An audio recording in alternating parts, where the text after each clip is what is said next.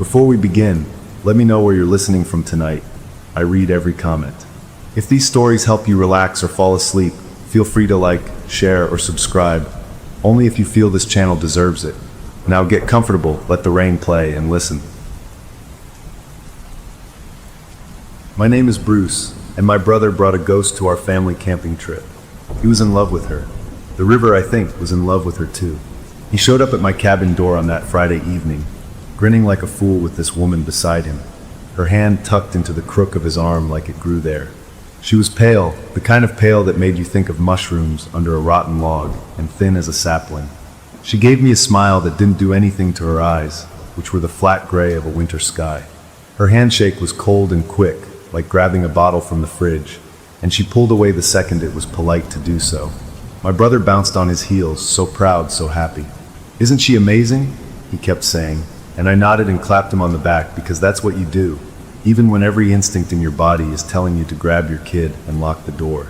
My 4-year-old, who usually ran headlong into any new visitor's legs, stayed glued behind mine, peeking out with wide, uncertain eyes. We piled gear into my old truck and headed for the spot by the Silver Thread River, a place we'd gone since we were boys. The whole drive, she was quiet in the back seat. Not a peaceful quiet, a waiting quiet. My brother chattered about his job, about the drive up, about anything and everything, and she'd hum or offer a single word answer, her gaze always fixed on the passing trees, like she was counting them. We got to the campsite as the sun was starting to dip, painting the sky in oranges and purples. The air had that crisp, leafy smell of autumn, and the river was a constant, rushing sound in the background, louder here than I remembered. We set up the tents. My brother and his girlfriend had their own little two-person thing, a sleek dark green dome, and I got the bigger one for me and my kid. She helped him, but her movements were careful, deliberate, like she was learning how to mimic human actions. She didn't shiver once, even though I was zipping up my jacket. She wore just a thin sweater, and it didn't seem to bother her at all. I got a fire going, the heart of any good campout, and the warm, woody smell of burning pine began to push back the evening chill. We roasted hot dogs, then marshmallows. My brother was in his element, telling silly stories, making my kid laugh. But she sat just outside the full ring of the firelight, on a log my brother had dragged over for her. The flames danced, casting long, jumping shadows, but her face stayed strangely still, like a mask. She'd smile when my brother looked at her, but the moment his eyes turned away, the smile would vanish, replaced by that empty, watching expression. And she kept looking past the fire, past us, toward the sound of the river. It wasn't a casual glance. It was a magnet pull. Her head would turn slowly, and she'd stare into the dark toward the water, like she was listening for a secret song in the rush and gurgle. My kid, usually begging for one more marshmallow, got quiet and crawled into my lap, a little lump of warmth against my chest. "You okay, buddy?" I asked. He just nodded and buried his face in my flannel shirt, his small fingers clutching the fabric. When I tried to shift him, he whimpered and held on tighter. "He's just tired," my brother said, but it felt like more than that. Later, when the fire was down to glowing embers and we were all turning in, my brother walked her to their tent. He kissed her forehead, and she stood there, receiving it like a statue receiving rain. I got my kid settled into his sleeping bag, his breath eventually evening out into sleep. I lay there for a long time myself, listening to the night sounds, the owls, the wind in the pines, the never-ending river. Something just fell off. The comfort of the place was gone, replaced by a low, steady buzz of wrongness in my nerves. I must have finally drifted off, but a full bladder woke me a few hours later. The moon was high and bright, washing the world in a blue-white light. I unzipped the tent as quietly as I could and stepped out into the cold air. That's when I saw her. She was sitting on a big, flat rock right at the river's edge, maybe 20 yards from the tents. The rock was usually half submerged, but the water was low this time of year. She sat cross-legged, her back perfectly straight, still wearing that thin sweater. The moonlight made her look carved from ice. She was utterly still, not a fidget, not a shift, just a white shape against the black, churning water. And she was staring, not at the moon, not at the stars, but directly down into the river where it swirled around the base of the rock. The force of her focus was a physical thing. I stood there by my tent, frozen, my breath making little puffs in the air. I watched for a full minute, 2 minutes. She didn't blink. She didn't move a muscle. It was like watching a rabbit caught in a predator's gaze, except she was the predator, and the river was her prey, or maybe her god. A cloud passed over the moon, plunging everything into deeper shadow for a moment, and when the light returned, she hadn't changed at all. A deep, primal chill, one that had nothing to do with the cold air, settled into my bones. I crept back into the tent, my need to be forgotten, and zipped the door shut. I lay there in the dark, my heart thumping against my ribs, listening to the river's voice. It seemed louder now, more distinct, like it was speaking in a language I was just on the edge of understanding. The next morning, the world looked normal again. Sunlight filtered through the pine needles, birds were chirping, and the smell of coffee my brother was brewing was a beautiful, normal thing. She emerged from their tent looking just as she had the day before, pale, quiet, offering me that same small, cool smile. My kid, however, was different. He was clingy and fussy, which wasn't like him on a camping trip. He usually charged around exploring. I made pancakes on the camp stove, and while we ate, I tried to broach the subject. "So your girlfriend," I said to my brother, keeping my voice light. "She's an early riser, huh? Saw her out by the river last night." He just chuckled. "She's a city girl, loves the nature sounds. Says the water helps her think." I pressed a little. She wasn't just listening, man. She was like a statue, and her hands are always freezing. His smile tightened, just a fraction. "She's got poor circulation, and she's an introvert. You're not used to that. You're being weird, Bruce. Just be happy for me." The defensiveness in his voice was a wall. I backed off, but I watched my child, who was now sitting in the dirt, drawing circles with a stick, refusing to even look in her direction when she walked past to throw a paper plate away. A child's fear is a pure, instinctual thing. They don't have logic to talk them out of it, and my kid was afraid. That day we went for a short hike, but the joy was gone from me. I watched her. I saw how she trailed her fingers over wet rocks we passed, how she'd pause whenever the trail got close to a streamlet feeding the main river.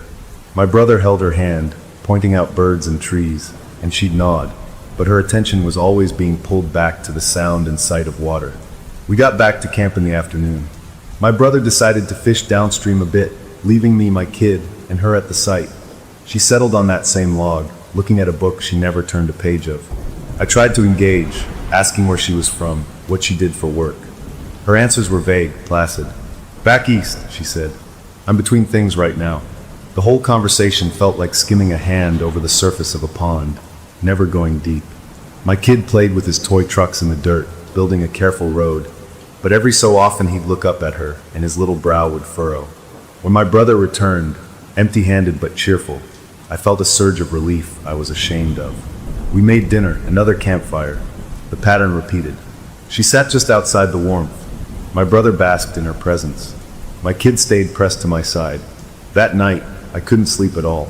I listened to the river. It didn't sound peaceful anymore. It sounded like whispering, like a crowd of people just far enough away that you can't make out the words. Sometime after midnight, I saw the glow of her flashlight as she left their tent again. I moved to the tent flap, unzipped it a bare inch, and watched. She went straight to her rock. She sat, and then, in the uneven light of the moon, I saw her lips start to move. It wasn't singing. It wasn't regular talking. It was a low, rhythmic murmur, a guttural whisper that seemed to rise and fall exactly with the rush and gurgle of the water over the stones. It was a conversation. She was whispering to the river, and the river was answering with its own voice. My blood went cold. I held my breath, straining to hear, but all I could make out was that awful, syncopated rhythm. Then, as I watched, she slowly leaned forward and extended her hand toward the rushing current. She dipped her fingers into the black water. And the water, it reacted. It didn't just flow around her fingers. It seemed to coil up and around them, like vines growing, clinging to her pale skin in a liquid glove. She held it there for a 5 count, then pulled her hand back. She brought her fingers to her face, looking at them in the moonlight. They were dry, perfectly, completely dry. She stood up then, smooth as a snake uncoiling, and walked back to her tent. I stayed at the flap, my knees weak, long after she was gone, listening to the hungry, whispering river. The camping trip was supposed to last 2 more days, but as the first gray light of dawn began to bleed into the sky, I knew with a certainty that tightened my scalp we couldn't stay. The question wasn't about leaving anymore. It was about how I could make my brother see what was right beside him, and what it wanted. And as I finally zipped the tent flap closed, my sleeping child murmured and turned over, his small voice clear in the quiet before dawn. "Make the lady stop listening to the water, Daddy." The hook was set deep and terrible, and we were all on the line. They say a close call with drowning changes a person. For my child, it didn't bring fear. It brought a vacant calm, and the first words he spoke that morning were, "The river is hungry." I'd spent the rest of that night awake, every sense stretched tight, watching their tent until the sun came up. My plan was simple and urgent: pack up and get out. I'd make an excuse, any excuse. A work emergency, a sick feeling, anything. But when I crawled out of my tent, the world felt tilted. My brother was already by the fire, poking at the ashes. His girlfriend was down by the water's edge, just standing there, facing the current. And my kid was walking, not toward me for breakfast, but with a slow, steady purpose toward the riverbank. His steps were sure, his little shoulders relaxed in a way that made my heart stutter. This was the boy who, just yesterday, needed to hold my hand tight near the water, who'd whimper at the cold spray. Now he moved like he was in a dream. "Hey buddy, no, come back," I called, my voice too high. He didn't turn. He reached the bank where the water swirled deep and fast around the big rocks. He stopped at the very edge, his sneakers touching the wet line of silt. He just stared into the churning brown water, his head cocked like he was hearing a favorite song. I was already moving, my coffee mug falling from my hand, but I was too far away. "Grab him!" I screamed at my brother, who turned, confusion on his face. His girlfriend was closer. She stood a few feet to the left, watching my child with that same empty expression. Then my kid took a step. Not back, forward, into the water. The current grabbed his little leg instantly, pulling him off balance. A second step, and he was in up to his waist, the force starting to drag him. My scream tore my throat raw. I was running, slipping on wet leaves, but it was like moving through glue. Then she moved. 1 second she was standing still, the next she was there. She didn't run. She just was there, as if the space between didn't exist. She stepped into the current, the water rushing past her knees as if she were a stone pillar, and plucked my child up by the back of his shirt. In one smooth motion, she turned and set him down on the dry bank, several feet back from the edge. It was over in a blink. I crashed to my knees in front of my boy, pulling his soaking, cold body into my arms. He was coughing, sputtering, scared and crying now, the weird calm shattered. "It's okay, I've got you, I've got you," I chanted, my own body shaking. My brother skidded to a stop beside us. Oh my God, are you okay?" He was looking at his girlfriend, who was walking calmly out of the river. "You were amazing. You saved him." He went to hug her, but I looked up, my vision sharp with panic. "She's dry," I choked out. The words were stupid, but they were all I had. My brother paused. We both looked. She stood there, her jeans and sweater untouched by the river. Not damp, not a little wet. Dry as if she'd never stepped in. A single drop of water hung from a strand of her hair. But that was it. My brother's face went through a change, shock, then a flicker of something like fear, then a forced, tight smile. "So she's quick and got lucky. The current must have missed her. Are you jealous or just paranoid, Bruce? She just saved your son's life." His voice was too loud, too angry. He was defending her against a fact, a simple, impossible fact. I didn't argue. I just held my kid, feeling his small trembles. She looked down at us, her gray eyes passing over my child's tears and settling on me. That not smile played on her lips. "He just slipped," she said, her voice like a breeze over a grave. "The river is playful here." Later, after I'd gotten my child into dry clothes and wrapped him in a blanket by the rekindled fire, I knelt before him. His eyes were red-rimmed but clearer. "Buddy," I whispered, my brother and his girlfriend out of earshot packing their tent. "Why did you go in the water? You know it's dangerous." He looked at me puzzled, as if I'd asked why he'd breathe. "The river lady said it was time to play. She was nice." She smiled in the water. A block of ice formed in my stomach. "The river lady? You mean her?" I nodded toward his uncle's girlfriend. He shook his head, his brow furrowed. "No, the other lady. The one in the water. She has a pretty dress."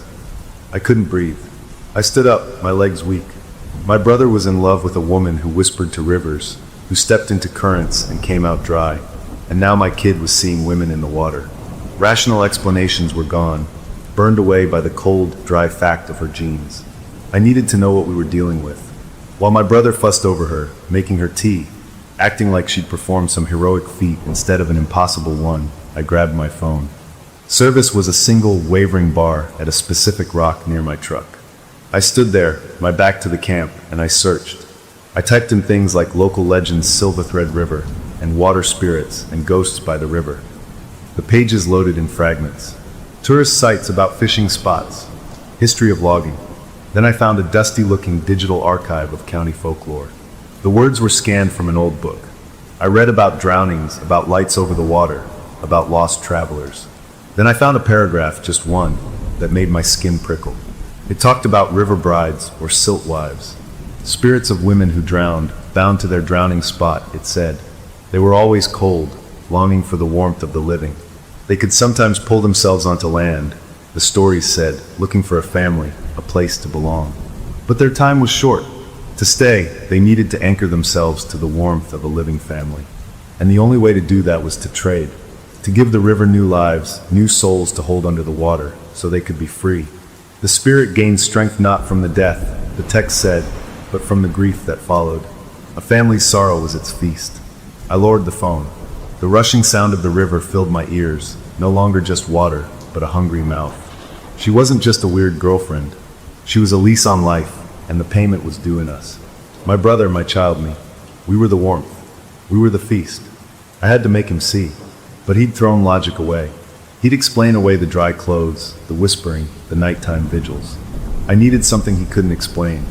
I needed a voice he couldn't argue with. An idea, desperate and clear, formed in my head. We broke camp that afternoon. My brother wanted to stay, but I insisted, my voice leaving no room for argument, citing my kids' shock and the need for a warm house. He was annoyed but gave in. His girlfriend just nodded, her belongings packed with neat, efficient motions. On the winding drive out of the forest, we passed a one-horse town with a general store that sold everything from fishing lures to milk. "Pull over," I said. "I need a soda or something." My brother sighed but pulled into the gravel lot. I went inside, the bell jingling.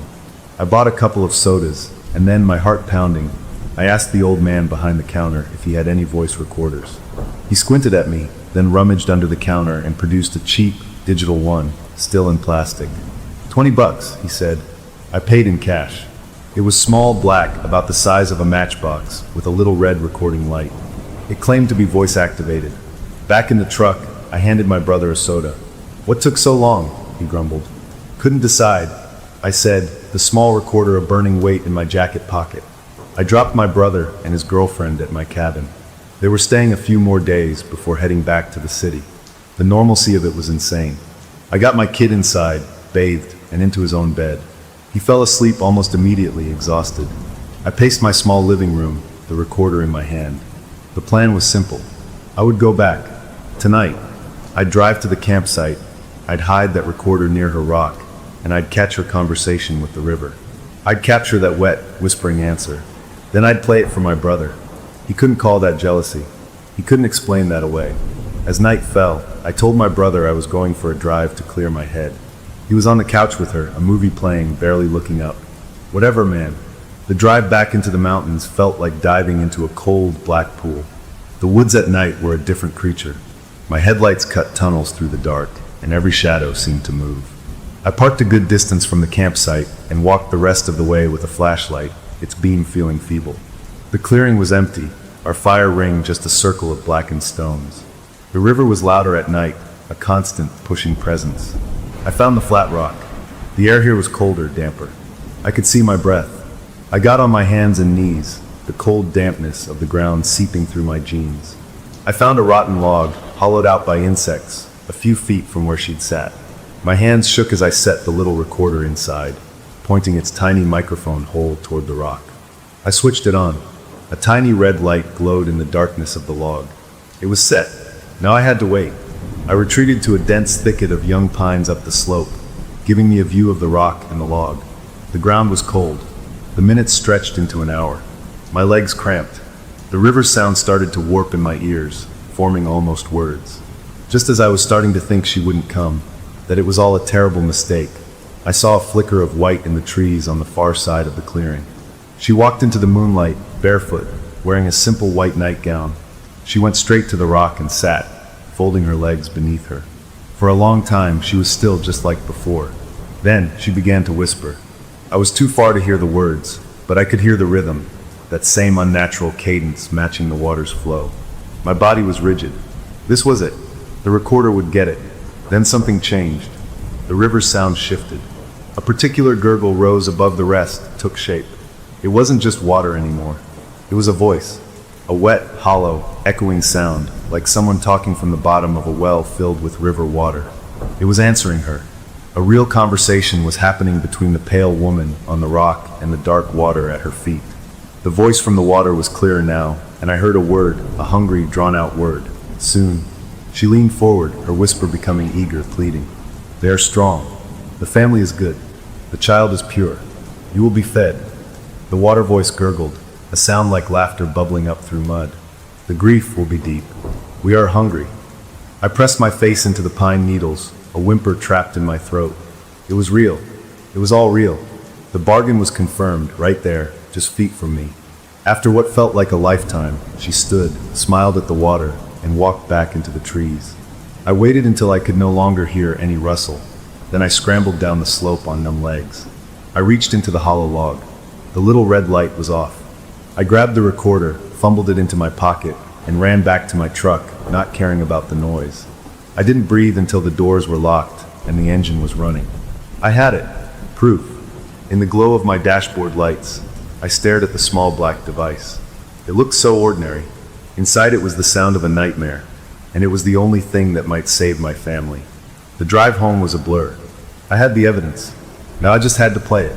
Tomorrow, in the plain light of day, I would break my brother's delusion, and we would run, far from any river. The recorder felt like a lifeline, a tiny digital shield against the thing that wore a woman's skin. But as I pulled up to my dark cabin, a single, nagging thought wormed its way through my relief. She had smiled at the water. She had sounded so eager to feed it. What if she already knew about the recorder? What if she wanted me to hear? In the end, my proof of the supernatural fit in the palm of my hand and cost $29.99. The price for our souls, apparently, was even cheaper. I sat in my truck in my own driveway for a long time, the recorder a hard little rectangle in my grip. The cabin windows were dark. Inside, my brother and his girlfriend slept, or pretended to sleep, and my child slept unaware that his father had just listened to a river talk. The night felt fragile, like thin ice over a deep hole. I finally forced myself to go inside, moving quiet as a thief. I didn't sleep. I sat at my small kitchen table with a cup of coffee that grew cold, the recorder in front of me like a loaded gun. I wanted to listen to it again, to be sure, but I was afraid the sound of those voices in my quiet kitchen would break something in me for good. I waited for the sky to turn from black to gray, then to the pale, washed-out blue of early morning.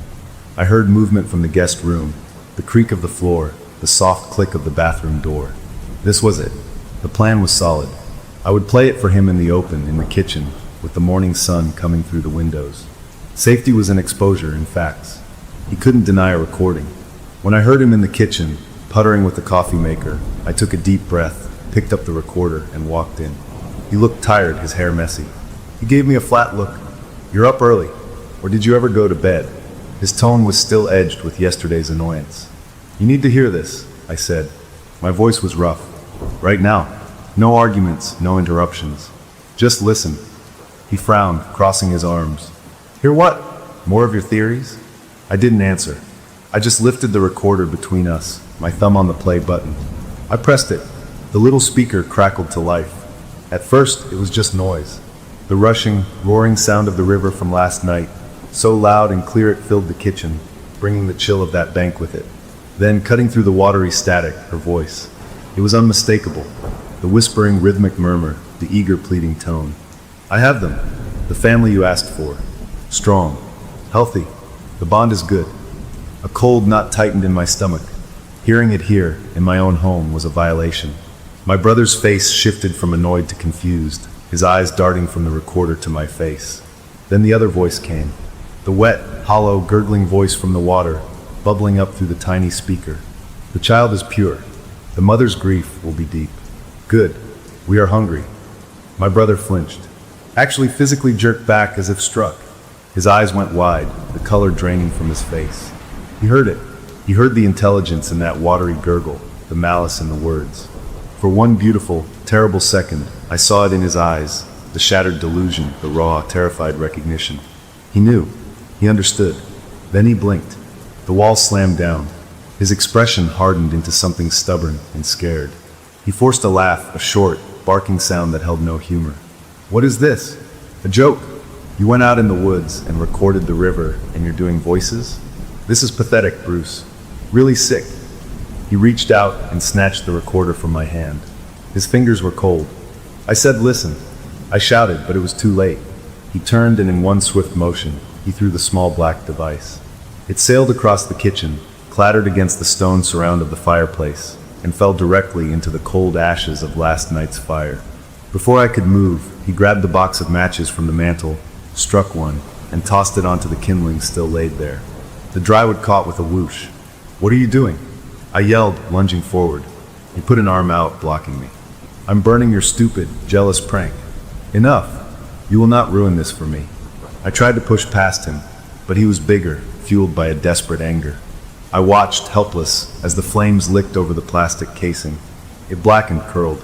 A horrible pop came from inside it, and the little red light died forever.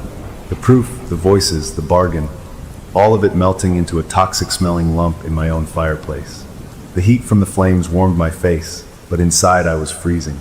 He stood there, breathing hard, staring at the fire as if he'd slain a dragon. The betrayal was a physical pain. It wasn't just that he didn't believe me. It was that he'd heard it. For a second he'd known it was real, and he'd chosen to destroy the truth to keep his fantasy alive. She just saved your kid yesterday, he said, his voice low and shaking. And this is how you thank her? By making up monster stories? I had no words. The evidence was gone.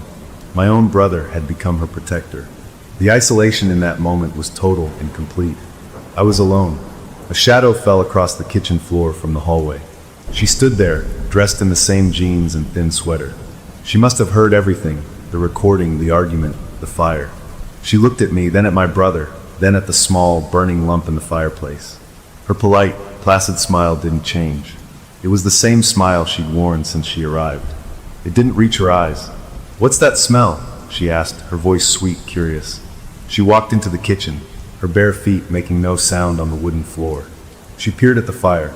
Oh, you're burning trash so early?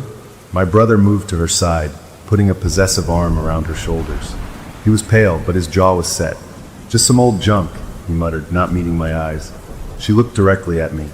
Her gray eyes were like polished stones. It sounded like you two were having quite the discussion. Everything okay? She knew. Of course she knew. The smile was a taunt. I had nothing left. No proof, no ally. Just the crawling certainty and the memory of those recorded words. The mother's grief will be deep. My child's mother wasn't in the picture. The grief would be mine. I was the main course. I forced myself to look away from her, to address my brother. The words came out flat, dead. We're leaving today. You should too. This isn't safe. He scoffed. You're not my dad, Bruce. We'll leave when we're ready. Maybe today, maybe tomorrow. She loves the mountains. He was trying to sound casual, but his grip on her shoulder was white-knuckled. The rest of the morning passed in a terrible, polite limbo. I packed my things and my kids' things with a frantic energy. My brother and his girlfriend sat on the porch, drinking coffee. I could hear the low murmur of his voice, soothing, apologizing probably for my behavior. I couldn't see them, but I could feel her presence, a constant, cold pressure at the edge of my awareness. My kid was quiet, holding his stuffed bear, watching me with big eyes. Are we going away from the river, lady? He asked softly. Yes, buddy, I said, my voice thick. Far away. Just before noon, I had the car loaded. I went to the porch. They were still there, sitting in the rocking chairs. I'm going, I said. My brother looked up. The anger was gone, replaced by a tired, stubborn sadness. Have a safe drive, Bruce. He couldn't even look at me. She could. She smiled that smile. It was so nice to meet you both, she said, her gaze sliding from me to my child clinging to my leg. Such a lovely family. The words were normal, but in her mouth, they were a curse. I turned, got in the car with my kid, and drove. I watched the cabin shrink in the rearview mirror, the two figures on the porch getting smaller and smaller until a bend in the road took them away. The relief of putting miles between us and that place was immense, a weight lifting from my chest with every rotation of the tires. We were out. We were free. I drove for hours, until the mountains were just a dark line on the horizon. I found a chain hotel in a busy, brightly lit town full of normal people and normal sounds. I got a room on the third floor, as far from any decorative pond or swimming pool as I could. I ordered pizza, let my kid watch cartoons, and tried to make everything normal. The panic began to recede, replaced by a numb exhaustion. Maybe it was over. Maybe by leaving, I had broken whatever weird spell was being woven. The river was far away. She was with my brother. Maybe they'd go back to the city. Maybe it would be okay. I almost convinced myself. As I tucked my child into the strange hotel bed, he looked up at me. "Daddy, is Uncle coming?" The question was a small dart. "I don't know, buddy," I said, smoothing his hair. "Go to sleep." I sat in the dark room, the glow of the parking lot lights leaking around the curtains. My phone was on the nightstand. It buzzed, a text notification lighting up the screen. I picked it up. It was from my brother. The message was short. "You were right. I'm sorry." Her teeth. I saw her teeth. My blood turned to ice water. I stared at the words. Then a second text came through. It was a photo, dark, blurry, taken in low light. It was a close-up of her face, but she was sleeping or pretending to sleep. Her lips were parted slightly, and there in the dim light I could see them. Her teeth were wrong. They weren't the slightly uneven, normal teeth of a person. They were perfectly uniform, each one a little too pointed, like a row of tiny needle-sharp pearls. They looked like the teeth of a deep-water fish. The photo was taken from beside her in bed. My brother had finally looked, and what he saw had broken through everything. The third text came. "She's waking up. She knows I know. She's looking at me. Bruce, what do I do?" The messages stopped. I called his number immediately. It rang once, then went to a robotic voice telling me the subscriber could not be reached. I called again. Same thing. I texted back. "Get out of the house. Run. Now." No response. The ticks on the screen showed the message was delivered, but not read. I sat there in the hotel room, the hum of the air conditioner the only sound, the photo of those sharp, perfect teeth glowing on my phone screen. We had driven away, but the nightmare hadn't stayed behind. It was still with him in my cabin, and it knew its secret was out. The game had changed, and my brother was now a prisoner in his own delusion, facing the thing he'd refused to see. I was safe in a bland hotel room hundreds of miles away, but the hook was set deep in my heart. He'd finally believed me, and it might have just gotten him killed. There are two types of betrayal, the hot kind from anger, and the cold kind from fear. My brother's was the worst kind, the cold kind, because it meant he knew on some level that I was right, and he chose her anyway. But now, staring at his panicked text and that horrible photo in the sterile hotel room, his fear had finally overgrown his denial. The thought of him trapped in my cabin with that thing made my own panic surge, a metallic taste filling my mouth. I called his phone over and over, each unanswered ring a nail in a coffin. I called the landline at the cabin. It rang and rang. No answering machine picked up. I sat on the edge of the bed, my mind racing in useless circles. I was hours away. The police? What would I say? My brother's girlfriend has sharp teeth and whispers to Rivers, "Please do a wellness check?" They'd laugh, or worse, think I was a danger. I had to go back. The decision was terrible and immediate. I couldn't leave him there. I looked at my sleeping child in the other bed, his face peaceful in the glow of the exit sign. I couldn't take him back into that. I made another call, my fingers clumsy. My old neighbor, Mrs. Gable, a retired nurse who sometimes babysat. I spun a wild story about a family emergency, my brother sick, me needing to get to him fast. I must have sounded convincing, because the desperation in my voice was real. She agreed, God bless her, to come to the hotel and stay with my kid for the night. I packed a go bag for him, wrote down instructions, and waited in an agony of impatience until her kind, wrinkled face appeared at the door. I hugged my sleepy, confused boy too tight, promised I'd be back by morning, and ran. The night drive back to the mountains was a nightmare of its own. Every shadow on the road looked like a standing figure. Every bridge over a creek made my hands clench the wheel. The replay of those recorded voices mingled with the memory of her dry clothes and my child's vacant walk into the current. This time, I wasn't going for proof. I was going for war. I parked a mile down the road from my cabin and approached on foot through the woods, a heavy maglite flashlight in my hand like a club. The cabin was dark, no porch light, no glow from the windows. My truck was still gone from the driveway. They hadn't left. The whole place had a waiting quality, like a held breath. I crept onto the porch, avoiding the squeaky board by the steps. The front door was unlocked. I pushed it open slowly. The living room was a mess of shadows. The smell hit me first, a damp, muddy smell, like the bank of the river after a rain. mixed with the sour scent of old ashes from the fireplace where my proof had burned. "Hello," I whispered, my voice swallowed by the dark. No answer. I moved through the main room, the beam of my flashlight cutting a shaky path. Nothing was out of place, but everything felt wrong. A damp spot on the rug near the kitchen, a scattering of pine needles on the floor, as if someone had walked them in. I checked the guest room. The bed was neatly made, empty. Their bags were gone. My heart hammered. Had they left? But his texts, he was scared. He wouldn't have just packed up and gone with her. I went to my room, and pushed the door open. The scene inside stopped me cold. My brother was on the floor, curled on his side near the window. He wasn't moving. For a second, I thought the worst. Then I saw the slow rise and fall of his chest. He was asleep or unconscious. But that wasn't what froze me. It was the water. His clothes were sopping wet, dark with it, a small puddle spreading on the wooden floor around him. His hair was plastered to his forehead. He looked like he'd been pulled from the river. And she was there too.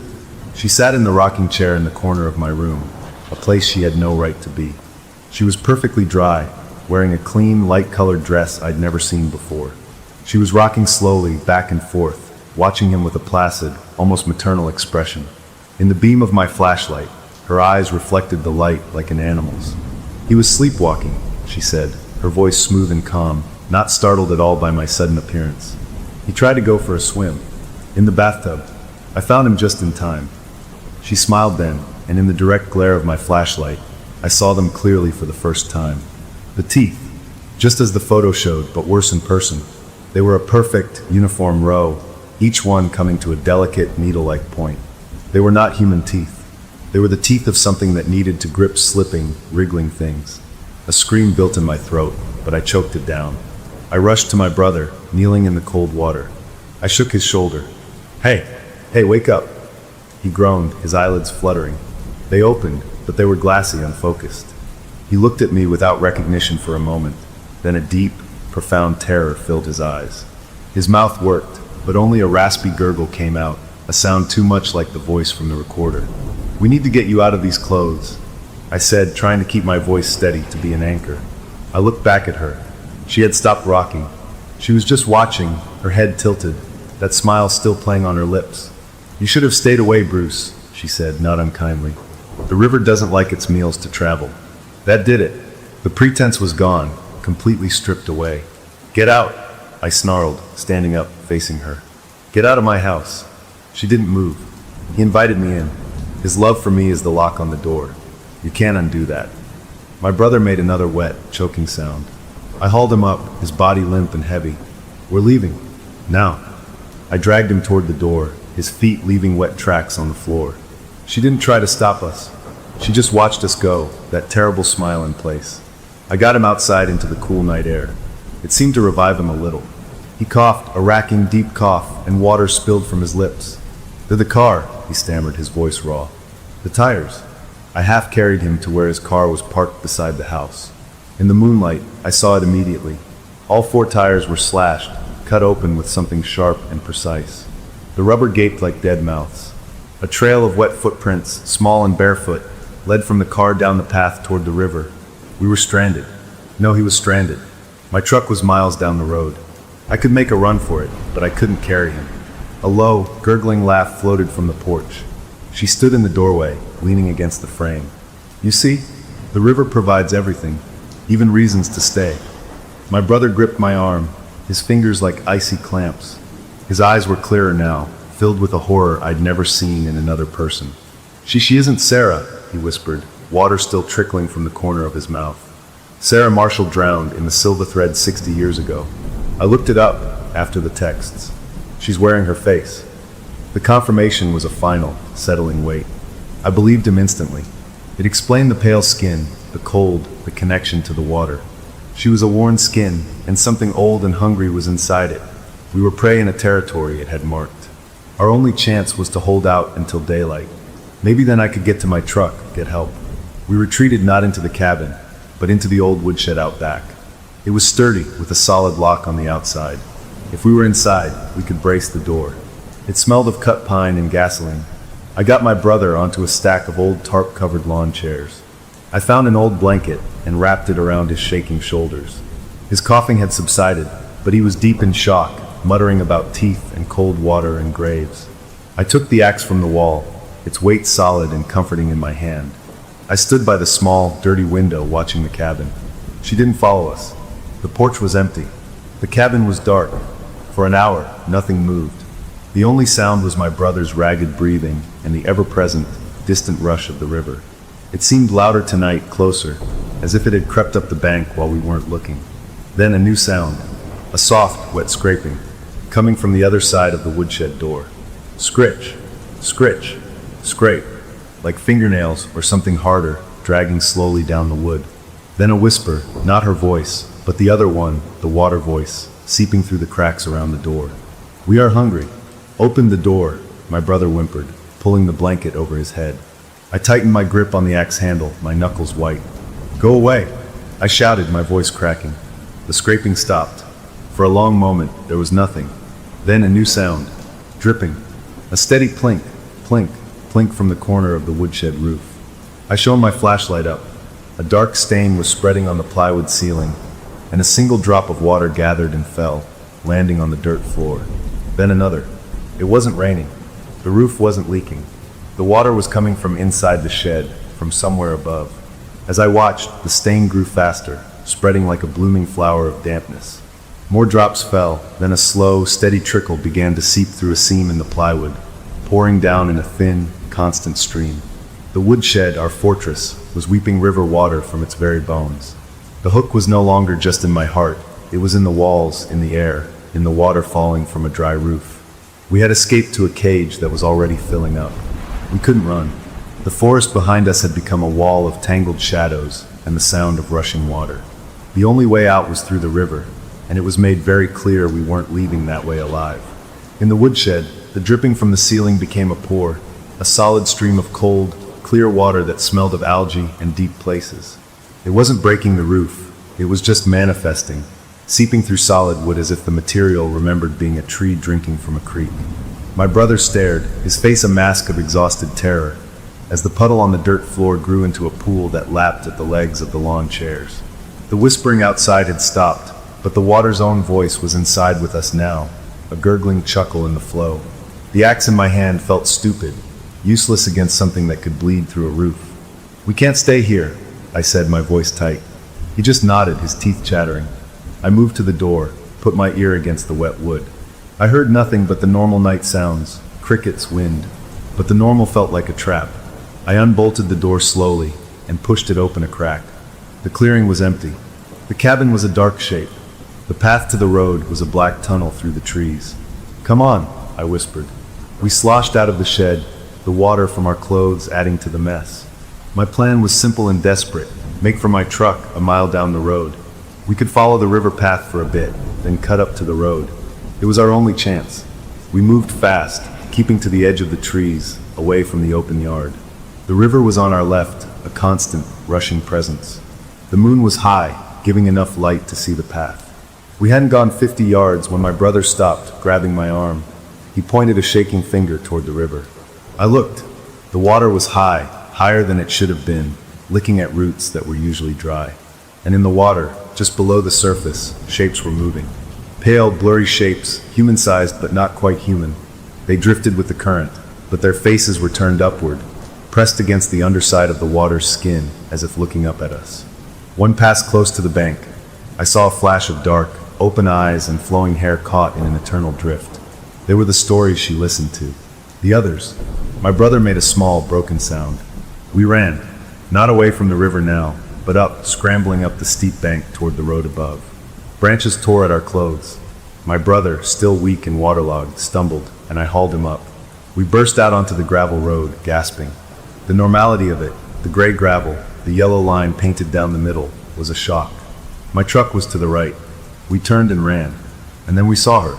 She wasn't blocking the road. She was just standing in the middle of it, 100 yards ahead, facing us. She still wore that light dress, and she glowed faintly in the moonlight. She didn't move. She just waited. We skidded to a stop. Going forward was impossible. Going back was the river and its drifting faces. To our left was a steep, wooded hillside. To our right, past a shallow ditch, was Old Man Henderson's fallow field, a flat, open expanse of cut stalks leading to more woods. The field, I hissed. Go, cross it, get to the far tree line, circle back to the truck. He didn't argue. We vaulted the ditch and started sprinting across the open ground. The cut corn stalks were sharp and trippy underfoot. I risked a glance back. She was walking now, not running, a leisurely pace as if she knew exactly where we were headed. She stepped off the road and into the field after us. We ran harder, my lungs burning. The far tree line was a solid black wall maybe 300 yards away. We were halfway across when the ground changed. My foot, coming down, didn't hit solid dirt. It sank with a wet slurp up to my ankle. Cold, muddy water soaked my shoe. I pulled it out, stumbling. My brother, a few steps ahead, hit the same patch and went down on one knee with a cry. It wasn't a puddle. The entire center of the field, an area that should have been dry dirt, was turning into a shallow, spreading lake. Water was welling up from the ground itself, bubbling up between the corn stalks, turning the soil into a sucking black bog. It wasn't river water. It was groundwater, summoned up. The field was becoming a marsh before our eyes, cutting us off from the trees. We changed direction, angling right, trying to skirt the edge of the spreading water. But wherever we turned, the water spread faster, as if it were hurting us. We were being pushed, channeled. I realized with a sickening lurch where we were being pushed, back toward the river. The tree line on the right, the one we were now lunging for, bordered the riverbank further downstream. We crashed into the bushes at the tree line, thorns tearing our skin. We were on a high bank overlooking a wide, deep bend in the Silver Thread. The water here was slower, a dark, swirling pool. And on the opposite bank, standing on a familiar flat rock, was the other one, the woman from the water, the real Sarah, or what was left of her. She was a figure of mist and moonlight, translucent, her dress flowing in a current we couldn't feel. She raised a pale arm and pointed at us. From the woods behind us, she emerged, the one wearing the stolen skin. Her dress was still clean, her feet bare and dirty. She smiled, and those needle teeth gleamed. "The river doesn't like to be denied its due," she called out, her voice carrying over the water's rush. "You bring it a family, and then you try to leave the table? That's poor manners." My brother found his voice, a raw shout.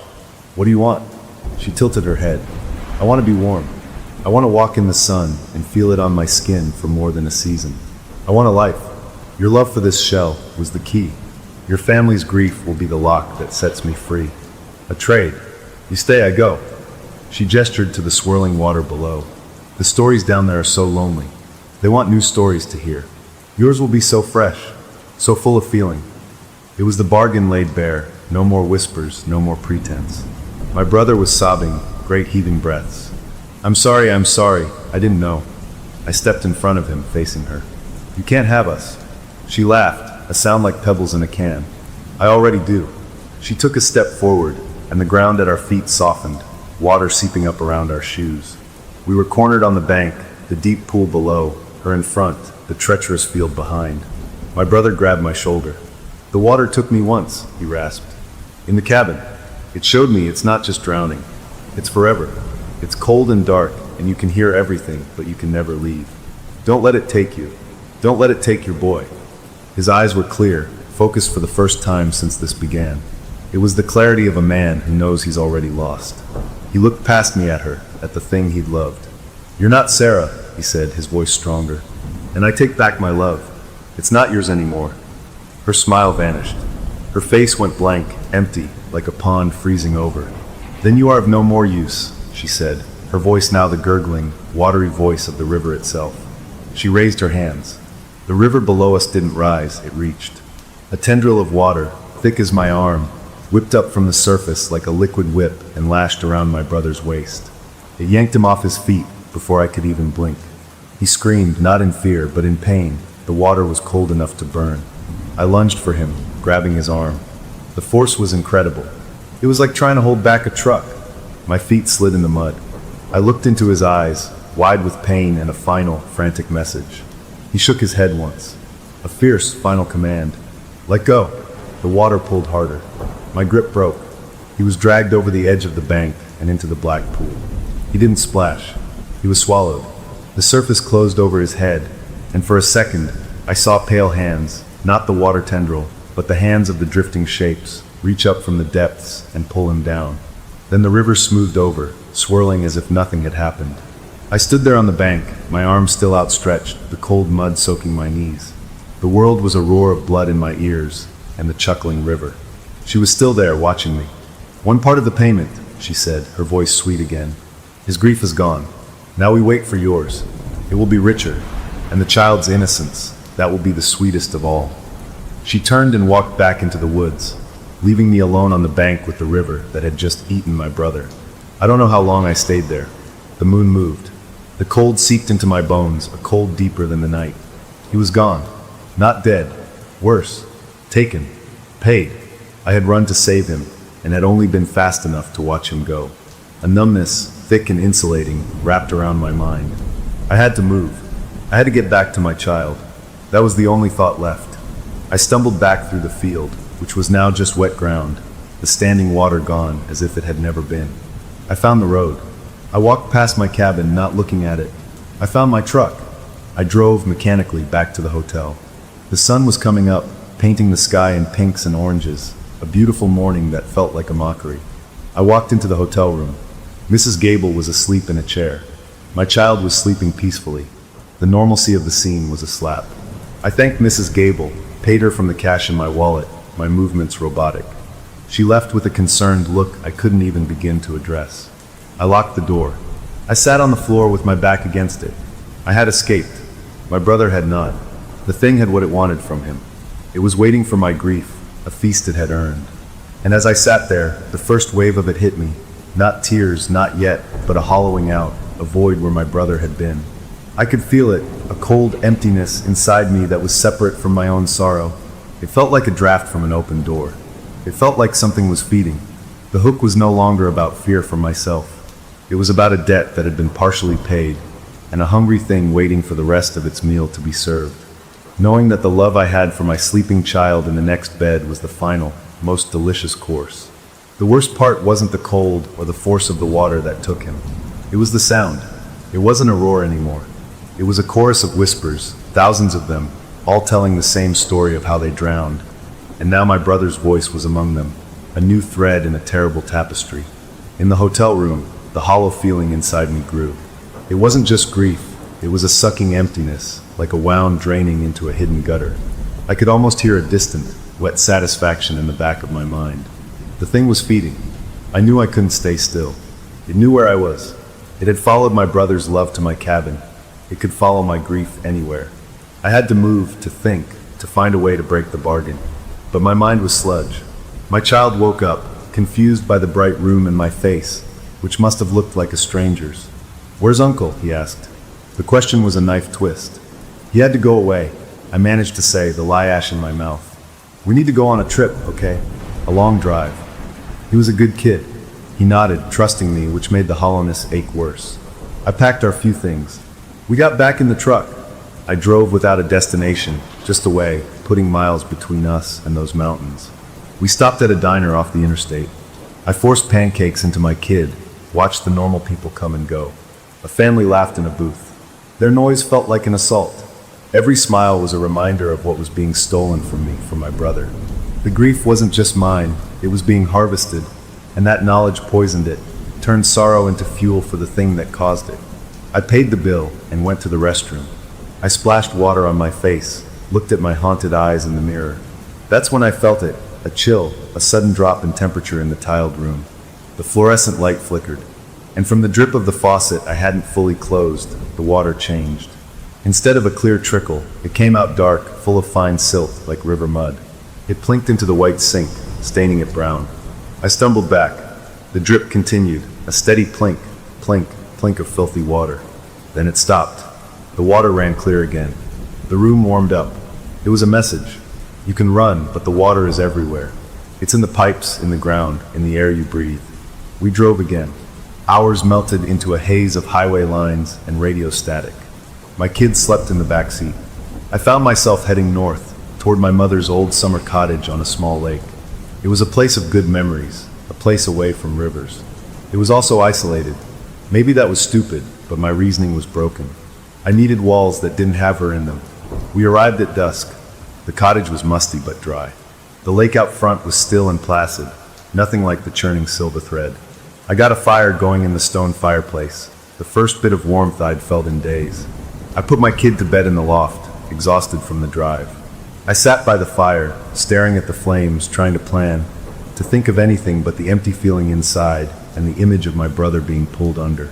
I must have dozed off. I woke to a sound, a tapping, like fingers on glass. I was instantly alert. The fire had died to embers. The tapping came from the kitchen. I picked up the iron poker from the fireplace and walked slowly across the dark living room. The kitchen window over the sink looked out onto the porch and the lake beyond. The moon shone on the water, making a path of light. And there, on the other side of the glass, was a face. It was my brother. His skin was pale and bloated, his hair stringy and wet. His eyes were open, wide, and full of a terrible, pleading awareness. They were not dead eyes. They were trapped eyes. He opened his mouth, and black water poured out over his chin, running down the window glass. He raised a waterlogged hand and placed it against the pane. Tap, tap, tap. I couldn't move. This wasn't a ghost. This was a delivery, a reminder. He was in the current, but the current was showing me he was still there, still feeling. His mouth moved again, shaping a word I could read through the water and glass. Run. Then his face changed. The pleading was wiped away, replaced by the blank, empty expression of the thing that wore Sarah's skin. It was her, looking out through his eyes for a moment, a flash of cold amusement. Then the face at the window melted, dissolving into a cascade of lake water that splashed down the outside of the pane, leaving only streaks of silt. I ran to the window, wiped at the glass. Nothing, just the moon on the lake. I checked the locks on all the doors and windows. I went up to the loft. My child was sleeping. I sat on the floor next to his bed, the poker across my knees. Sleep was impossible. The hollow feeling inside was now a constant pull, a vortex centered on my chest. I could feel the grief being drawn out of me, siphoned away. I was feeding it with every remembered laugh, every pang of loss. The cottage felt less like a shelter and more like a waiting room. The next day was cloudy and still. I tried to act normal for my kid. We built a fort with sheets. We read books, but I was watching the lake, the still calm lake. Around noon, my child was coloring at the table. He looked up, his crayon hovering. "Daddy, the lake is singing," he said. I went cold. "What do you mean, buddy?" "It's a pretty song. It wants me to come see the shiny rocks." I ran to the window. The lake was flat gray. Nothing moved. "You stay inside, understand? No matter what." He looked at me, scared by my tone, and nodded. I went out onto the porch, closing the door behind me. I walked down to the little wooden dock. The water lapped gently against the posts. I knelt at the end of the dock, staring into the murky water. "What do you want?" I whispered, not expecting an answer. The water in front of me bubbled. A shape formed just below the surface. It was her, the River Sarah, the misty one. She smiled, a ripple of light on water. Her voice came not to my ears, but directly into my mind, a sound of weeds brushing against a hull. "We have his love. We have your grief growing. We are patient. The child's transition will complete the circuit. Then the one you met will walk, and we will have a new, bright story to listen to forever. Your story. I'll never give him to you," I said, the words gritty. "You don't have a choice," the water voice gurgled. "The bargain was struck with his love. It is a chain. You are all linked. You can run to the desert, and we will find a crack in the earth to whisper through. You are ours." A single, pale lily pad floated to the surface in front of me. Resting on it was a small, water-smoothed stone. On the stone, a mark had been scratched, a crude, childlike drawing of a stick figure next to a wavy line. It was the kind of thing my kid would draw. My blood turned to ice. I stood up so fast I almost fell off the dock. I ran back to the cottage. My child was not at the table. His coloring book was there, open to a page he'd been working on. It was a picture of a house by a lake. He'd drawn a smiling sun. And there, in the blue crayon scribble of the lake, he'd drawn a second, smaller stick figure, floating under the wavy lines. A cold certainty gripped me. I took the stairs to the loft two at a time. The bed was empty. The back window, the one that faced the woods away from the lake, was open. The screen was pushed out. I screamed his name, leaning out the window. I saw a flash of his red shirt between the trees. He was walking, not running, with that same steady, dreamlike pace he'd used by the river. I vaulted out the window, dropping to the soft ground, and took off after him. He was heading not toward the lake, but into the thick woods behind the cottage. I crashed through underbrush, calling for him. I caught up to him at the edge of a small, stagnant pond I'd forgotten was even there, choked with green scum and fallen logs. He stood at its edge, just like before. "Hey!" I shouted, skidding to a stop. "Look at me!" He turned. His eyes were open, but they were glazed, reflecting the green murk of the pond. He smiled a peaceful, empty smile. "The river lady is nice," he said. "She says I can play with the other kids now. They're right here." He pointed at the pond. In the scum, I saw them. Small, blurry shapes just under the surface, tiny faces looking up. Children. My scream tore through the woods. I lunged for him, grabbing him around the waist and pulling him back from the edge. He didn't fight. He went limp in my arms, his head lolling against my shoulder. He was cold, so cold. I carried him back to the cottage, my heart a frantic drum. I got him inside, wrapped him in blankets, held him. His eyes fluttered closed, and he fell into a deep, unnatural sleep. The hollow feeling inside me was now a howling wind. It wasn't just feeding on my grief anymore. It was trying to collect its final payment directly. It could reach him anywhere there was water, in any form. A pond, a puddle, a dripping faucet. We were not safe. We would never be safe. The hook was no longer a question of if, but when and how. The thing in the river had my brother. It was drinking my sorrow, and it was calling to my son through every drop of water on earth. The bargain was in motion, and I was trapped in the middle of it, watching the last piece of my family be slowly reeled in. I held my sleeping child, the cottage walls feeling as thin as paper, and knew that running was over. I had to find a way to break the chain, or the next time he sleepwalked, he wouldn't stop at the water's edge. We washed up on the wrong side of the world.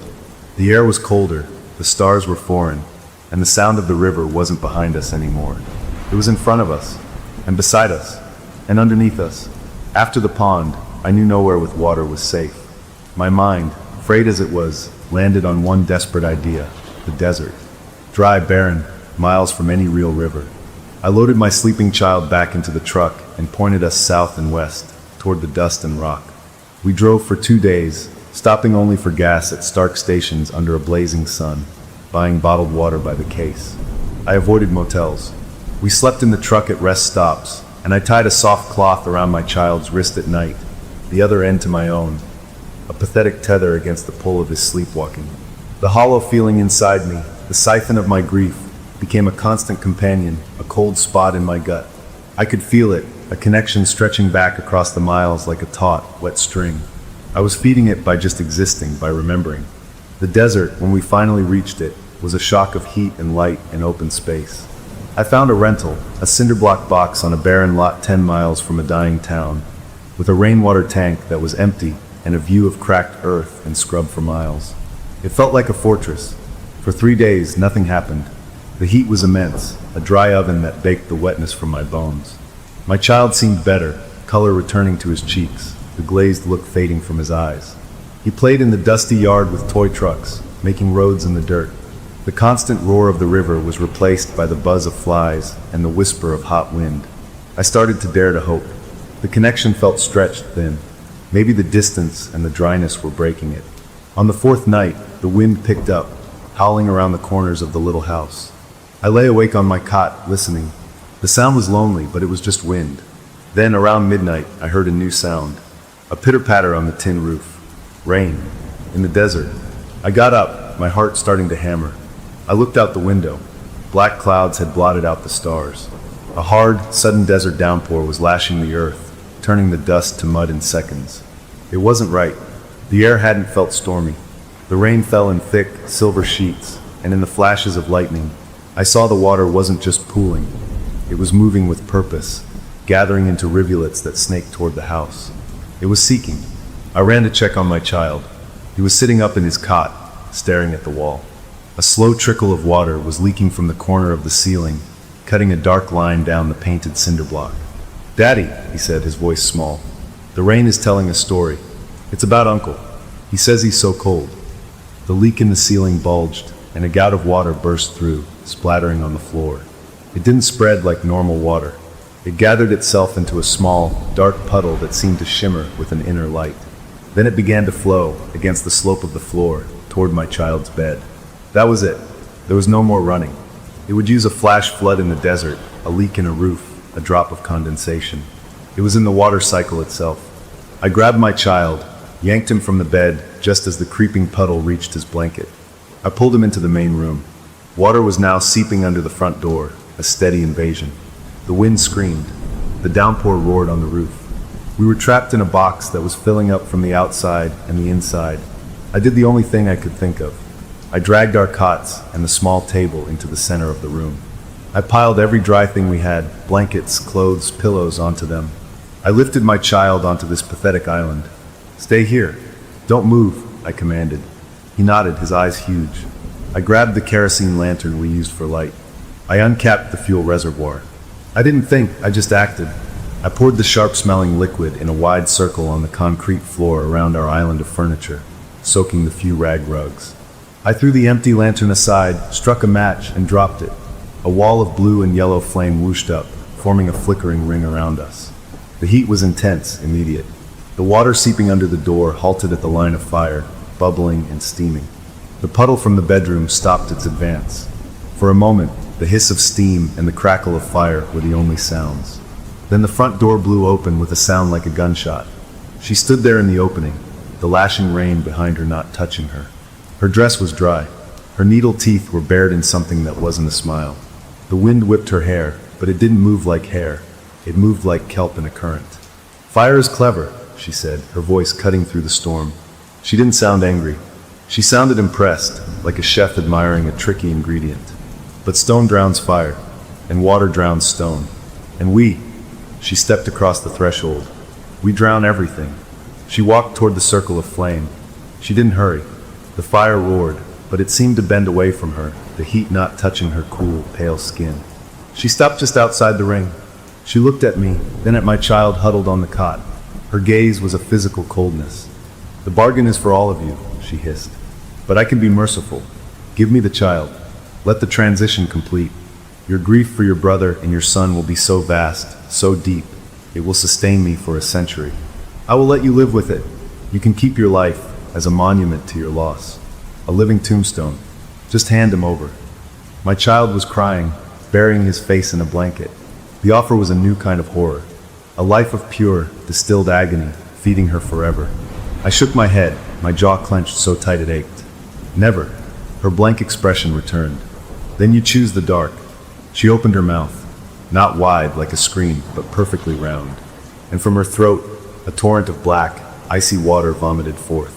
It wasn't a spray, it was a solid jet, like from a fire hose, aimed at the base of my flames. The water hit the burning kerosene with a tremendous hiss and a cloud of foul steam. The fire sputtered, fought, but the black water was relentless, dousing it section by section. The ring of fire broke. The light died. The room was plunged into near darkness, lit only by the flashes of lightning through the open door. The concrete floor was a swirling mix of water and ash. She stepped through the gap she had made. I pushed my child behind me, standing between him and her. I had no weapon, no plan. Just my body as a final shield. She was close now. I could smell her, wet stone in deep, still pools. She reached a hand toward me, not to strike, but to touch my face. Her fingers were inches from my skin.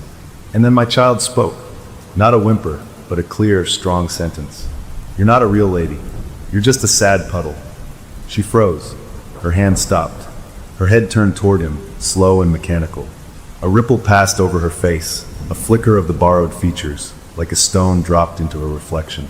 For a split second, I didn't see the sharp-toothed monster or the pale woman.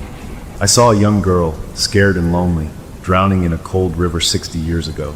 The moment passed. Her face hardened into rage. Not the cold hunger, but a hot, human rage. "I will be real," she shrieked. And the sound was not just her voice, but the voice of the river, the rain, the water in the pipes, all screaming at once. The walls of the house groaned. The remaining windows blew inward. Not with glass, but with a solid wall of water from outside, a localized tidal wave that smashed through the cinder block as if it were sand. The world became a cold, churning chaos. The floor vanished from under my feet. I was tumbling, spinning in a vortex that filled the house. I lost my grip on my child. I screamed his name, but the water filled my mouth, my lungs. It was in my ears, whispering, laughing, crying. I was battered against furniture, against walls. I felt hands, countless cold hands, grabbing at my clothes, my limbs, trying to pull me down into a deeper dark. I fought, clawing for the surface that didn't exist. My chest burned. My vision sparked. Just as my strength gave out, my fingers brushed fabric. I grabbed, held on with the last of my will. It was my child's shirt. I pulled him to me, wrapped my arms around him, and stopped fighting. I let the current take us. We tumbled through the broken wall of the house, out into the desert night, carried on a river that shouldn't exist, a flash flood of supernatural hate. The world was a roar of water and wind. Then suddenly it stopped. The force released us. I crashed onto a surface, hard and wet, my child still clutched to my chest. I rolled onto my back, gasping, vomiting up bitter water. I was on solid ground, muddy but solid. The roar of the flood was gone. The rain had stopped. I pushed myself up, choking. My child coughed beside me, alive, terrified, but alive. We were on a bank of some kind. The air was cold and still. I looked around. We were on a narrow strip of gravel and dark sand. To one side was a calm, glassy black expanse of water, so still it reflected the strange, bright stars above perfectly. To the other side was a wall of skeletal, blackened trees, their branches twisted like bones. I turned to look behind us. Where the flood should have been, where the desert should have been, there was only more of the still black water, and beyond it, on a distant, impossible shore, I could see the shattered cinder block remains of the rental house under a normal-looking moon.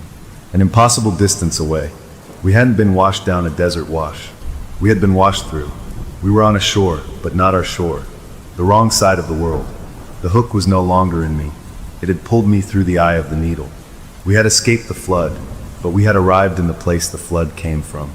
I held my shaking child, staring at the perfect, terrible reflection of foreign stars in the hungry, placid water. The most terrifying question in the world isn't, "What are you?" It's "Which one?" And it was a question the river asked me, while wearing my brother's decaying face. On that wrong side shore, the air didn't move.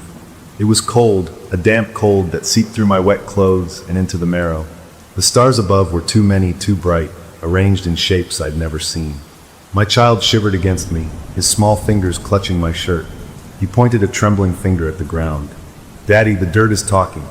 I looked down. The wet, black silt we were sitting on was moving, bubbling, as if something underneath was breathing. A shape formed, pushing up against the surface, a face made of mud and pebbles, its mouth open in a soundless scream. It sank back down, leaving a depression that slowly filled with oily water. This was the waiting place. From the perfectly still, black water in front of us, she rose, not bursting forth, but simply standing up on the surface as if it were stone. It was the one who wore the skin, but she was changed. The pretense of humanity was almost gone. Her eyes were now the solid, flat color of a deep, stagnant pool. Her hair drifted around her shoulders as if in a slow current. She looked at us with a cold, assessing gaze. "You see," she said, her voice echoing slightly like sound over water, "you're already halfway home. This is where the stories settle. Your brother is here. He has so many to tell you." The silt in front of me parted with a wet sigh. A hand, gray and bloated, the skin peeling like wet paper, burst from the muck and locked around my ankle. The grip was iron-strong and freezing. I yelled, trying to pull away, but it held fast. More of the arm emerged, then a shoulder, then a head. It was my brother. His eyes were open, filled not with mud, but with a terrible, pleading awareness. His mouth worked, and a trickle of black water and a single, clear word came out. "Run." But there was nowhere to run. The water was in front. The twisted woods were a wall of thorns behind. She walked across the water to the shore, her feet leaving no ripple. She knelt beside my brother's emerging form with a mock tenderness, stroking his matted hair. "He is the anchor," she explained, her voice almost gentle. "His love for this shell I wear, his life, that was the first token. Your grief for him is the second. The child's innocence is the third. A three-part feast. Your grief nourishes me even now. Can't you feel it? A hollow getting bigger?" I could. It was a void in my chest, pulling at me. Every memory of my brother being pulled under fed it, and the void fed her. She smiled, her needle teeth glinting in the starlight. "When the circuit is complete, when the child joins the current, the river will let me go. I will take this warmth, this face, and walk in your sun. And you," she gestured to my brother, now half emerged from the hungry silt, "you will stay here, in the mud, feeling this pain forever. You will be a new story for the others to listen to. A story of a father's grief. A very rich story." My brother's hand tightened on my ankle, not in menace, but in desperate communication. His eyes screamed at me. Don't let it happen. My child, pressed against my side, looked up at me. His face was pale, streaked with dirt and tears, but in his eyes, I saw a frightening clarity. Don't be sad for me, he whispered. It's okay. That pure, selfless love, that willingness, was like a scent in the air. The river around us groaned with pleasure. The water, so still a moment before, began to lap hungrily at the edges of our little island of silt. She stood, backing up onto the water again. She waved a hand. The black water parted, not dramatically, but like a curtain being drawn aside. A path of flat, dry stones appeared, leading from our muddy shore across the surface of the water, all the way to the far, distant bank where I could see the broken rental house under its normal moon. It looked real. It felt real. The way home. Go, she said. Take the path. Walk back to your world. Dry land all the way. But, she paused, her stagnant eyes fixed on mine. The path is narrow. The bargain's balance is precise. You can only carry one. She pointed at my brother, trapped in the mud. Leave him. His story is already written here. Let the river have its anchor. Then she pointed at my child, who buried his face in my side. Or leave the child. His innocence will close the circle, and you can walk away with your grief as your companion. Choose which life to condemn. Choose which love you sever. Choose which grief will sustain me. It was the ultimate corruption. She wanted me to pick, to become an agent of the bargain, to willingly hand over a piece of my own soul to power hers. It wasn't just about feeding on grief. It was about making me create it, willingly, knowingly. The horror of the choice paralyzed me. My brother, trapped in suffering, but alive in some terrible way. My son, warm and trusting in my arms. I looked at the stone path. It was a trick. To step onto it was to accept the terms of the choice. There was no winning move in her game. I looked down at my brother's ruined face. I looked at my child's tear-streaked one. The hollow feeling inside me yawned wider, fed by the impossibility before me. And in that moment, I understood the real weapon. It wasn't fire. It wasn't running. It was the very thing she was feasting on, my love, my grief. They were the engine of her power. To break the game, I had to break the fuel line. I had to become something she couldn't digest. I had to feel nothing. Or, I had to feel something she couldn't understand. I stopped fighting the hollow feeling. I leaned into it. I thought of my brother, not with love or grief, but with a cold, focused memory of the man he was before her, stubborn, funny, loyal. I acknowledged his fate not as a tragedy, but as a fact. A terrible, irreversible fact. I didn't push the grief away. I let it drain out into the void, and I pictured the void not feeding her, but collapsing in on itself, a neutral emptiness. I looked at my child, and I didn't think of losing him. I thought of protecting him, not as a desperate father, but as a force of function. Love as a shield, not as a vulnerability. The hollow feeling shuddered. The river's groaning softened, confused. She tilted her head, her watery eyes narrowing. Choose, she commanded, but her voice had lost its echoing certainty. I stood up, pulling my child into my arms. I looked not at her, but past her, at the chorus of pale, drifting shapes I could now see just beneath the water's surface around the stone path. The other stories, the other feeders. I spoke not to her, but to them, to the river itself, to the concept of hunger that lived in this place. My voice was raw, but it didn't shake. You want a story? I'll give you a new one. I took a step, not onto the stone path. I turned my back on the false way home. I took a step toward the deepest, blackest part of the waiting place water, away from the path, where the silt bank dropped off into nothingness and the pale shapes writhed closest to the surface. This isn't a story about grief, I said, walking slowly to the edge. This is a story about a door that shouldn't have been opened, and about the man who walked through it to close it from the other side. Her confidence broke. What are you doing? The path is there, she shrieked, pointing. I ignored her. I looked down at my brother in the mud. His pleading eyes held a new question. I gave him the smallest nod. Then I looked at my child. Close your eyes, buddy. Hold on tight. We're going for a swim to find Uncle. He wrapped his arms around my neck and buried his face, trusting me absolutely. I took the last step off the silt bank into the deep, cold, black water. We sank fast. The cold was a shock, a pain that stole my breath.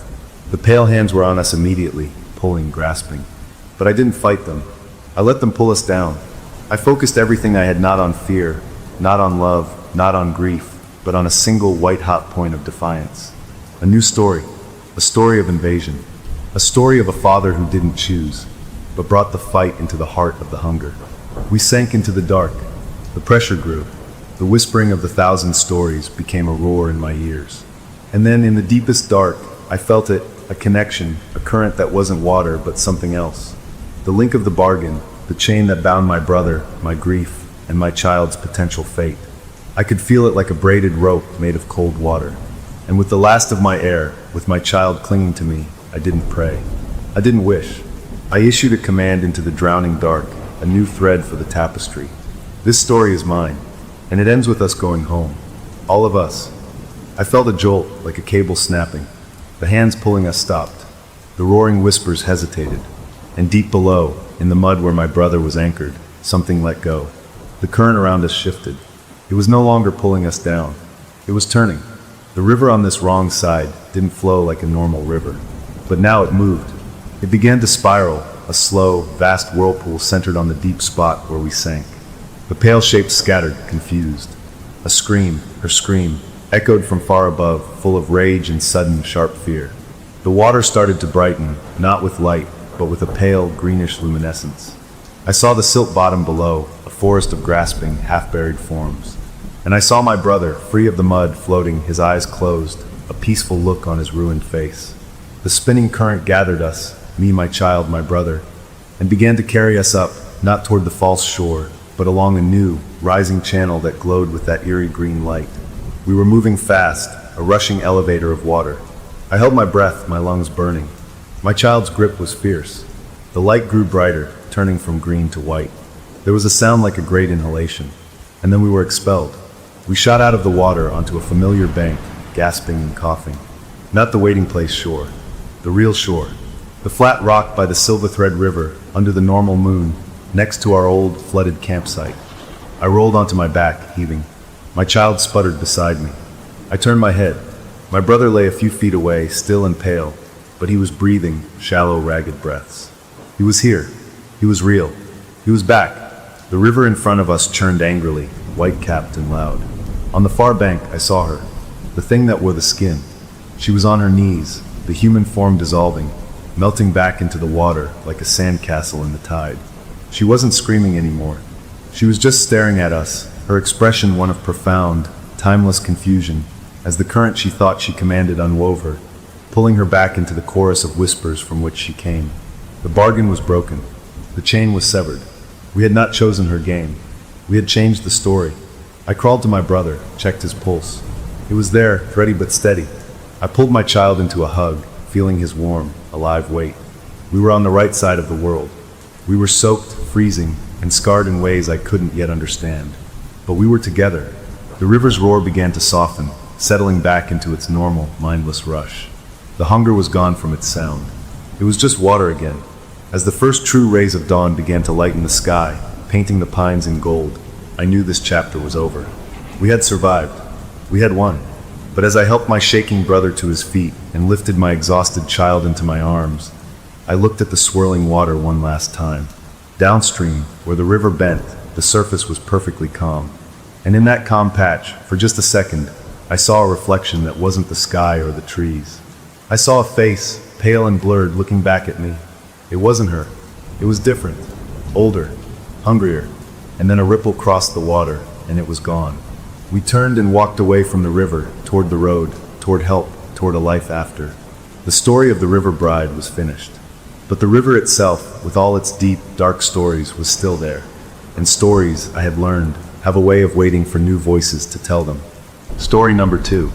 The steering wheel was slick under my palms, a mix of summer heat and my own nerves after hours of driving down these winding back roads looking for the perfect spot. Every single campground we'd passed either full or looking about as inviting as a parking lot. And I could feel the hope seeping out of the car like air from a slow leak.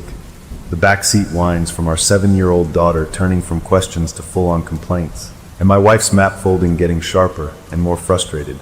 With every wrong turn, when suddenly she sat bolt upright and pointed, her voice breathless with a kind of desperate relief, stopped the car. Right there. Look. I hit the brakes and looked where her finger was aimed, and I swear my own heart did a little skip. There it was, a narrow gravel track sneaking off between 2 massive pine trees, almost hidden, with a small, weathered sign hammered into the ground that simply read 44. We nudged the car down the path, branches scraping the sides, and then the trees opened up and it was like walking into a postcard. The clearing was a perfect green circle sloping down to a lake, so still it looked like a sheet of blue glass. The sun dappling through the pines and a lonely loon call echoing over the water. It was more than we'd hoped for. It was private, it was stunning, it was ours. We'd won the camping lottery. We all tumbled out of the car, the earlier tension forgotten, laughing and spinning around, our daughter immediately running toward the water's edge. Her previous misery vanished. My wife hugged me, her face buried in my chest, and she whispered, "See? I told you we'd find it." For a few beautiful minutes, everything was perfect. We started unpacking, the familiar routine of it feeling good, claiming our little piece of paradise. I was scouting where to pitch the tent when I saw it. Right smack in the center of the clearing, like a dead black heart in the middle of all that green, was this huge, ugly stump. It was an old oak, wide enough that I couldn't have wrapped my arms around it, but it wasn't just any dead tree. This thing looked wrong. The wood wasn't gray or weathered. It was black, deep down black like charcoal, and the surface wasn't splintered or rough. It was weirdly soft looking, almost spongy, like if you poked it your finger would sink right in. The top was jagged where the tree had snapped off long ago, but the edges were crumbling. I walked closer, against my own better judgment, and a smell hit me. It was wet earth and sweet, rotten leaves, but underneath that was something else, something faint and metallic, like the smell of old pennies or blood that's been sitting out for a minute. It was an eyesore, a blemish on this perfect picture. My wife came up beside me, the smile fading from her face. "Yikes," she said. "That's unfortunate." I nodded, a bad feeling starting to curl in my gut, a low, primal kind of unease. "Maybe we should look for another site," I said, trying to keep my voice light. She sighed, the tiredness from the long drive coming back into her eyes. "Honey, it's just a piece of deadwood. We're exhausted. The site is perfect otherwise. We can just put the tent over there, away from it." She gestured to a flat, soft patch of grass closer to the lake. It made sense. We were tired. The place was otherwise ideal. This was the compromise you made in life, right? Except the one flaw to get everything else. Our daughter skipped over, her arms full of wildflowers she'd picked from the lake's edge. She didn't even seem to notice the stump as a problem. She saw it as a project. With this solemn, focused look she gets, she sat down right in front of it and started weaving her flowers into a chain, her little tongue poking out in concentration. My wife and I shared a smile, and we started unpacking the tent, turning our backs on the black spot in the middle of our new home. By the time we had the poles figured out, she was done. She stood up, marched over to the stump, and with a careful, almost reverent motion, draped the chain of bright yellow and purple flowers over the jagged top. She stepped back, beaming with pride. "There," she announced, her voice clear and happy. "Now he's not so lonely." A little chill, completely separate from the warm afternoon air, went down my back. Kids personify things, I told myself. Teddy bears, dolls, clouds. It's normal. But the way she said it felt so certain. I shook it off and helped my wife finish the tent. We decided, without really saying it out loud, to just ignore the stump. We positioned our camp chairs to face the lake, our backs deliberately turned to it, and got a fire going in the pit we'd made well off to the side. As the sun dipped, painting the sky in oranges and pinks, the normal sounds of the woods came alive, crickets, frogs, the gentle lap of water. The bad feeling in my stomach quieted down. This was why we came out here. This was peace. We roasted hot dogs, made esmores, our daughter sticky and happy, her flower chain a cheerful splash of color against the dark wood in the fading light.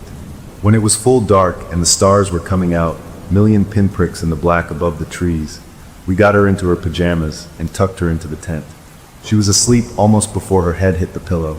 My wife and I stayed up by the fire, leaning into each other, just watching the embers glow. It was so quiet and good. That's when she giggled softly, a little sound in the dark. "You know what she told me while we were washing up the marshmallow sticks?" she said.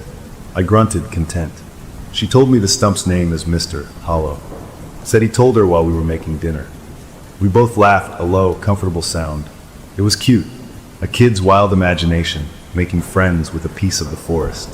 We laughed about the stories this Mr. Hollow must have, being so old. The fire crackled, and we sat there in our bubble of warmth and light, the vast, friendly dark of the woods around us. After a while, the fire started to die down, and we decided to turn in. I flicked on my big flashlight to make a path to the tent. As I swept the beam across the clearing, the light caught the stump for just a second. I paused. The flower chain, the one she'd made just hours ago with such care, wasn't bright anymore. The petals looked wilted, drooping, and in the harsh white light, their color seemed off. They weren't yellow and purple. They were a deep, bruised shade of purple, almost black, like they'd aged weeks in a single night. I stared for a long second, then shook my head. Trick of the light. The night air was damp. Flowers die. I clicked off the flashlight, zipped the tent shut behind me, and crawled into my sleeping bag beside my wife, listening to the steady, gentle breathing of our daughter nearby.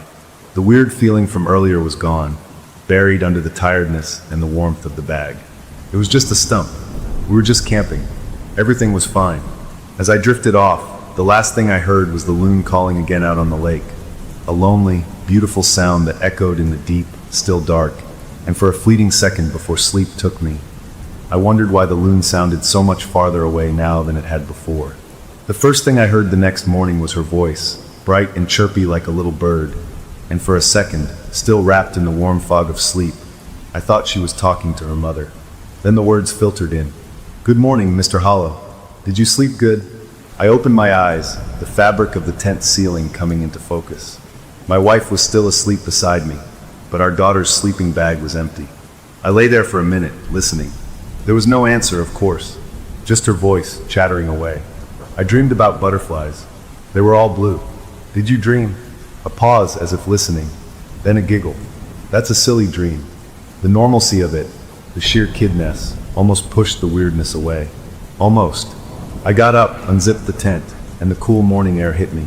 She was sitting cross-legged right in front of the black stump, her back to me, facing it like it was a teacher at story time. She nodded, her hair bobbing. "Aha," she said. "I like pancakes too, but Mommy puts blueberries in them, and sometimes they get squishy." I walked over, my feet damp with dew. "Hey kiddo," I said, keeping my voice easy. "Who are you talking to?" She turned, her face sunny and completely normal. "Mr. Hollow," she said, as if it were the most obvious thing in the world. "He's telling me about the squirrels that used to live in him." I forced a smile. "That's nice. Come on, help me get the stove going. Let's make some of those blueberry pancakes." She scrambled up, gave the stump a little pat, and skipped toward our cooking area. I glanced at the stump. The flower chain from yesterday was gone. Not fallen off, just gone. No wilted petals on the ground. Nothing. I shook my head, blaming the wind, though I couldn't remember any wind in the night. Breakfast was normal, happily messy, and we made plans to hike to a waterfall a couple miles down the trail. My wife was all for it, packing a bag with snacks and water. But when we told our daughter, she just shook her head, her mouth set in a firm line. It wasn't a tantrum face. It was calmer, more certain. "I can't," she said. "I promised Mr. Hollow I'd keep him company today. He gets lonesome when everyone leaves." My wife laughed, a light sound that didn't quite reach her eyes. "Honey, it's a stump. It won't know if we're gone." Our daughter looked at her, and the look was so serious, so adult, it was jarring. "He knows," she said simply. We tried coaxing, bribing with extra marshmallows later, but she wouldn't budge. Finally, my wife sighed. "You stay with her. I could use some quiet time by the water anyway. I'll just take my book down to the shore." She grabbed her novel and a towel, shooting me a look that said, "Handle this." So, it was just me and my daughter in the clearing. I tried to engage her in a card game, but her attention kept drifting back to the stump. After a while, I gave up and just watched her. She'd go over, sit, and talk. She'd listen, her head cocked. She wasn't just playing. Her eyes were focused, intent, like she was really hearing something. It was the listening that started to get to me. Kids pretending talk all the time, but they don't usually stop to listen so carefully to nothing. Around lunchtime, my wife came back, her skin smelling like sunscreen and lake water. She started pulling out bread and lunch meat. Our daughter, who had been quiet for a little while, came over and sat at the picnic table. She took a bite of her sandwich, chewed thoughtfully, and then said, "Mr. Hollow says Grandma was scared of water too. That's why she never learned to swim." The world didn't stop, but it stuttered. My wife's hand, holding a jar of mustard, froze in midair. My own breath caught. My mother, her grandmother, had died before she was born. She had a deep, almost phobic fear of lakes and oceans. She never learned to swim. We'd maybe mentioned it once or twice in passing years ago. There was no way, no possible way, our 7-year-old could know that detail. not in that specific way. The air under the pines felt suddenly cooler. My wife's eyes found mine, wide and searching. "What did you say, sweetie?" she asked, her voice tight. Our daughter just shrugged, taking another bite. "Mr. Hollow told me. He knows lots of things. He's very old." We spent the next hour doing the mental gymnastics people do when faced with something impossible. Maybe my wife talked in her sleep. Maybe we told the story to her when she was a toddler and she'd remembered it subconsciously. Maybe it was a crazy 1,000,000-to-1 guess. We clung to those maybes, stacking them up like a shaky wall between us and the rising tide of dread in my gut. My wife's fear was different from mine. Mine was a logical, buzzing alarm. Hers was quieter, deeper, a mother's instinct. She watched our daughter not with confusion, but with a growing, visceral unease. She saw what I saw now, the focused eyes, the calm certainty, and it chilled her in a way no logical explanation could warm. Later that afternoon, trying to break the mood, to prove to myself that this was all just a weird coincidence and a piece of rotten wood, I did something stupid. I picked up a small, smooth pebble from the lake shore. I walked over to the stump, my daughter watching from where she was drawing in the dirt. "Okay, Mr. Hollow," I said, trying to sound jokey. "Let's see how tough you are." I underhanded the pebble at the center of the blackened wood. I expected a dry thud. What happened was worse. The pebble didn't bounce. It didn't thump. It hit the surface and sank in with a soft, wet, sucking sound, like a stone dropped into thick mud. It was gone, swallowed up in that spongy blackness. And then a second later, from the tiny hole it had made, a single, fat bead of something welled up. It wasn't sap like from a pine tree. It was dark, amber-colored, and opaque. It clung to the side of the stump for a moment, then slowly, lazily, began to drip down toward the ground. The smell from yesterday, that metallic rot smell, got a little stronger. I took a step back. My daughter looked up from her drawing. "He doesn't like that," she said, not mad, just stating a fact. I didn't know what to say. I just walked back to the fire pit, my heart doing a slow, hard drum against my ribs. My wife had seen it. She didn't say anything. She just started cleaning up lunch with a kind of frantic energy. That's when she saw it. She was gathering some napkins that had blown near the base of the stump, and she stopped dead. "Hey," she called, her voice low. "Come look at this." I went over.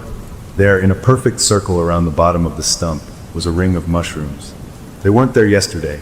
They were small with smooth white caps, and they looked like they'd sprung up overnight, neat as a fence. A fairy ring, my brain supplied, the old folk name for it. They looked pretty and completely unnatural. We didn't talk about it. We just looked at each other, and in that look was an agreement that something was very off, but also a mutual, unspoken decision not to panic, not in front of her. We got through the rest of the day by pretending everything was normal. We made a big dinner, we told stories, we kept the fire big and bright. Our daughter was her usual self, except for the occasional quiet comment to her friend. We put her to bed earlier than usual, both of us feeling drained. She went to sleep without a fuss. My wife and I sat by the fire again, but the comfort was gone. We talked in low voices about maybe packing up a day early, about how the weather might turn, about any excuse to leave that wouldn't scare our daughter. We were just about to agree to leave first thing in the morning when we heard a sound from the tent. A whimper, then a sharp, frightened cry. My wife was up in a flash, diving into the tent. I was right behind her, my flashlight on. Our daughter was sitting up in her sleeping bag, her eyes wide with terror, gasping for breath. A nightmare. Just a nightmare. My wife gathered her up, rocking her, soothing her. "What's wrong, baby? What happened?" Our daughter sobbed, her small body trembling. "The roots," she choked out. I dreamed about the roots. They were under the tent. They were tickling my feet. They wanted to say hello. She buried her face in her mother's shoulder. My wife held her close, shooting me a look of sheer horror over her head. I stood there in the tent doorway, the beam of my flashlight cutting across the floor, illuminating the simple green ground sheet. It lay flat and innocent on the earth.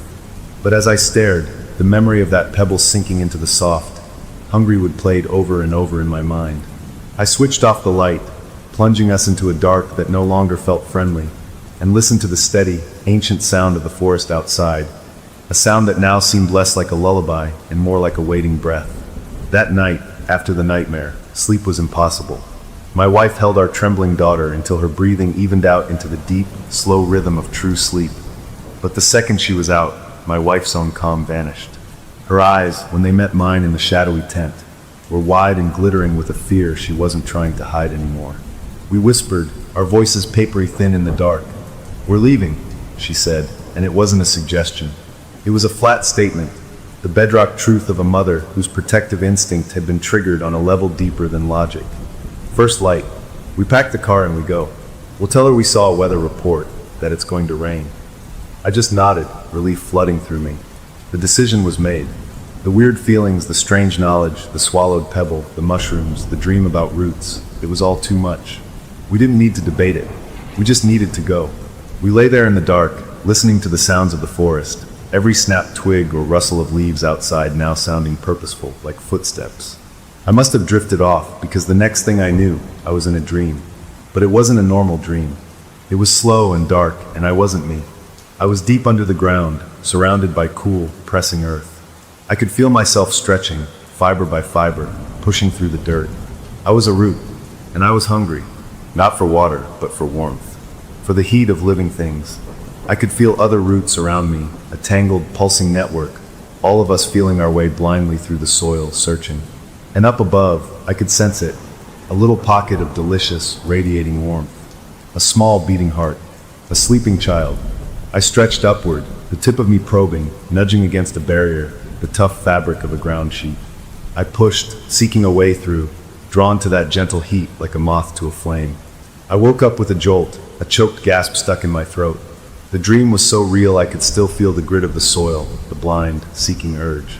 My heart was hammering against my ribs, so hard I thought it would wake the others. I lay perfectly still, trying to shake the feeling, blaming it on stress and the leftover fear from my daughter's nightmare. But then I felt it, not in my mind, but on my skin, a gentle, probing pressure on the sole of my bare foot. A slight tickling movement, like a thin, wet cord being slowly coiled. My blood turned to ice. I didn't want to look. I desperately wanted it to be my imagination, a phantom feeling from the dream. But it moved again, a deliberate, sinuous curl around my ankle. I fumbled beside my sleeping bag, my fingers scrambling over the nylon, finding my heavy metal flashlight. I thumbed the switch. The beam was blinding in the close darkness of the tent. I pointed it down toward my feet, toward my daughter, who was sleeping between us. The light hit her small form, and I saw it. Curled loosely around her bare ankle, just above her little sock, was a vine. But it wasn't any vine from the woods outside. It was black, shiny wet looking, and as thick as my pinky finger. And it was pulsing, not like a heartbeat, but with a slow, rhythmic swell like it was breathing. It emerged from under the edge of the ground sheet, a place where the fabric didn't quite meet the earth, a gap I hadn't even noticed. It lay against her skin, not tight, but possessive. A strangled sound, half gasp, half cry, burst from my lips. I didn't think. I lunged across the small space, my hand shooting out to grab the thing, to yank it off my little girl. My fingers closed around it. It was cool and slippery like wet leather, and it vibrated under my touch. The moment I touched it, the moment the full light hit it, the vine reacted. It didn't just lie there. It moved. It uncoiled from her ankle with a slick, quick motion, like a snake startled from a sunbeam, and it retracted. It pulled back through that tiny gap in the ground sheet with a speed that was utterly wrong for a plant, and it was gone, vanished into the earth. I was left clutching at empty air, my hand hovering over my daughter's ankle. My wife was awake now, sitting up, her face pale in the flashlight's backwash. "What? What is it?" she whispered, her voice sharp. I couldn't speak. I just shone the light on our daughter's ankle. The skin was smooth, unmarked. Not a scratch, not a red line, nothing. It was as if the vine had never been there. But I had felt it. I had seen its oily pulse. A root. I finally managed to say, the word scraping out of my dry throat. A root, or a vine, it was wrapped around her. It moved. It went back into the ground. I told her about the dream, about the feeling of seeking warmth. She didn't question me. She didn't offer a rational explanation. She believed me instantly, completely, and that was more frightening than if she'd called me crazy. Her belief meant this was real. We spent the rest of the night huddled together with our sleeping daughter between us, the flashlight clutched in my hand like a weapon, its beam pointed at the floor. We didn't sleep a wink. The second the world outside the tent turned from black to deep, watery gray, we were moving. We shook our daughter awake. "We're going on a little adventure, sweetie," my wife said, her voice a masterpiece of fake cheer. "We're going to pack up and find a new campsite, maybe one with a little playground." Our daughter, still groggy, just rubbed her eyes and nodded. She was quiet, too quiet. while my wife began quickly, efficiently stuffing sleeping bags and pads. I got on my hands and knees at the spot where the vine had disappeared. In the cool morning light, the ground looked ordinary, just dirt and pine needles. I pressed my palm flat against it. The earth around it was cool, but right where the gap in the ground sheet had been, the soil was noticeably warmer, and it had a strange, springy give to it, like pressing on a sponge. It wasn't hard-packed. It was loose, almost fluffy. I dug my fingers in a little. They sank in easier than they should have. I pulled them back, brushed them off, a cold certainty settling in my bones. We worked fast, a quiet, efficient team driven by pure adrenaline. We took down the tent, folded it with rushed, clumsy hands. We loaded the car, tossing things in the back without our usual care. Our daughter didn't help. She just sat on the big black stump, swinging her legs, watching us work. She hadn't gone near it this morning, not until we started packing. Now she sat there as if it were her throne, her expression unreadable.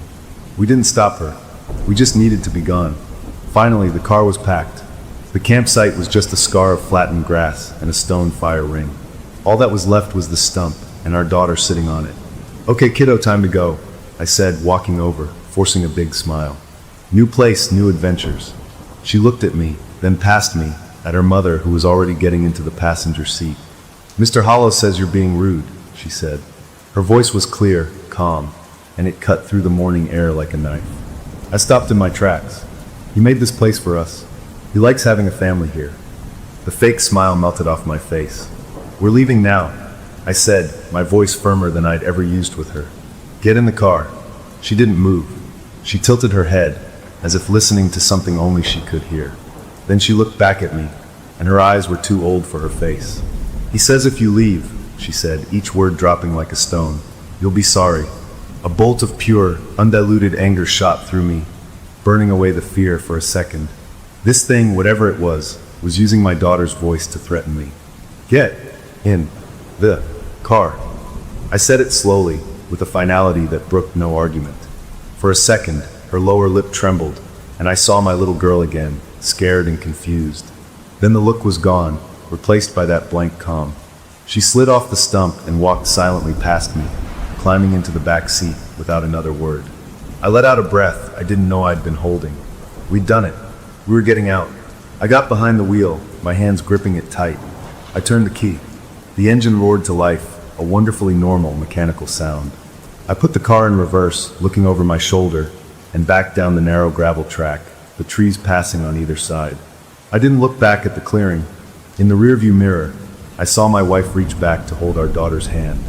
Our daughter was staring out her window, her face pale. The gravel track seemed longer on the way out, the trees closer. But then I saw it ahead, the break in the trees, the main dirt forest road. Relief, sweet and heady, washed over me. We were seconds away. I backed the last few feet, the tires crunching, and turned the wheel to point us down the road toward home. I shifted into drive and pressed the gas. The car didn't move forward onto the dirt road. It lurched, the tires spinning. I frowned, pressing harder. More spinning. Mud? I hadn't seen any mud. "What's wrong?" my wife asked, her voice tense. "I don't know," I muttered. I put it in reverse, tried to go back, then drive again. Nothing but the sound of tires chewing gravel. I got out of the car to look.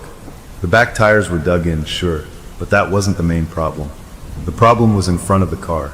The narrow opening onto the forest road was gone. It wasn't blocked by a fallen tree. It was gone.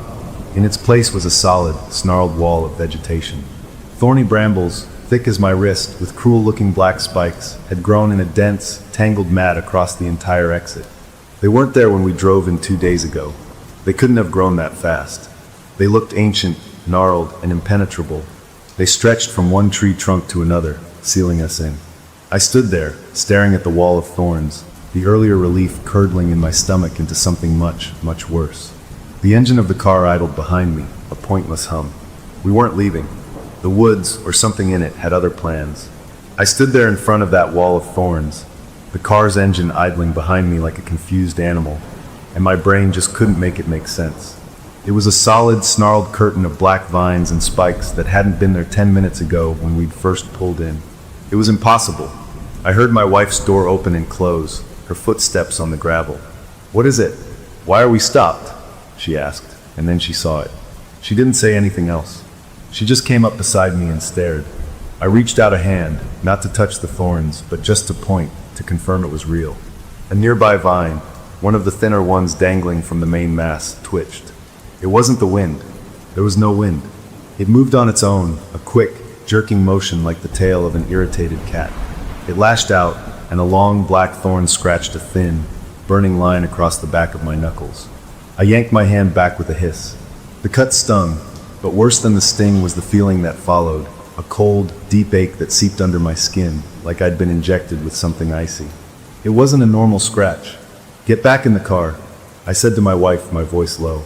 We both retreated, getting back inside, locking the doors as if that would do any good. The cheerful morning was gone. The light filtering through the pines looked different now, dull and greenish, like we were sitting at the bottom of a murky pond. The sounds of the forest had changed too. The birds, the bugs, all the little life noises that make up the background of the woods, they just weren't there anymore.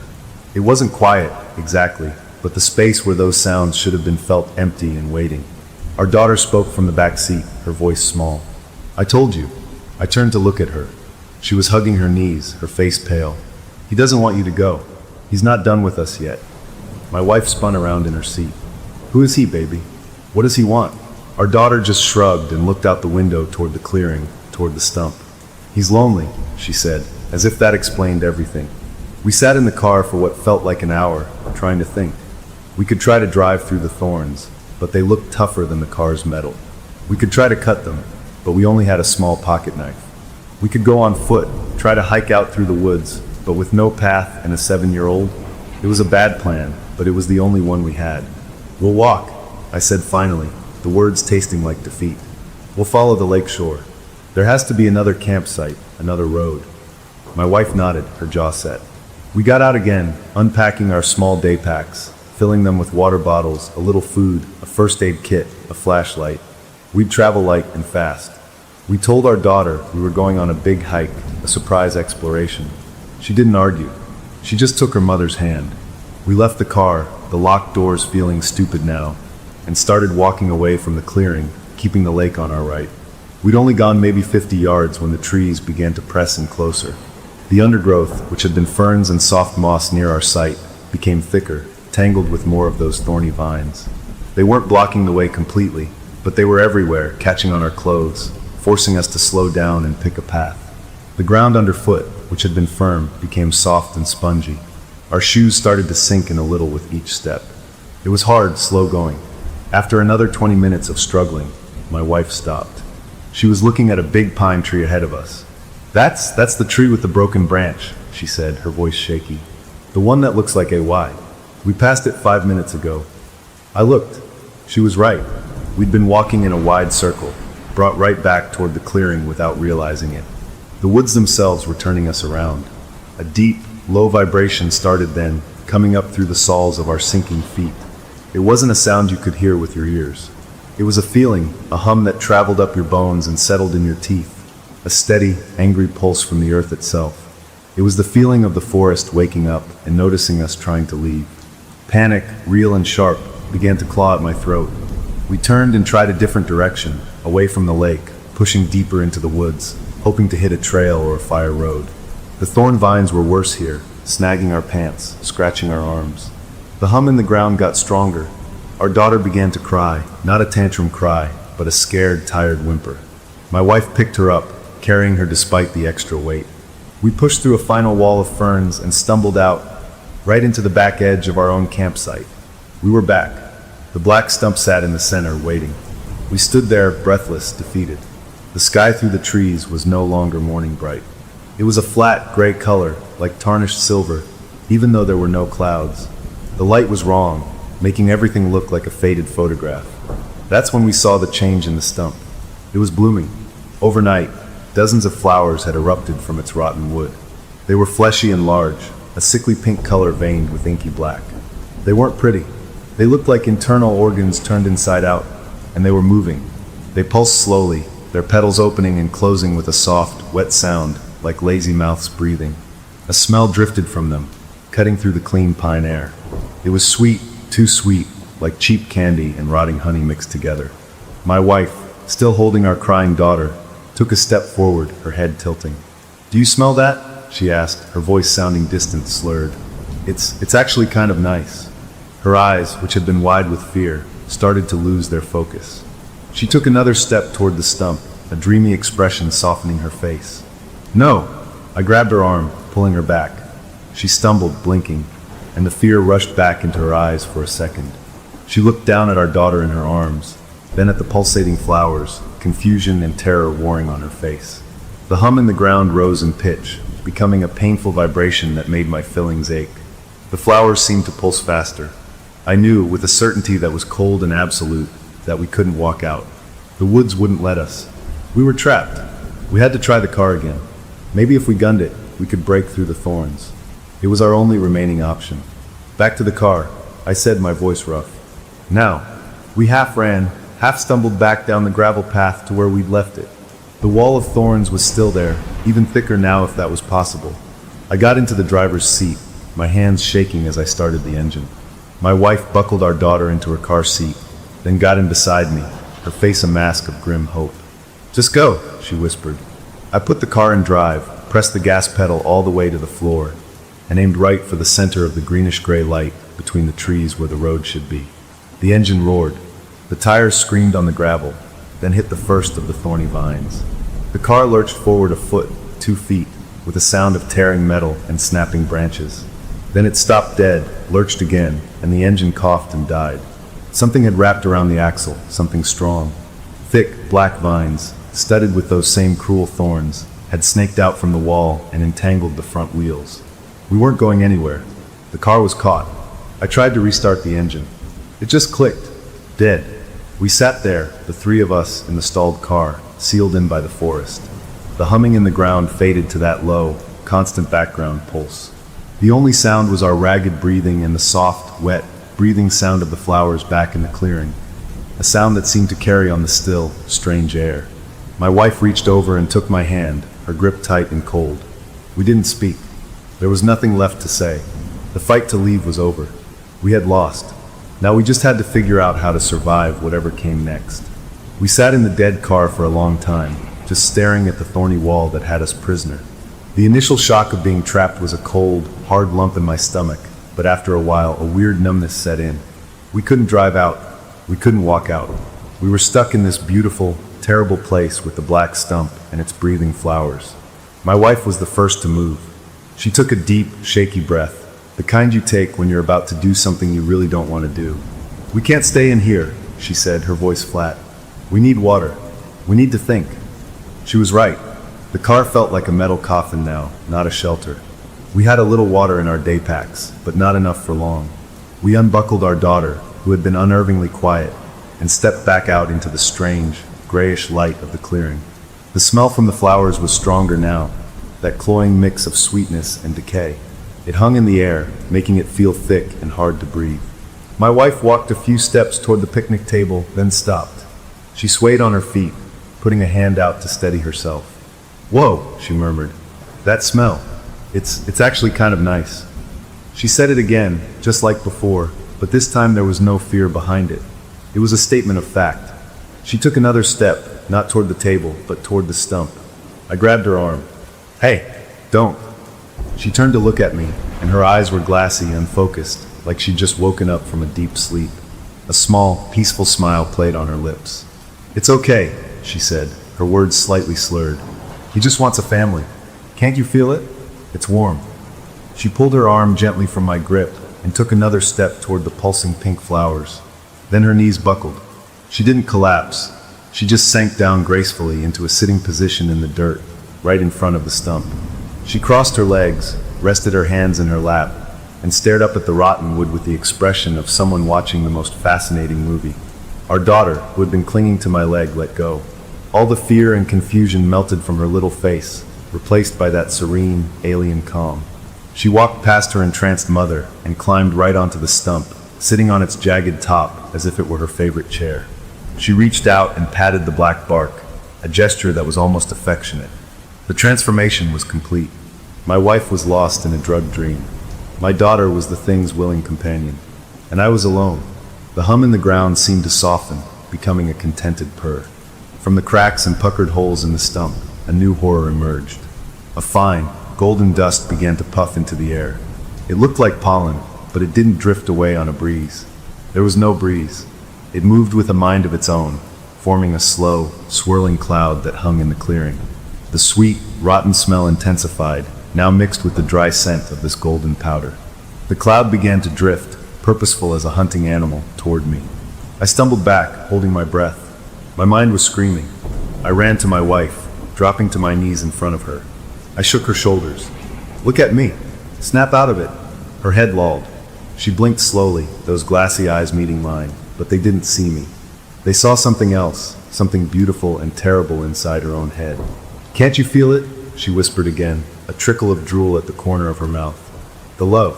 It's so warm." I slapped her cheek, not hard, but enough to sting. She didn't even flinch. She just kept smiling. I saw movement in the dirt beside her leg. The soil bulged, then broke. A thin, black root, just like the one from the tent, broke the surface. It didn't lash out. It moved slowly, gently, like a curious finger. It brushed against her wrist, then coiled around it loosely. She sighed, a sound of pure contentment, and leaned her head back. I watched, frozen in horror, as the root tightened its grip just a little. At its tip, a small, fleshy bud I hadn't noticed before began to swell. It opened, revealing a moist, pink interior lined with fine, hair-like filaments. It pressed itself softly against the skin of her wrist, just below her palm. She shuddered, but not in pain.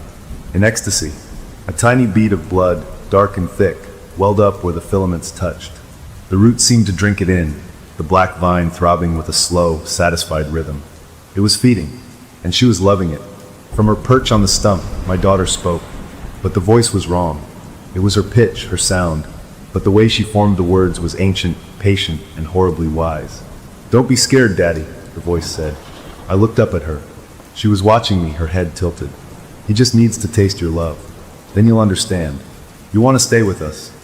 The golden cloud of pollen had reached me. I held my breath, scrambling backward on my hands and knees, but a few glittering particles landed on the damp skin near my eye. The effect was instant. A wave of dizziness washed over me, not sickening, but warm and welcoming. And with it came a memory, so vivid it was like being punched by the past. It wasn't a bad memory. It was my best memory. I was 9 years old, in the treehouse my dad and I built. It was a summer evening, the wood warm under my hands, the world small and safe and perfect below me. The feeling of peace, of being enclosed and protected, washed through me. It was the best feeling in the world. A deep, aching part of me wanted to go back there.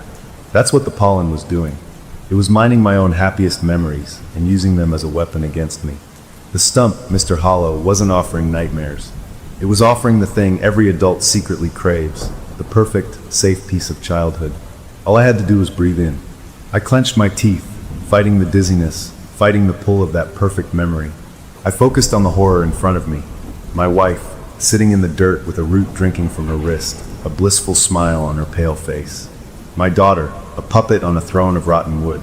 I used that horror like an anchor, dragging myself back from the warm, golden pull. I couldn't get my wife.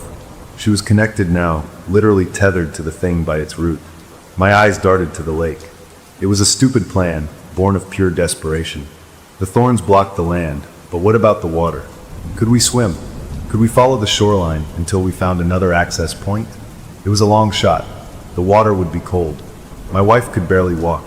My daughter wouldn't come willingly. But it was the only idea I had left. I had to get them to the water. I lunged for my wife, grabbing her under her arms. I planted my feet and pulled with all my strength, trying to yank her free from the root's embrace. The root pulled taut, thin and corded, but it didn't break or detach. It held fast, and as I pulled, a jolt of sensation, not my own, ripped through me. It was a double vision. I felt my own muscles straining, my own panic, but layered over it was a wave of warm, fuzzy contentment, her feeling, and beneath that a vast, cold, possessive hunger that wanted to keep its new toy. It was the organism's feeling. For a second, I was connected to it, and I felt how deeply it wanted us, how it saw us as missing pieces of itself. The shock of it made me gasp and let go, staggering back. From the stump, my daughter screamed. It wasn't her earlier calm voice. It was a shriek of pure, childish outrage. "Daddy, you know." She pointed a tiny finger at me, her face contorted with a wrath that belonged to something much older. "You're hurting the family." The humming in the ground, which had been a purr, spiked into a painful, teeth-rattling vibration. The surface of the lake, which had been placid and still, began to churn. Bubbles broke the surface, and the water near the shore started to swirl. My escape route was closing. I stood there, caught between the possessed child, the entranced wife, the poisoned air, and the now agitated lake, realizing with a sickening finality that there was no easy way out. The fight was changing. It wasn't about escape anymore. It was about survival, and I was the only one left fighting. The lake's churning killed my water escape plan before it even fully formed. This Mr. Hollow, wasn't just in the stump and the trees. It was in everything. The land, the air, and now clearly the water. The whole campsite was its body, and we were trapped inside it.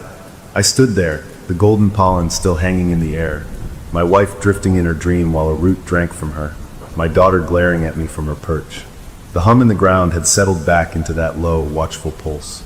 They were waiting for me to make my next move, or more likely, waiting for me to give up. I looked at my wife's face, so peaceful, and a terrible understanding clicked into place. This wasn't about killing us. The root at her wrist wasn't a vampire straw. It was a connection. It was sipping, tasting. When I'd pulled on her and felt that rush of foreign sensation, I'd felt it too, a cold intelligence sifting through her warmth, her memories. It was learning her. It was collecting her. She wasn't just food. She was a library, and the organism was reading every book. My daughter was something else. She was the translator, the loudspeaker. She was the part of it that could still talk in a human voice, to coax and convince and threaten. They were being assimilated, turned into parts of this family tree. The thought was so big and horrible, it made my legs feel weak. I looked around at the clearing. It was no longer just a campsite with a weird stump. The change was subtle but deep. The pine trees seemed to have leaned in closer overnight, their branches lower, more twisted, like bony fingers curling around us. Bright green moss was visibly creeping over our forgotten camp chairs and cooler, swallowing the red and blue fabric in a slow, relentless wave. Down by the lake's edge, thick, purple reeds I'd never seen before had shot up, choking the shoreline, their stalks weirdly fleshy. The environment was adapting, turning this place into something else, something that suited the organism better. It was remaking the world in its own image, and it was using my family as the blueprint. My daughter moved on the stump. She reached out and, with a careful pinch, plucked one of the large, pulsating pink flowers. It came away from the rotten wood with a soft, wet tearing sound, like pulling meat from a bone. A drop of that same dark amber sap oozed from the wound. She held the flower out toward her mother. "Here, Mommy," she said, her voice back to its sweet, normal tone, which was somehow worse than the ancient one. "Eat it. It's full of his thoughts. You'll see better." My wife, her eyes still glazed, turned her head slowly. She smiled at the offered flower like it was a piece of birthday cake. She opened her mouth. I took a step forward, a protest dying in my throat. I was too far away. I watched as my wife took the fleshy petal between her teeth and bit down. She chewed slowly, thoughtfully. Then her eyes, which had been empty and dreamy, flew open wide. But not in terror, in awe. A shudder racked her whole body. "Oh," she gasped, her voice clear and full of wonder. "I see them. I see the family." She looked past me at the trees, seeing something I couldn't. The old man, the one who had a heart attack by his fire pit right here years ago. He's here. And the lost hiker, the young woman from a decade back, they're all here. They're part of him. They're happy. She said it with such conviction, such joy, that it broke my heart. The organism was sharing its memories with her, showing her its other children, making her feel like she was coming home to a waiting community. It was the perfect trap for a social creature like a human. The promise that you are not alone, that you belong. The golden pollen cloud was still drifting near me. I had to keep moving, keep my head clear. I stumbled away from it, toward the remains of our campfire, rubbing at my eyes where the particles had landed. The warm nostalgia for my childhood treehouse tugged at me, a siren song whispering that giving in would feel so good, so right. I fought it by focusing on the concrete, horrible details. The root around my wife's wrist, now joined by a second, thinner one snaking around her ankle. The way my daughter's skin looked almost waxy in the strange light. The smell of sweet rot that was now baked into my clothes. My pocket knife. The thought surfaced from the chaos in my mind. My small, red Swiss Army knife. I'd had it in my pocket yesterday when we tried to hike out. I patted my pants pocket now. Empty. I must have dropped it. I scanned the ground near where I'd been struggling, near the fire pit. Nothing. It was probably lost in the pine needles and dirt. A stupid, tiny thing to care about, but it felt like the last piece of my real world. The world of zippers and metal and human invention was gone. I had to do something. The lake was a no-go. The land was a wall of thorns. My wife was physically connected. My daughter was mentally gone. But I couldn't just stand there and watch. A raw, desperate anger began to burn through the fear and the dizziness. This thing had my family. It was turning them into decorations for its nightmare garden. I wasn't going to let it have them without a fight. If I couldn't free my wife from the roots, maybe I could disrupt the source. I looked at the black stump, at my daughter sitting on it like a queen. My plan, what little there was of one, crystallized. I would charge the stump. I would knock my daughter off of it, grab her, and run. Not to escape, that was impossible now, but to break the connection, to force the organism to deal with me directly. Maybe in the confusion, I could find a weakness. It was a terrible plan. It was probably suicide, but it was the only move left on the board. I took a deep breath, filling my lungs with the cleanest air I could find away from the pollen cloud. I focused on my daughter's face, trying to see my little girl behind the alien calm. Then I ran. I didn't shout. I just pumped my legs, charging across the clearing, my eyes locked on the stump. My daughter's head snapped toward me. Her calm expression vanished, replaced by that furious, ancient wrath. She pointed. "He's trying to break the family," she screamed. The ground shivered, then shook. The hum became a violent, rattling vibration that made my vision blur. I was 3 steps away when the earth beneath my feet betrayed me. It didn't crack open. It just softened. 1 second I was running on firm ground. The next my right foot sank in up to the ankle in what felt like warm, wet oatmeal. I stumbled, trying to pull it free, and my left foot plunged in even deeper, up to the mid-calf. It wasn't a hole. It was the ground itself turning into a sucking, porous mire. I looked down. The soil and pine needles were still there, but they were floating in a black, watery muck that bubbled up from below. Thin, fibrous roots churned just beneath the surface, tangling around my feet and ankles, pulling gently, insistently downward. I was stuck, trapped in quicksand made of rotten wood and hungry roots. I thrashed, but every movement made me sink a little deeper. The mire was now at my knees. I was 20 feet from the stump, close enough to see the intricate patterns in the rotten wood, close enough to see the dark, puckered holes that seemed to stare back at me.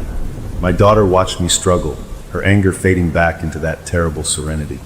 "He doesn't like it when you run," she said softly. From the corner of my eye, I saw my wife. She was still sitting, still connected, but she was watching me too. A single, clear tear rolled down her blissful smile, cutting a track through the dirt on her cheek. It was the most heartbreaking thing I'd ever seen. She was still in there somewhere, seeing this, and she couldn't do anything. I stopped struggling, panting, the cold muck creeping up my thighs. The fight was leaching out of me, replaced by a crushing fatigue. The golden pollen found me again, settling on my skin, my hair. I breathed in because I had to. The memory of the treehouse washed over me, stronger this time, wrapped in a feeling of absolute, unconditional love. The love I felt the first time I held my newborn daughter. The organism was clever. It wasn't using fear anymore. It was using my own love as the bait. The warmth of that memory spread through my chest, a physical comfort against the cold of the bog. It would be so easy to just accept, to let go, to be with them forever in this peaceful, warm place. My sinking hand brushed against something hard in the muck, something solid and angular. My fingers, numb with cold, closed around it instinctively. I pulled it up through the black ooze. It was my pocket knife. The red paint was smeared with mud, but it was real. The cold, solid weight of it in my palm was a shock. A piece of my world. A tool. A weapon. I clutched it, the metal pressing into my skin, a tiny anchor to reality. I looked from the knife to the hollow, waiting stump, to my daughter's placid face, to my wife's tear-streaked smile. The organism offered peace through assimilation. The knife offered a different, uglier path. I didn't know if I had the strength to cut roots, to fight, to possibly hurt the things I was trying to save. The warm, loving pull of the pollen promised an end to all pain, all struggle. My fingers tightened around the knife handle.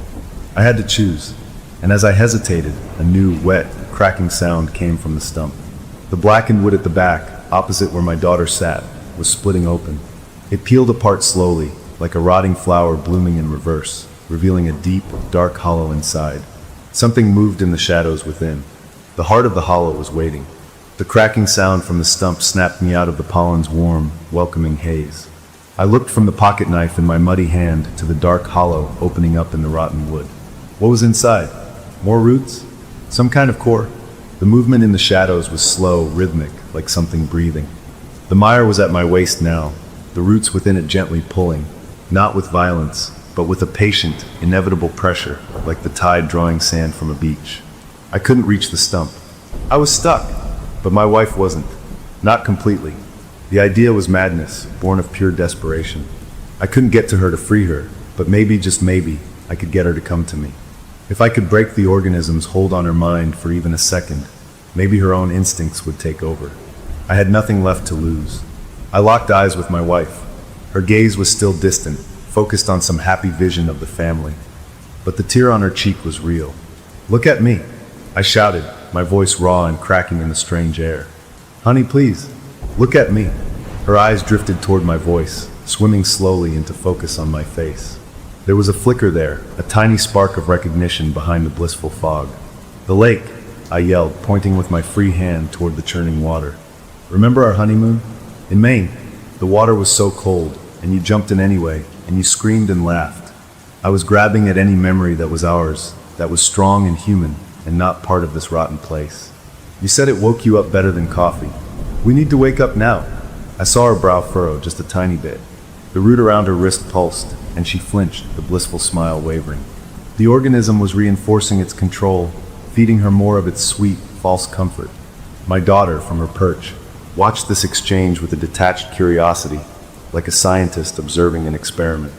I changed tactics, speaking lower, forcing a calm I didn't feel. "Our daughter," I said, my voice breaking. "Her first steps. She took them in the backyard, toward you. You were sitting on the grass, and you held your arms out, and your face was the most beautiful thing I've ever seen. She's right here. We need to take her home." I saw it, a second, clearer flicker in her eyes. Pain, real, human pain cutting through the drugged happiness. Her lips moved, forming a word without sound. "Home." The root around her wrist tightened. The fleshy bud at its tip pressed harder, and she gasped, but this time it wasn't with pleasure. It was a sharp intake of shock. The organism didn't want her remembering. It wanted her content and consuming.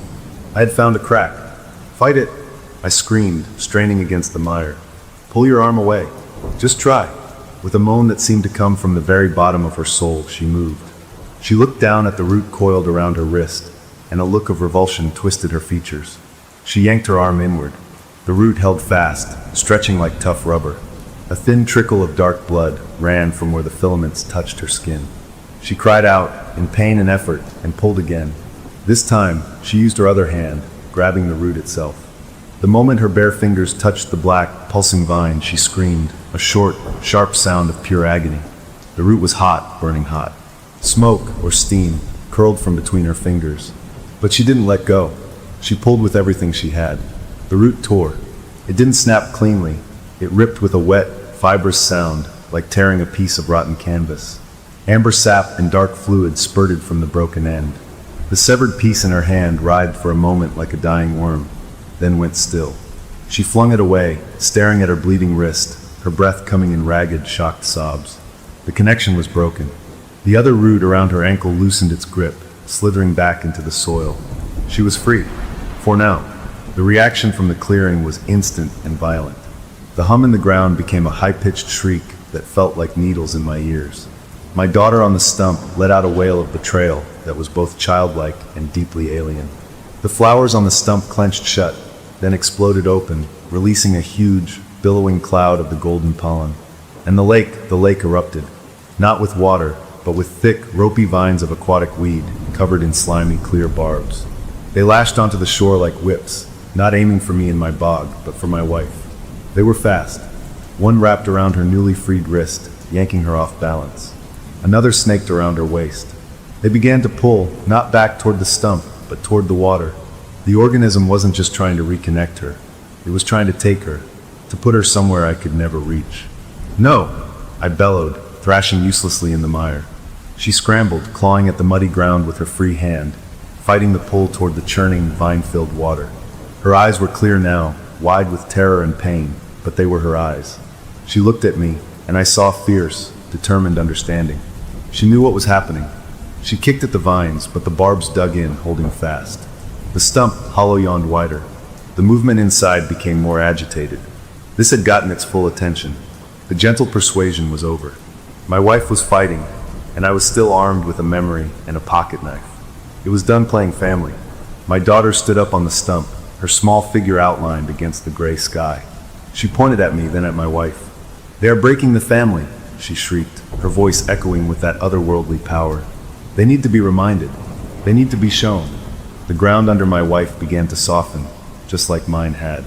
She was on the edge of the lake, and the earth turned to the same wet, sucking mire, trapping her legs just as the aquatic vines pulled at her upper body. She was being stretched, caught between two hungry elements of the same creature. I saw her face contort in a new kind of agony. The pocket knife in my hand felt useless, a toy against this kind of power. But it was all I had. I fumbled with my numb, muddy fingers, digging the small blade out of the handle. It was 2 inches long. Pathetic. I started slashing at the roots tangling around my legs under the water. The blade cut through them, but they were endless. For every one I severed, 2 more seemed to writhe up from the depths to take its place. I was cutting a forest, one thread at a time. I was making no progress. I looked at my wife, saw her sinking, saw the vines pulling her toward the dark water. I looked at the stump, at the dark hollow. My daughter was no longer looking at us. She had turned and was peering into the hollow, nodding as if listening to instructions. The direct assault was pointless. I had to think differently. This thing was a mind, a consciousness spread through the roots and the vines and the pollen. It was focused on us, on subduing us. What if I gave it something else to think about? What if I hurt it somewhere that mattered? My eyes landed on the fleshy, pulsing pink flowers. They were the source of the pollen, the source of the smell that drugged my wife. They were its weapons. Maybe they were also its senses. Without thinking, acting purely on a gut instinct of defiance, I reared back and threw my pocket knife. I didn't aim for my daughter. I aimed for the biggest cluster of flowers on the side of the stump. The little red knife tumbled through the air, end over end. It wasn't a good throw. I was chest deep in muck, my muscles cold. The knife didn't stick into the wood. It smacked sideways against a big, vena blossom and fell into the ring of white mushrooms at the stump's base. But the effect was immediate and dramatic. The flower it hit recoiled like a slapped face, clenching shut violently. A jet of that amber sap shot out from the impact point, arcing through the air. The whole stump seemed to shudder. My daughter stumbled, grabbing the edge of the hollow to keep from falling. The shrieking hum in the ground stuttered, dipped in pitch. For just a second, the pull from the vines around my wife slackened. She used that second. With a scream of pure effort, she twisted her body, ignoring the barbs tearing at her skin, and grabbed one of the lake vines with both hands. She didn't try to pull it off. She bit it. She sank her teeth into the slimy, ropey weed and bit down with everything she had. Dark, foul-tasting fluid filled her mouth, but she bit and ripped like an animal. The vine thrashed, loosening its grip. She spat, gagging, and scrambled backward, out of the mire at the lake's edge, crawling on her hands and knees toward the center of the clearing, away from the water, away from the stump toward me. She was free of the water, but we were both still trapped, wounded, and surrounded. The organism was wounded, too, and now it was furious. The brief moment of confusion was over. The stump stopped shuddering. The hollow seemed to grow darker, deeper. My daughter turned back to face us, and her face was no longer that of a child, or even an ancient being. It was a mask of cold, implacable hunger. The game was over. The invitation was rescinded. Now it was just about consumption. My wife crawled to the edge of the mire that held me, her hands and knees raw, her wrist bleeding, her mouth stained with the dark juice of the lake vine. She reached for me, our fingers stretching, only inches apart. The look on her face was no longer terror, but a furious, determined grief. We had broken the spell, but we were no closer to freedom. The organism, Mr. Hollow, was done asking. The pollen cloud hung over everything, a golden fog that promised peace, but now felt like a coming storm. The shrieking hum had settled into a deep, angry throbbing, like a giant, wounded heart buried under the forest. My daughter stood before the open hollow of the stump, her back to us, looking in. She was so still. The clearing itself seemed to be holding its breath. Then she turned around. Her face was calm again, but it was a cold, empty calm. All traces of the child were gone, erased. She was a vessel now, filled to the brim with something ancient and patient and very, very angry. "You hurt him," she said, her voice flat, carrying in the strange air. You don't understand the gift. You fight the love. So now he will show you. Not the dream, the truth. She stepped aside, gesturing to the dark hollow. Look? We didn't want to look, but we did. The inside of the stump was not empty. It was a nest, wet and pulsing. Thick, root-like cords, glowing with a faint, sickly greenish light, throbbed like arteries. Fungal threads, white and fuzzy, draped everything like a sinister lace. And cradled in the center of this wet web were shapes. Two human-shaped forms. They were made of densely packed moss, peat, woven roots, and patches of that same glowing fungus. One was larger, one was smaller. A man and a child. Their faces were smooth indentations, blank and featureless, but their positions, curled together, the larger one around the smaller, spoke of a horrible, eternal embrace. These were the previous family. The old man who had a heart attack. The lost hiker. Not buried. Not gone. Incorporated. Preserved in a mockery of life. Fed on by the roots, their memories and warmth slowly siphoned away over years to feed the consciousness of the clearing. This was the forever body it had promised. This was the end of the road. A cold so deep it burned swept through me, colder than the mire around my legs. This wasn't just death. It was erasure, followed by decoration. My wife made a small, choked sound beside me, her hand going to her mouth. The organism had shown us its work, and it was worse than any monster we could have imagined. My daughter, the thing wearing my daughter, spoke again, its voice softening into a horrible imitation of tenderness. See? There's room. You can be next to Mommy. He'll make you a new body that never gets cold or hungry. A forever body. You'll be part of the tree. You'll never be lonely again. The pull of the mire increased. The roots around my legs were no longer just holding me. They were tugging me with steady, immense force toward the stump. I was being gathered in. I looked at my wife. The fight had gone out of her eyes, replaced by a hollow, devastated acceptance. She had seen the future, and it had broken her. The pollen was thick in my nose, in my throat. I breathed it in, because I had no choice. This time, the memory it brought wasn't my treehouse. It was the hospital room, the first moment I held my daughter. The overwhelming, terrifying, perfect love that flooded me. The feeling that I would do anything, give anything, to keep this tiny, perfect thing safe. The organism was using my deepest love as the final bait. What if she's right? The thought slithered into my mind, soft and seductive. What if this is a better kind of love? No more fear of losing her. No more pain. Just together, forever, safe in the warm earth. The warmth of the memory spread, battling the cold terror. It would be so easy. To let go. To let the roots pull me in. To be with them always. My hand, almost of its own will, tightened around the only piece of reality I had left. The memory of the pocket knife I'd thrown, now lost in the mushrooms. The metal was gone, but the feeling of it, cold and hard and human, lingered in my palm. That feeling was a splinter in the warm, fuzzy dream the pollen was selling me. I looked from the moss bodies in the hollow, to my wife's broken face, to my daughter's empty eyes. Saving them didn't mean pulling them out anymore. It might mean something much worse. The organism saw my hesitation. A single thick root, as sharp and polished as a stag's antler tip, slowly pushed out from the heart of the hollow. It didn't point at me in threat. It extended toward me, slowly, offeringly. A clear, honey-colored drop of the amber sap beaded at its pointed end. Just a little taste, my daughter's voice cooed, a horrible parody of a child offering a candy. To help you decide, to help you understand the love. The root stopped, the sap dropped quivering, inches from my chest. The final offer. The warm memory of my newborn daughter wrapped around me, promising an end to all struggle. The cold, rotting reality of the moss bodies promised an end to everything else. My wife whispered my name, just once, a raw, broken sound. It wasn't a plea. It was a goodbye. That sound, her real voice cutting through the fantasy, was the anchor I needed. I made my choice. I didn't reach for the offered root. I didn't look at the hollow. I looked straight into the empty eyes of the thing wearing my daughter's face.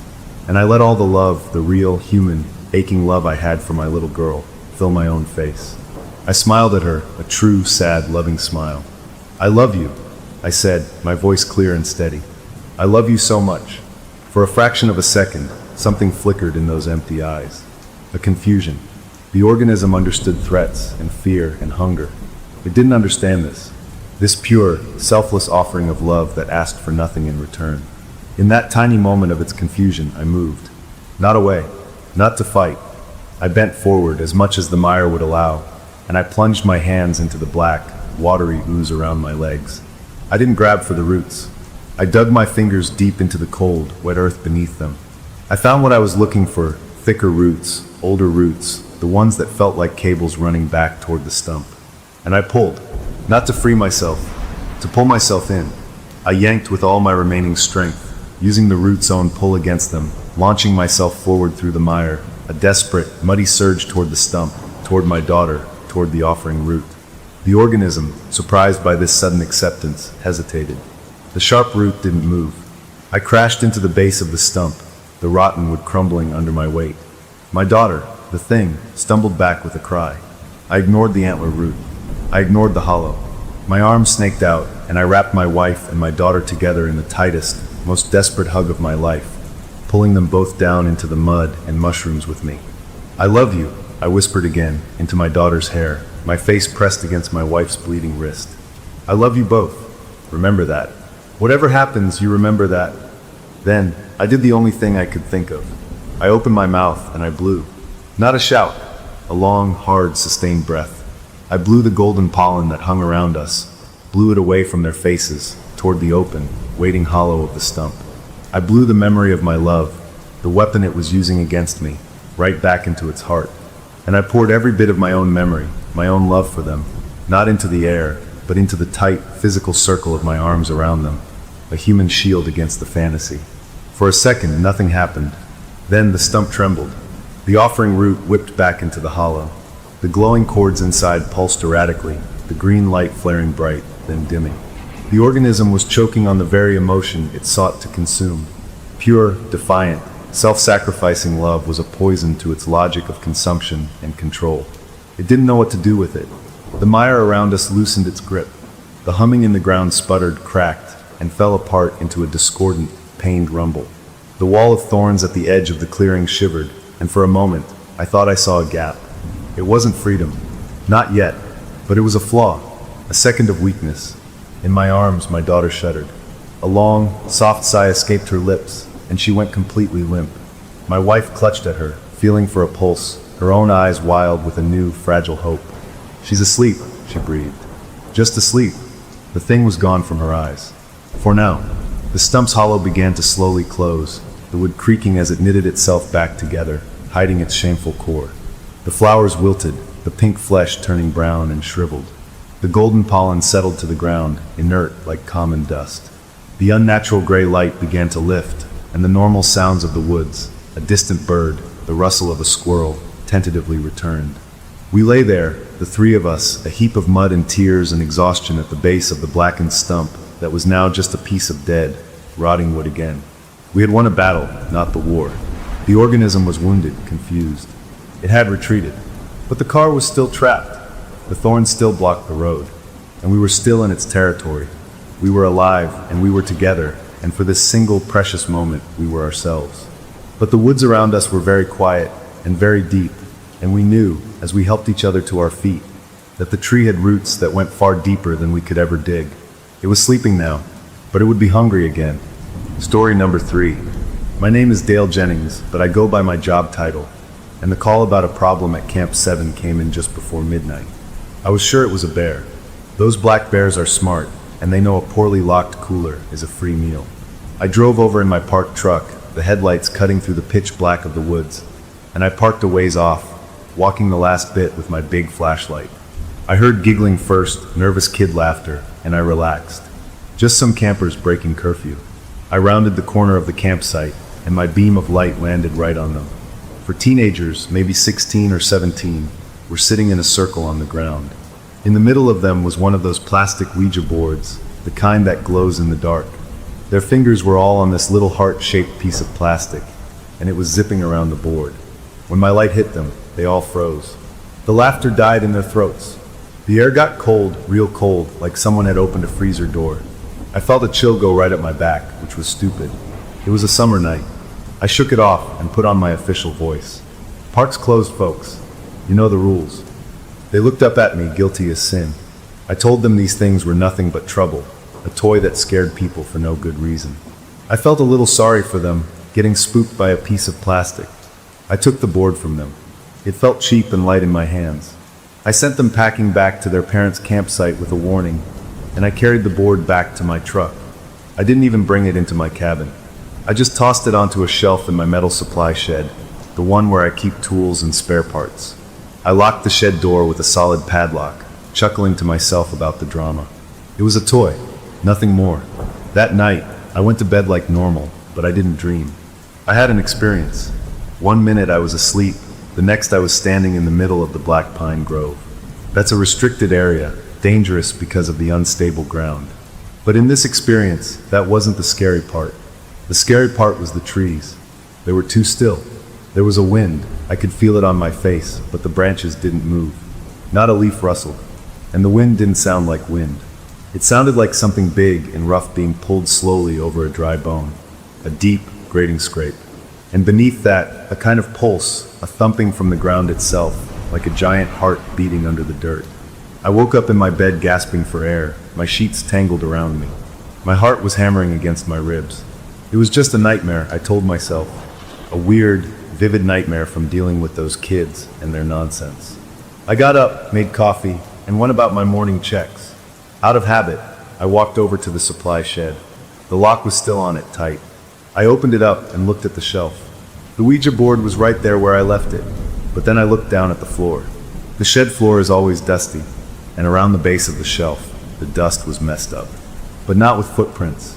It was this strange pattern, like a bunch of curved lines all sweeping in a circle around the shelf legs, as if something with a lot of thin, wiry limbs had walked around and around it. I stared at it for a long time. Probably a mouse, I thought. Or a big spider. Yeah, a spider made sense. I kicked my boot through the dust, wiping the pattern away, and closed the shed, telling myself I needed more sleep. For 3 days, nothing happened. I almost forgot about it. Then, on the 4th night, I didn't wake up in my bed. I woke up standing. My feet were freezing and sore. I was ankle deep in the icy water of Grizzly Creek, 2 miles from my cabin. I was only in my boxers and a t-shirt. My feet were cut up from walking over rocks and sticks, and they were caked in cold mud. The panic that hit me was pure and simple. How did I get here? I must have been sleepwalking. I'd never done that before in my life. The forest around me was quiet, the pale light of a half moon making the world look blue and black. I stumbled out of the water, shivering, and that's when I saw it. In the middle of the creek, on a flat, gray rock, was a pile of bones. They were clean and white, picked spotless. It was a fox, or what was left of one. But the bones weren't just scattered. They were arranged. Neatly. Too neatly. They were laid out in a complex, looping spiral pattern. A kind of twisting circle that made my head hurt to look at for too long. It was beautiful in a terrible, creepy way. Someone had done this. It had to be a person. Some kid with too much time and a morbid interest. That had to be it. The sleepwalking was stress, and this was a gross coincidence. A ranger who starts talking about spooky bones and sleepwalking gets a fast ticket to a desk job. So I didn't tell anyone, but a habit from my job kicked in. Evidence. Before my brain could talk me out of it, I pulled my work phone from the pocket of my wet boxers, thankfully still there, and I took pictures. Several of them, close up, making sure the spiral pattern was clear. It was just for my own curiosity, I thought. I needed to see it in the daylight. Then I used my boot to scatter the bones into the creek. They washed away, and I felt a little better. I started the long, cold, painful walk back to my cabin, my mind racing. Later that afternoon, I was at the main ranger station, trying to act normal. I remembered the park historian, a friendly guy who knew everything about the local tribes and the history of the area. I found him in his office, drinking tea and looking at old maps. I sat down and made some small talk, then casually pulled out my phone. "Hey, you ever seen anything like this?" I asked, showing him one of the bone spiral photos. His jovial face changed. The smile faded away, and his eyes got serious. He took the phone and zoomed in, scrolling through the pictures. He didn't speak for a full minute. "No," he finally said, his voice quieter than before. "That's new. It doesn't match any local tribal art I know. It looks like a language, a written language, but not one I can read." He handed the phone back to me and looked out the window. "Where did you say you found this?" I lied. I said a hiker reported it, and I went to check it out. He just nodded slowly, not looking at me. I left his office feeling worse than when I went in. I got back to my own little office and tried to focus on paperwork. An email popped up on my screen. It was from the historian. The subject line just said, "Where did you take these?" The body of the email was empty except for a web link to something called an academic paper on eco-linguistics and parasitic symbol sets. I didn't click it. I wasn't ready for that. Then my park radio crackled to life on my belt. It was dispatch. Their voice was all business. "Ranger Dale, be advised. We have a missing person report. A hiker on the Grizzly Ridge Loop failed to check in this evening. He's experienced, so we're initiating a search at first light. Stand by for your assignment." I looked down at my phone, still open to the picture of the white bones on the gray rock. A spiral message from something I didn't understand, taken just a few miles from where that hiker was last seen. The coincidence felt like a cold stone dropping into my gut. I had a very bad feeling my sleepwalking days were not over, and that the forest was just starting to talk back. The missing hiker's file was on my desk the next morning. He was an experienced backpacker, which made it more serious. He knew the rules.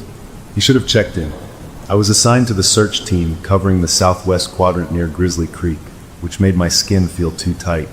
His girlfriend was at the station, her eyes red from crying. A deputy was taking her statement, and I stood nearby, listening. She was describing him, what he was wearing, his gear. Then she mentioned a tattoo. "It's on his left forearm," she said, sniffling. "A geometric design, like interlocking triangles and lines. He designed it himself. It's unique." She showed the deputy a photo on her phone, a picture of the two of them smiling somewhere sunny, his arm around her. The deputy nodded and wrote it down. I glanced at the photo. From my angle, I could see the tattoo. A jolt went through me, a sharp, electric feeling that started in my chest and shot down to my fingers. I'd seen that design before. I knew I had. I made an excuse and walked quickly outside to my truck. My hands were not steady as I fumbled with my own phone, pulling up the pictures of the fox bones from the creek. I zoomed in on the center of the spiral pattern. It wasn't a perfect copy, but it was close. Too close. The central knot of the bone arrangement, the way the lines twisted and locked, was almost the mirror image of the hiker's tattoo. My breath caught in my throat. This wasn't a coincidence. The pattern I'd made in my sleep, or that something had made me make, wasn't random art. It was a sign, a marker. It was his signature, written in bones by my own hands. A sick, hot wave of guilt washed over me. I felt connected to this stranger's disappearance in a way that made no sense and filled me with a deep, cold dread. Before the search teams mobilized, I had to know.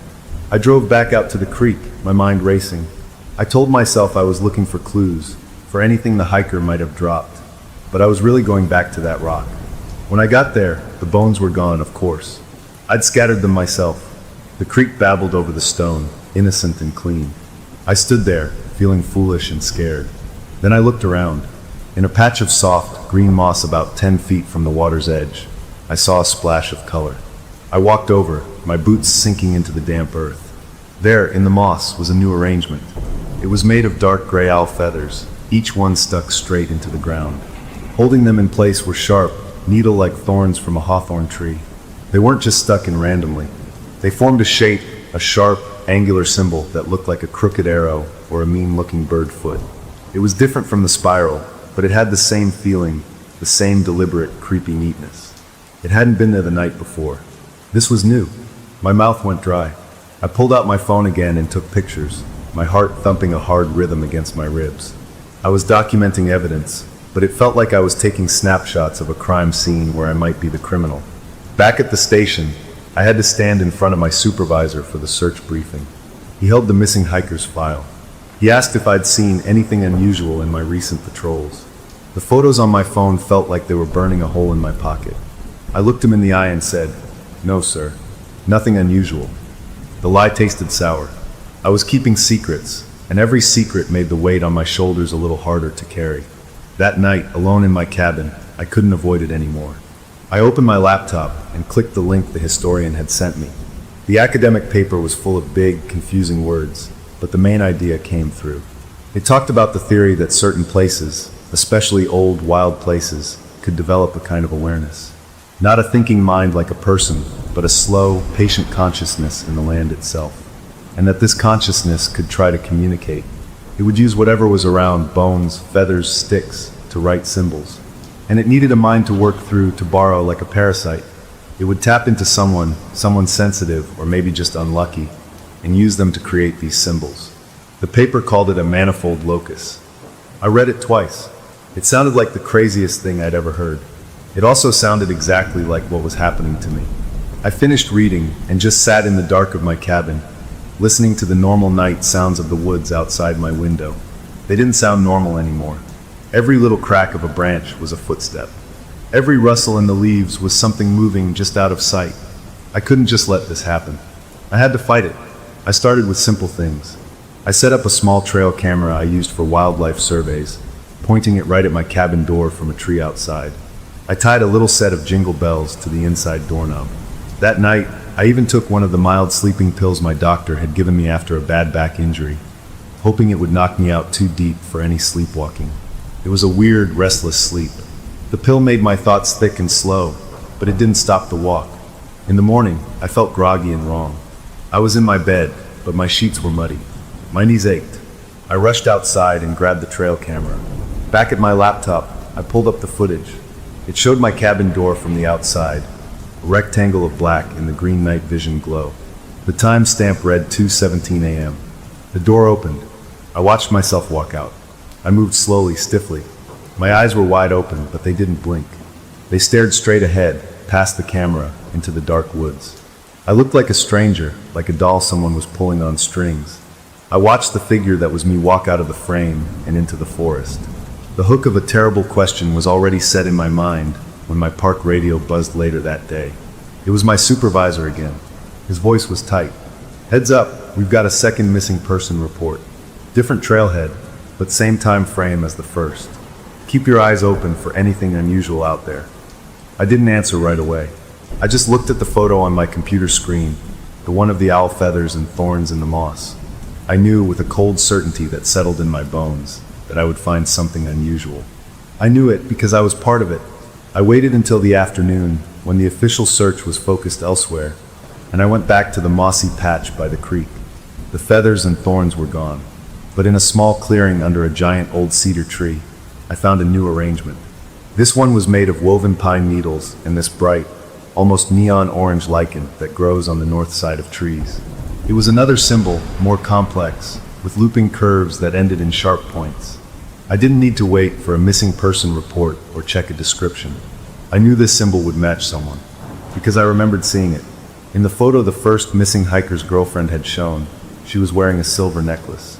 And pressed against her shirt, right near her collarbone, was a pendant shaped exactly like the symbol now woven on the ground in front of me from Forest Things. The land wasn't just talking. It was making a list, and I was its messenger. Rational methods had failed. The bells, the camera, the pills, none of it worked. I was still walking, still making those horrible symbols for something in the woods. I felt like I was drowning, and I needed an anchor, something physical and real to hold me down. So I drove to a hardware store in the next town over, a place where nobody knew me. I paid in cash. I bought a 6-foot length of thick logging chain, the kind used to pull stumps, and a hardened steel padlock that looked like it could survive a bomb. That night in my cabin, I felt a mix of shame and desperation. This was crazy. This was what crazy people did. But I was out of options. I wrapped one end of the chain around the solid oak post of my bed frame, a post as thick as my leg. I wrapped the other end tight around my right ankle, just above the boot. The metal was cold against my skin. I clicked the padlock shut, testing it. It held firm. The chain was short enough that I could roll out of bed, but I couldn't stand up. I couldn't walk. I lay back down, the chain a cold, hard lump under the blanket. The last thought I had before closing my eyes was that this was the bottom, the final proof of my own madness. But at least I wouldn't wake up somewhere else. I was wrong. I didn't wake up to the chain holding me. I woke up to the sound of Jay's screaming, a harsh, scolding sound that means dawn is close. I was standing up. My feet were on cold, gritty rock. A fierce wind was whipping my hair and my t-shirt, pulling at me. I blinked, disoriented. I was at the very edge of Devil's Drop. It's a 300-foot sheer cliff on the eastern ridge, a place with warning signs and a safety fence that tourists sometimes ignore. I was outside the fence. My toes were right on the lip of the cliff. One small stumble, and I would fall into empty space. A dizzying wave of terror washed over me, and I stumbled backwards, falling hard on my backside on the rocky ground, scrambling away from the edge. My heart was a frantic drum in my ears. That's when I felt the pain in my ankle. It was raw and burning. I looked down. My ankle was wrapped in a torn piece of my own sheet, stained with blood and dirt. The chain was gone, but between me and the cliff edge, placed carefully on a flat stone, was a new arrangement. It wasn't made of bones or feathers. It was made of broken sticks, little snapped ends of pine and fir, arranged in a harsh, jagged symbol.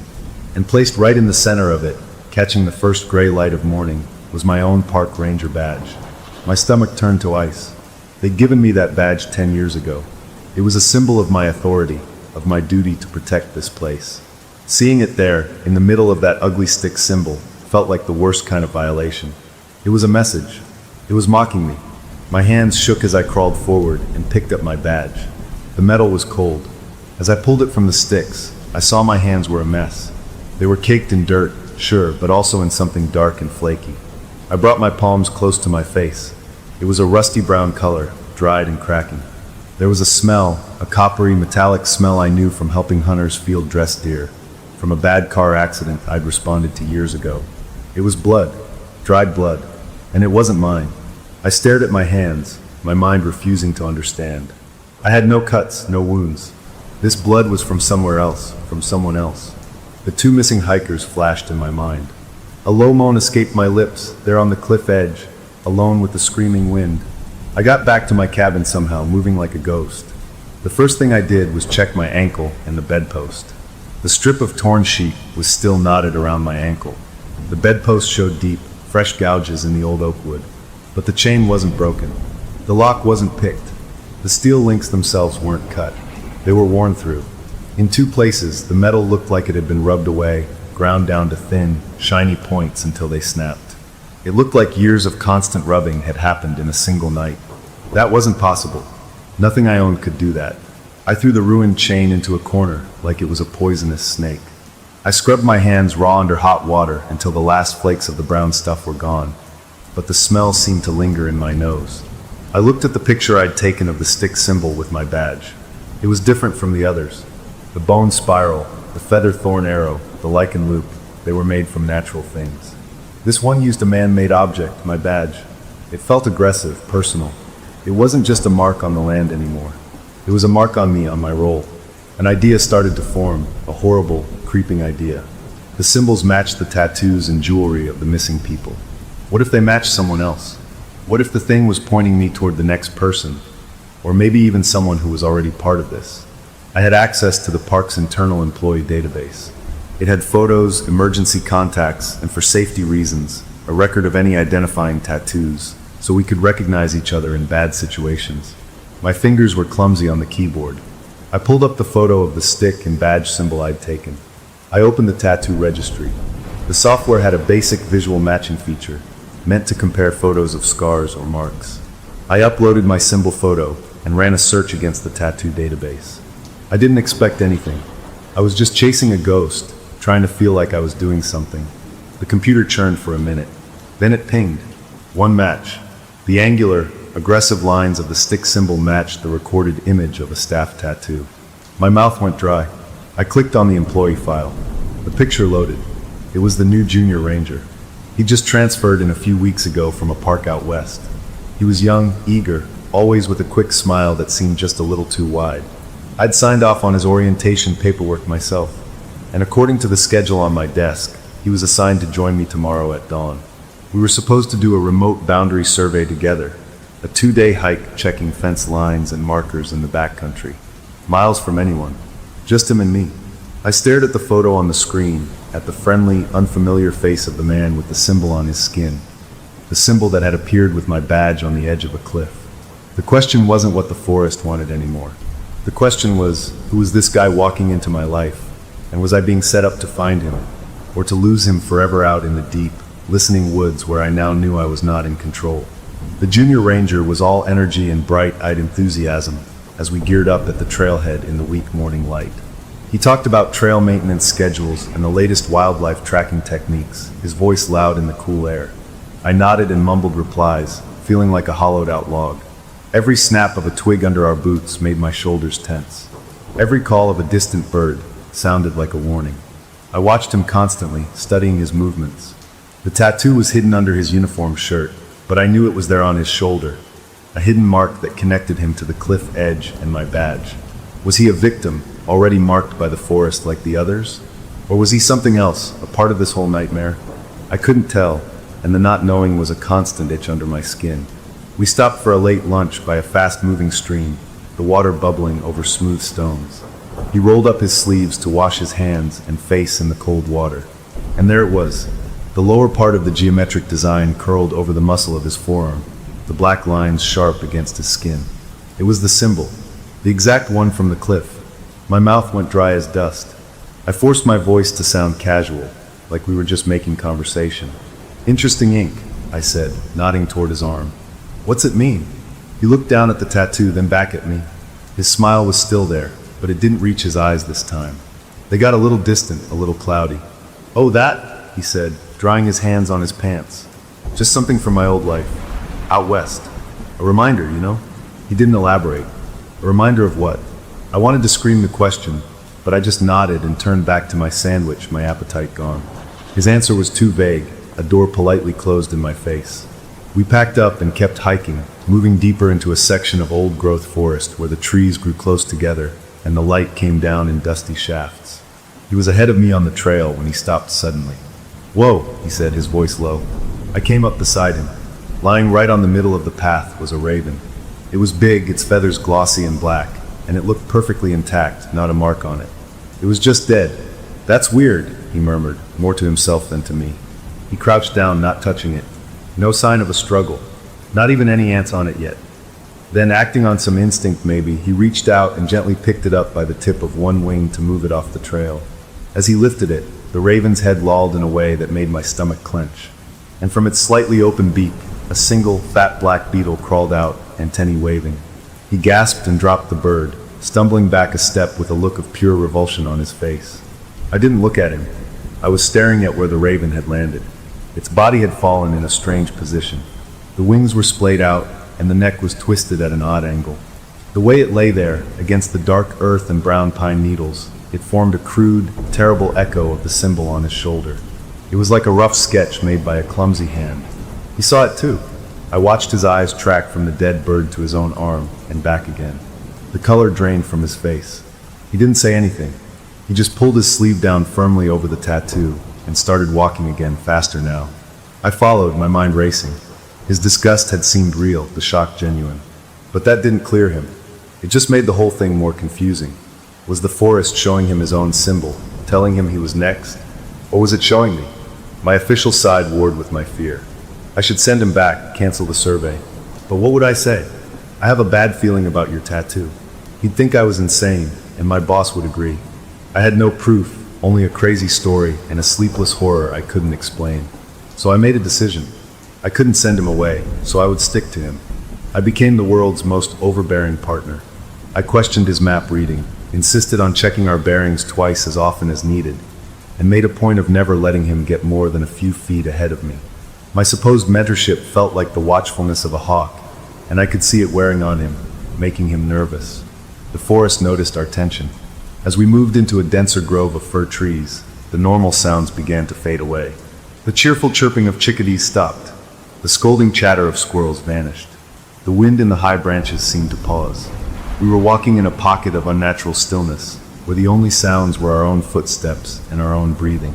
He felt it too. He slowed down, looking around, his eyes wide. "Spooky," he whispered, and his hand came up, fingers pressing against his shirt right over the tattoo on his shoulder, like it was aching. The quiet was so complete it felt like a held breath. Then it broke, not with a gentle return of birdsong, but with a violent, crashing sound in the thick brush to our left. It was big, too big for a deer, a solid body shoving through young trees and snapping branches. We both froze, our hands going to the bare spray on our belts. We stood back to back, turning slowly, scanning the green wall of leaves. Then from our right side, from a cluster of rocks we'd passed just minutes before, came a new sound. It was clear and sharp in the weird quiet, a rhythmic, grinding scrape, the sound of stone being dragged slowly, deliberately, over something hard and dry. It was the sound from my first nightmare, the sound I'd only ever heard in my sleep. Scrape, pause, scrape, pause. This time I wasn't dreaming, and from the way his head snapped toward the sound, his eyes wide with a terror that mirrored my own, I knew he could hear it too. The thing in the woods wasn't just in my head anymore. It was here with us, and it was making sure we both knew it. The junior ranger's face went the color of old paper. "What the hell is that?" he whispered, his voice cracking on the last word. The scraping sound wasn't distant or fuzzy like in a dream. It was crisp, present, moving in a slow circle just inside the wall of trees around us. Hearing it with my own ears, wide awake, with another person to confirm it, didn't bring relief. It made the terror real, solid, and infinitely worse. The validation was a cold anchor in my gut. The crashing in the brush had stopped, but the grinding scrape kept its steady, horrible rhythm, a malicious heartbeat for the forest. We had to move. "This way," I hissed, pointing toward what should have been a small clearing to the east. We started walking, trying to be quick but quiet, our heads swiveling like owls. But the trails didn't make sense. A big pine tree with a familiar lightning scar I'd used as a landmark for years was suddenly on the wrong side of the path. My GPS unit, clipped to my pack strap, flickered and went dark. When I pulled out my old-fashioned compass, the needle spun lazily for a few seconds before settling, pointing in a direction that my map said should lead us straight into a swamp we'd already passed. The park I knew better than my own neighborhood had turned into a funhouse maze. "Are we lost?" he asked, his voice tight. I didn't want to admit it. "Disoriented," I said, the official word feeling foolish. "We need high ground." We pushed through a tangle of young fir trees, branches whipping at our faces. Under the palpable, pressing dread, something in me broke. I couldn't carry the whole secret anymore. "This has happened before," I said, the words tasting strange. Not the sound, but this feeling of being turned around. The land gets confused. I was admitting failure, and it made me feel naked. But I saw a flicker of something in his eyes. Not judgment, but a desperate kind of recognition. He didn't question me. He just nodded, trusting the broken guide. Pushing through a final thicket of brush, he suddenly stopped and bent over, hands on his knees, breathing hard. When he looked up, his eyes were wild. "It's following me, isn't it?" he gasped. The words tumbled out of him in a rushed, panicked stream. He told me he got the tattoo after a terrible season fighting wildfires out west. Not after a fun trip, but after months in the smoke and ash. He said he saw things in the smoke, shapes that didn't belong. He heard voices that weren't from his crew, whispers that said the forest would remember him. He thought it was just stress, just his mind cracking a little from the heat and the fear. He came here to this green, wet, different forest to escape it, to forget. He looked at me, his face a mask of young, raw fear. "I let it here, didn't I? I brought it with me." In that moment, our roles completely flipped. He was the terrified victim, sure he'd summoned a monster. And I, despite my own bone-deep fear, became the protector. My own terror got shoved into a locked box. My job was to get him out. That simple, clear purpose cut through the confusion like a knife. "No," I said, my voice firmer than I felt. "You didn't lead anything anywhere. This place, it was already here. We're gonna be okay. We just need to get to the old fire lookout road. It's a straight shot out." It was a lie, a calculated one, but it worked. He straightened up, clinging to the hope in my words. We kept moving, no longer trying to be quiet, just trying to make distance. The scraping sound faded behind us, but the forest didn't return to normal. We found a stretch of the trail that was muddy from a recent spring. There were our own boot prints, clear and sharp, and beside them something else. Long, shallow grooves in the mud, like something with a lot of weight had been dragged. And in those grooves, every few feet, were deep, round punctures, holes punched down into the earth as if something walking on stilts made of sharpened sticks had stepped alongside us. We stared at the tracks, then at each other, and without a word started to jog. The trees began to thin. We saw a break in the green ahead, a strip of gray gravel. We burst out of the woods onto the old fire lookout road, a ragged cheer catching in my throat. The road meant vehicles. It meant a way out. And there, parked about 50 yards down the road, was a green Park Service truck. The relief was so powerful it felt like a physical warmth.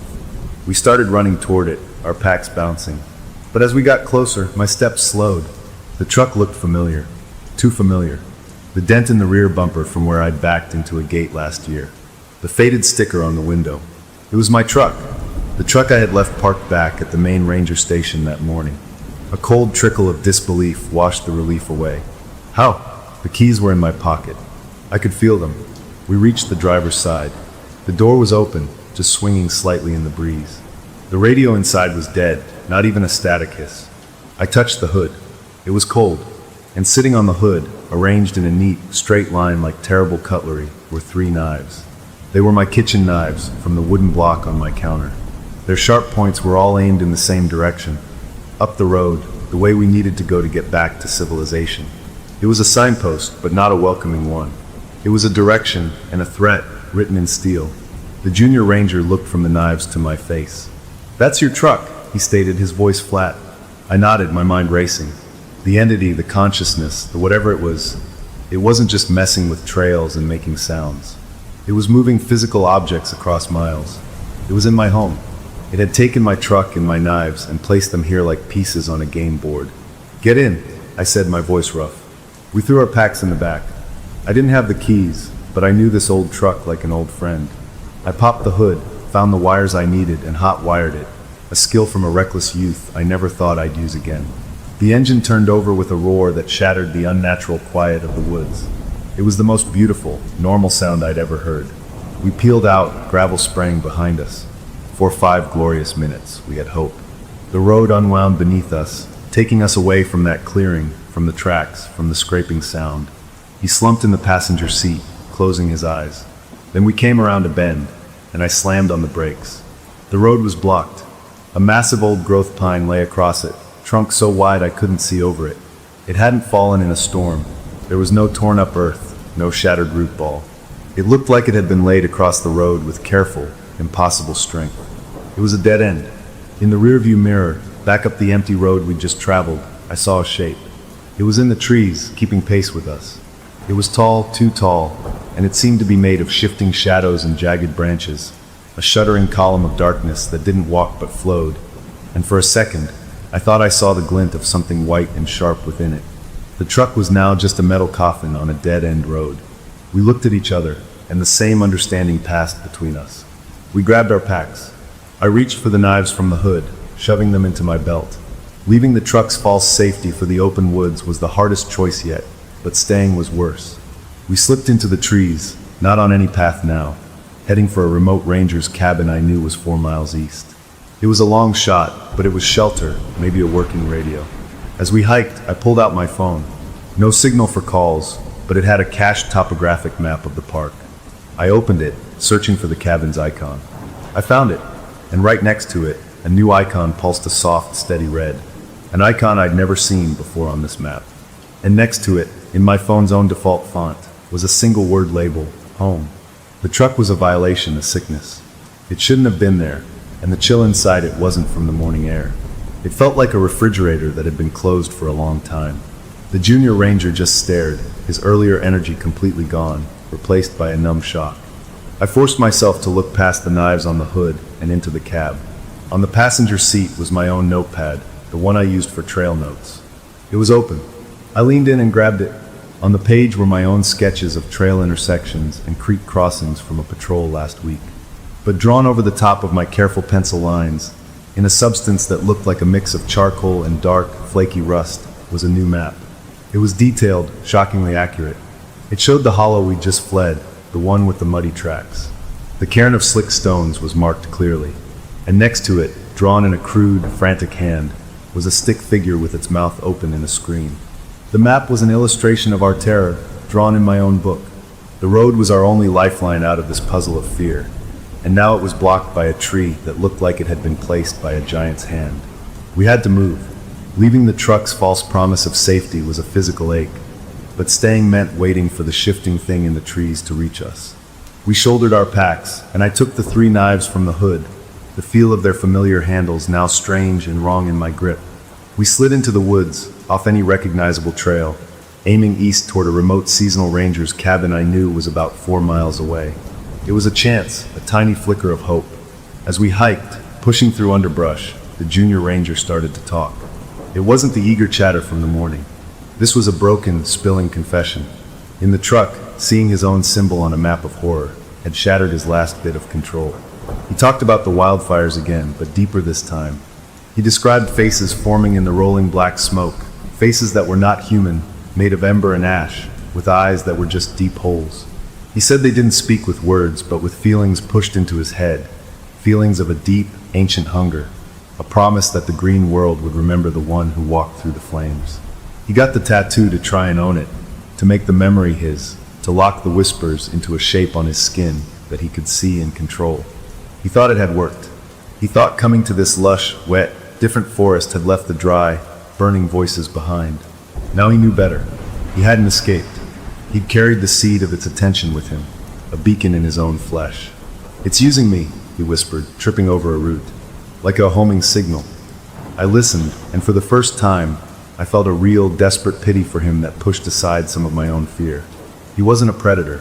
He was prey, just like I was, but he was marked in a way I wasn't. To keep him moving, to keep him from just lying down in the ferns and giving up, I lied. I put a confidence in my voice I didn't feel. "That cabin has a hardline radio. It's got supplies. We get there, we call for a helicopter extraction. We're gonna be okay. This is just bad luck, a fallen tree. We can hike this." He nodded, clinging to the plan because it was all he had. I sounded sure. Inside, I was hollow. I was leading us to a dot on a map that my phone now called home. The word pulsed in my mind with every step. We hiked for what felt like hours, the day wearing on toward late afternoon. The light under the trees grew gold and long. We were both exhausted, scratched up, and jumping at every little sound. My phone's battery was low, but I checked the cached map again. The cabin icon was close. We pushed through a final stand of young hemlocks, and there it was. A small, sturdy log cabin with a stone chimney. And from that chimney, a thin, gray curl of smoke rose into the still air. A light glowed softly in one of the small windows. Shelter, warmth, another person. The relief was so immense it felt like a punch. We stumbled out of the trees and across the small clearing toward the cabin. I could see a figure moving inside, past the window. We reached the wooden door. I raised a hand to knock, ready to call out a warning, to explain our desperate situation. But before my knuckles touched the wood, the door swung open. The man standing there was the park historian, the one who had identified the bone symbol from my first photo. He was holding a mug of something steaming. His face, lit from behind by the fire, broke into a warm, wide, welcoming smile. He looked from my terrified face to the junior ranger's pale one, and his expression softened with what looked like genuine concern. "Boys," he said, his voice calm and familiar, "I was hoping you'd find your way here. Come in, come in. You look like you've seen a ghost." He stepped back, holding the door open wider. The warmth from inside poured out, smelling of wood smoke and coffee. It was the most normal, comforting smell in the world. He gestured us inside with a friendly wave of his hand. "This," he said, his smile unwavering, "is the only safe place tonight." The cabin was a pocket of impossible normalcy. A fire crackled in the stone hearth, casting dancing light on log walls covered in old maps and framed historical photos.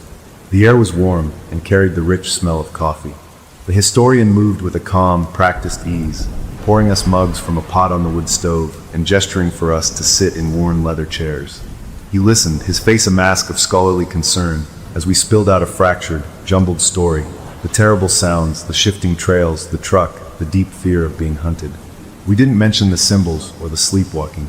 Those were still my secrets. He nodded along, sipping his coffee, as if we were describing a fascinating weather pattern. When we finished, he set his mug down with a soft click. "You're not being followed," he said, his voice gentle, like a teacher explaining a difficult concept. "You're being curated." The word hung in the air. He leaned forward, the firelight glinting in his glasses. He explained that his real work wasn't just about old legends. It was about tracking active phenomena, what he called manifold loci, places where the land itself had developed a kind of patient, hungry awareness. This forest, he believed, was one of the strongest in the country. It wasn't evil in a human way, he said. It was more like an artist or a composer. It sought specific kinds of stories, specific flavors of experience, tragedy, fear, resilience, despair. It used sensitive people as its instruments, as brushes and ink. People like me, the dedicated protector, bound by duty. People like the junior ranger, scarred by elemental fire, branded with a mark of that trauma. We weren't victims of random hauntings. We were ingredients. The missing hikers, he suggested with a sad shrug, were rough drafts, early attempts to get the flavors right. "It's composing a master work," he said, his eyes moving between us. "A confluence, a perfect moment of intertwined terror and sacrifice that will deepen its presence, its power. It wants you both together, here, now, to finish the piece." His explanation was horrifying, but it also made a terrible, logical sense. It fit every twisted piece of the puzzle. The bone spirals, the feather arrows, the stolen badge, they weren't random messages. They were sketches, practice runs for the final painting. And we were the central figures. A cold clarity washed over me, but with it came a sharp detail. As he spoke, my eyes, trained to notice things, drifted to the thick wooden mantelpiece over the fire. I'd thought the carvings there were just frontier doodles, initials and dates. But in the flickering light, I could see their true shapes. They were symbols. Clean, elegant, carefully carved versions of the jagged stick and badge symbol I'd found on the cliff. These weren't old. The wood inside the cuts was still pale, fresh. He wasn't a researcher studying this from a distance. He was a curator, a fan, a groundskeeper for the entity's gallery. My skin began to crawl. I looked at the coffee mug in my hand. The warmth that had been so comforting now felt like a trap. I took a small sip, just to be polite, but the bitter taste seemed wrong. I felt a heaviness start in my limbs, a distant, fuzzy feeling, like I was listening to him from underwater. I saw the junior ranger slump a little in his chair, his eyelids fluttering. He tried to lift his mug again, but his hand wobbled, spilling a little on his pants. He didn't seem to notice. The historian watched us, his earlier smile now soft and pitying. "It's all right," he said, his voice soothing. "The process requires a certain pliability. The composition must be guided. Rest now. The final act demands your full participation, unclouded by panic." The truth crashed into my slowing mind. He wasn't offering sanctuary. He was preparing the canvas. He was the one who had guided everything. He'd probably found that stupid Ouija board and left it for the kids, knowing it would draw my attention, knowing a ranger would confiscate it, a man of order touching a tool of chaos. He'd fed me the academic paper to shape my understanding, to make me a willing participant in my own unraveling. He had steered the junior ranger's transfer, maybe even suggested the patrol pairing. He was the conductor, and we were the orchestra, playing a song written by the woods. The room began to tilt. The firelight blurred into a warm, orange smear. The historian stood up and walked away from us, toward the cabin's small, dark bedroom. From that open doorway, the familiar sound began. Not from outside, but from inside the house. The rhythmic, grinding scrape of stone on bone. It was closer now, more present than it had ever been in the forest. It echoed in the small space, vibrating in my teeth. The historian stopped at the threshold of the dark room and spoke, not to us, but to the sound. His voice was low, reverent, full of a terrible pride. "They're ready," he whispered into the darkness. "The canvas is prepared." Then the blackness behind my eyes swelled up, not as sleep, but as a chemical sinking, and the last thing I heard was the scrape, scrape, scrape, moving out of the bedroom and into the room with us. I didn't wake up from sleep. I swam up from a thick, chemical darkness, fighting my way back to feeling. The first thing I felt was the smell. It was the smell of my own supply shed, of damp earth and old wood, mixed with a sharp, clean scent like ozone after a lightning strike, and under it all, a sweet, cloying smell of something rotten and old. My back was against the ground, and I could feel every little pine needle and small rock pressing into me through my shirt. I couldn't move my arms or legs. They felt like they were wrapped in invisible rope, pinned to the earth. I managed to turn my head to the side. The junior ranger was lying next to me, his eyes wide open, staring at the sky with pure, frozen terror. I could see the rapid flutter of his pulse in his throat. We were in the middle of a large, flat clearing under a moon so full and bright it looked like a blind, white eye staring down, washing the world in pale, cold light. This place wasn't on any map. The trees formed a perfect, dark circle around us, a wall of black. And surrounding us, arranged in a wide ring, was the exhibition. It wasn't just one symbol anymore. It was all of them and more. The fox bones were there, woven into a larger, more complex spiral with crow feathers and bits of shiny quartz. The owl feathers and hawthorn thorns formed one point of a giant star. The bright orange lichen and pine needles made up another. My 3 kitchen knives were stuck into the earth, forming a sharp triangle. I saw a familiar hiking boot, a dented water bottle, things that must have belonged to the missing hikers. Every piece of horror from the last weeks was here, assembled into a vast, intricate mural of disaster, a museum of pain curated by the forest. And we were the centerpiece, the living statues in this open-air gallery.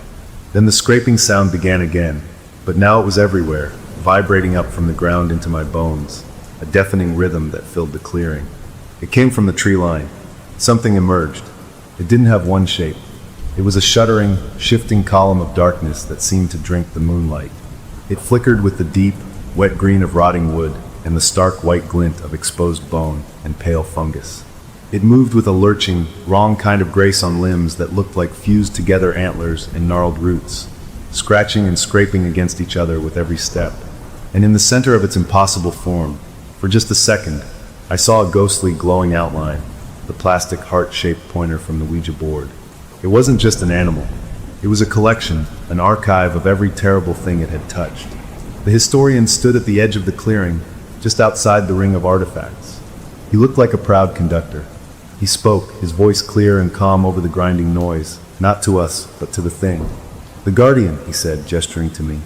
Bound by duty, broken by his own authority. He gestured to the junior ranger.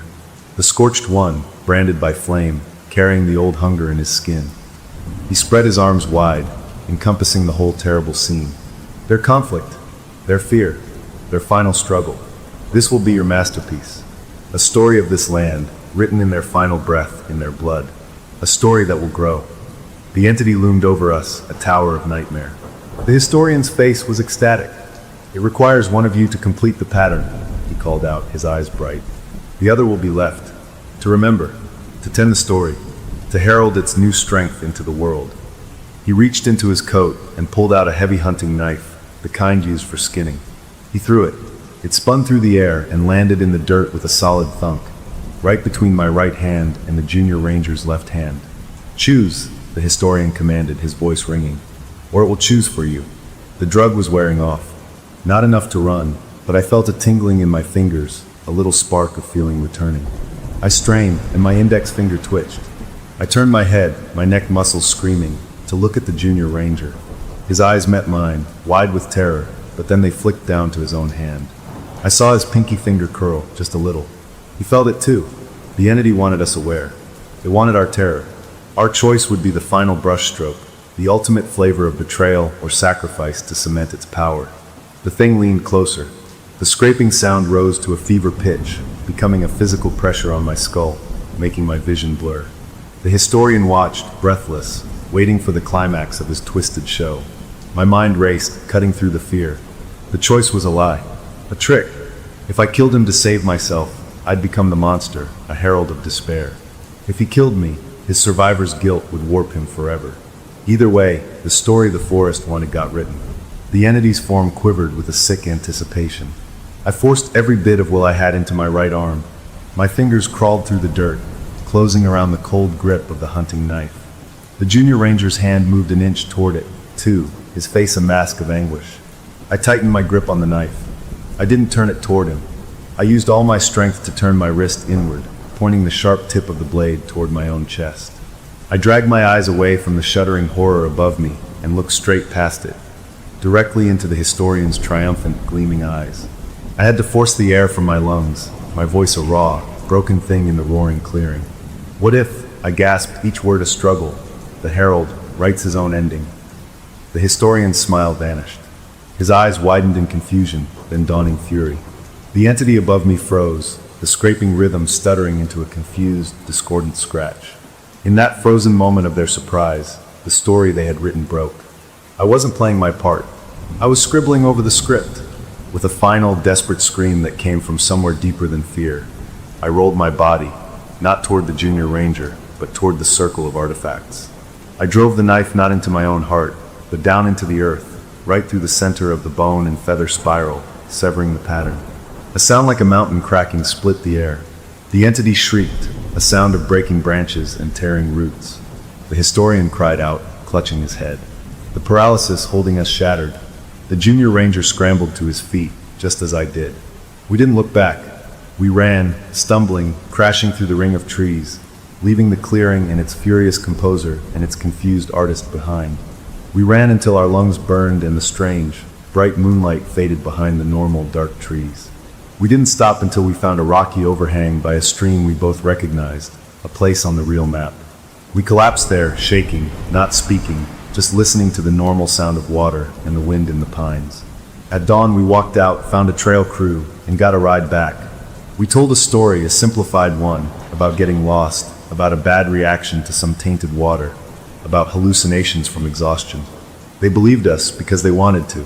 The official search for the missing hikers was scaled back, turned into a recovery operation. The historian submitted his retirement papers the next week, citing health reasons. I never saw him again. The junior ranger transferred out, going somewhere flat and dry and far from trees. I stayed. This is my place.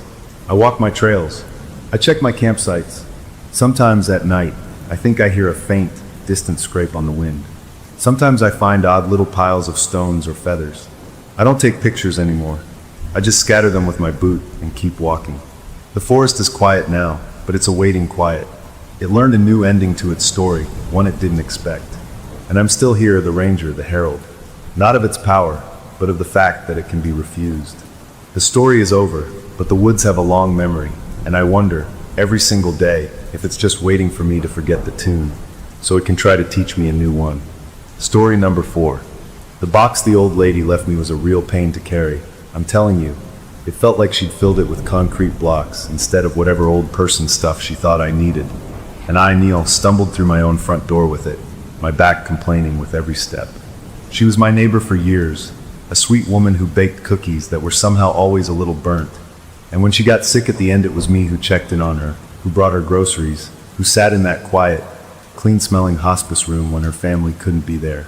So when she passed and her daughter handed me this heavy cardboard box saying, "Mom wanted you to have some personal things," I couldn't say no, even though I didn't want any of it. Grief is heavy enough without adding literal weight to it.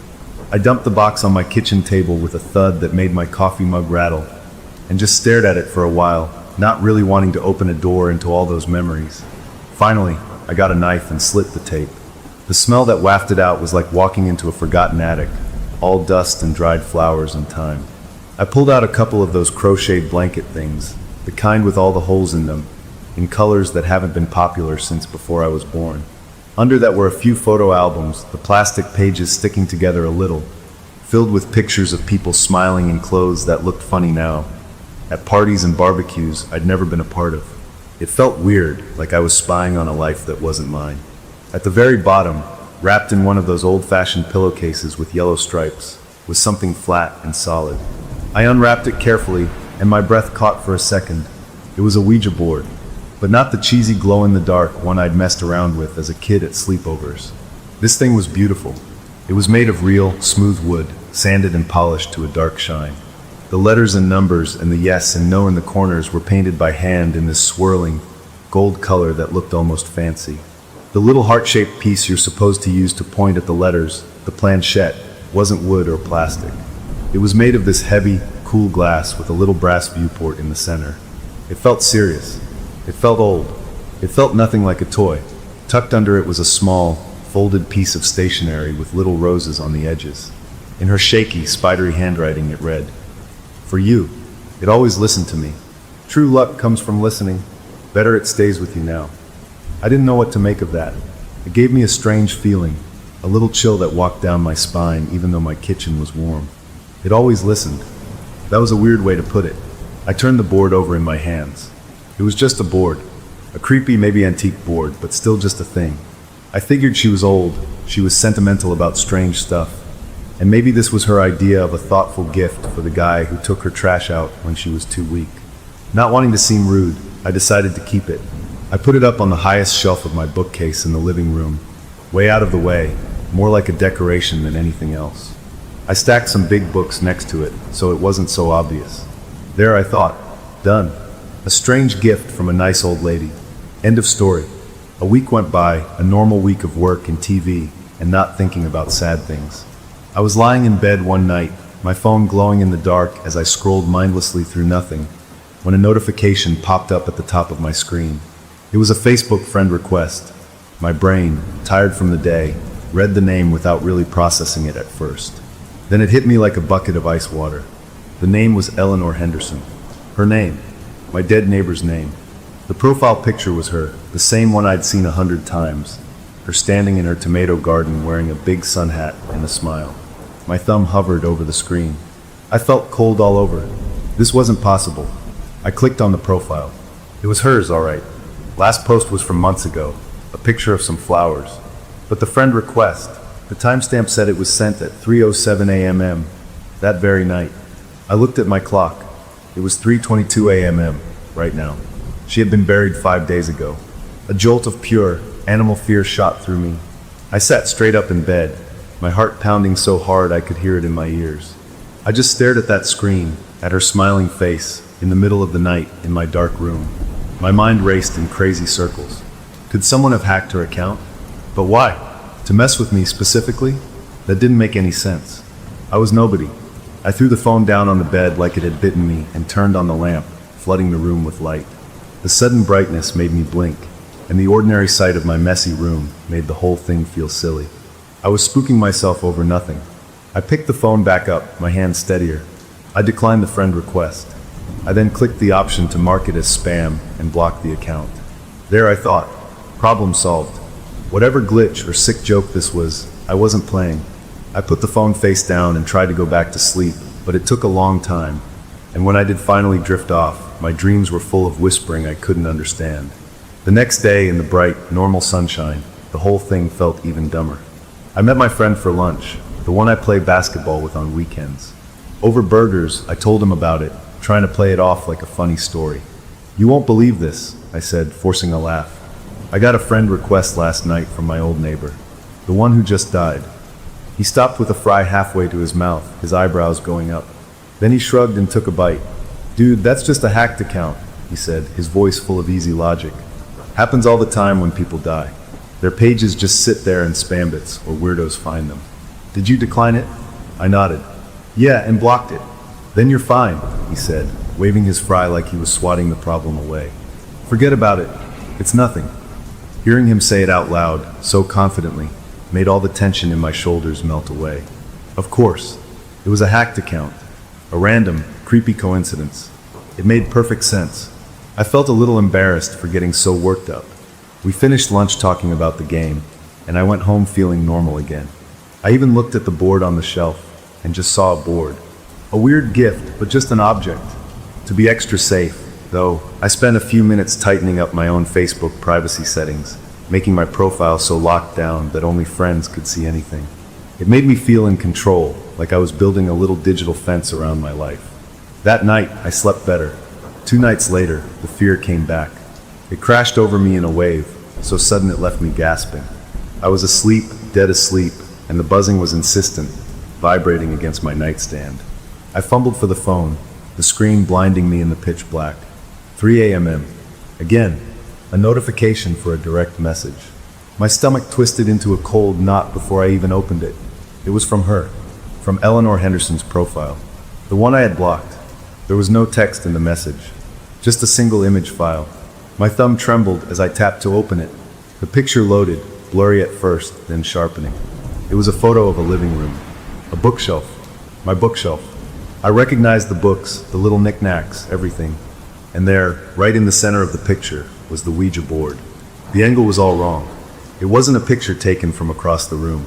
It was taken from near the hallway, like someone was standing just inside my living room, pointing their phone at my shelf. I made a sound, a kind of choked gasp, and threw the phone. It hit the wall with a thump and fell to the carpet. I scrambled out of bed, turning on every light as I went, my breath coming in short, sharp pants. I grabbed a baseball bat from my closet and checked every room, every closet, behind every door. The house was empty. The doors were locked. The windows were shut. I was completely alone. But someone or something had been in my house. They had taken a picture, and they had sent it to me from the account of a dead woman. I didn't sleep the rest of the night. I sat on my couch with all the lights on, the bat across my knees, staring at the board on the shelf. It didn't look beautiful anymore. It looked like a door, and something had just knocked. As the first gray light of morning finally crept through the windows, a terrible, sinking realization settled in my gut. This was not a hack. This was not a coincidence. This was a message, and the message was clear. I'm not out there. I'm in here. The board sat silent on the shelf, but the question it asked was louder than any scream. What did it want with me? I spent the whole next day in a fog, jumping at every little noise my house made. The photo on my phone was real. I checked it 100 times, zooming in on the details of my own bookshelf, the grain of the wood, the spine of a specific book I knew was there. It was my living room, no doubt about it. The angle proved someone had been standing inside my home. I changed all the locks myself, my hands clumsy and sweating, even though there were no signs of a break-in. I bought window alarms, little shrieking magnets you stick on, and put them on every single window. I felt like I was fortifying a castle against something that could already walk through walls. I called a friend, the one who knew about tech stuff, and asked him in a voice I tried to keep calm if a blocked person could still send you photos. He said no, not unless they made a brand new account, but then they'd have to find me again, which would be tricky if my privacy settings were tight. He asked why, and I made up a lame story about an ex, my face burning with the lie. The board still sat on the shelf. I couldn't bring myself to touch it. It felt like looking at a hornet's nest. Disturbing it might make everything worse.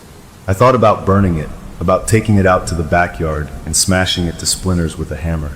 But a deep, superstitious dread held me back. What if breaking it was what it wanted? What if that opened something? I was so tired from no sleep that my eyes felt full of sand. That night, I decided no more messing around. I took a sleeping pill, one of the strong ones from when I had a toothache, hoping it would knock me out so completely that not even a marching band in my bedroom could wake me.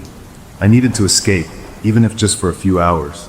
The pill pulled me under fast, a thick, black curtain dropping over my mind. I woke up feeling wrong.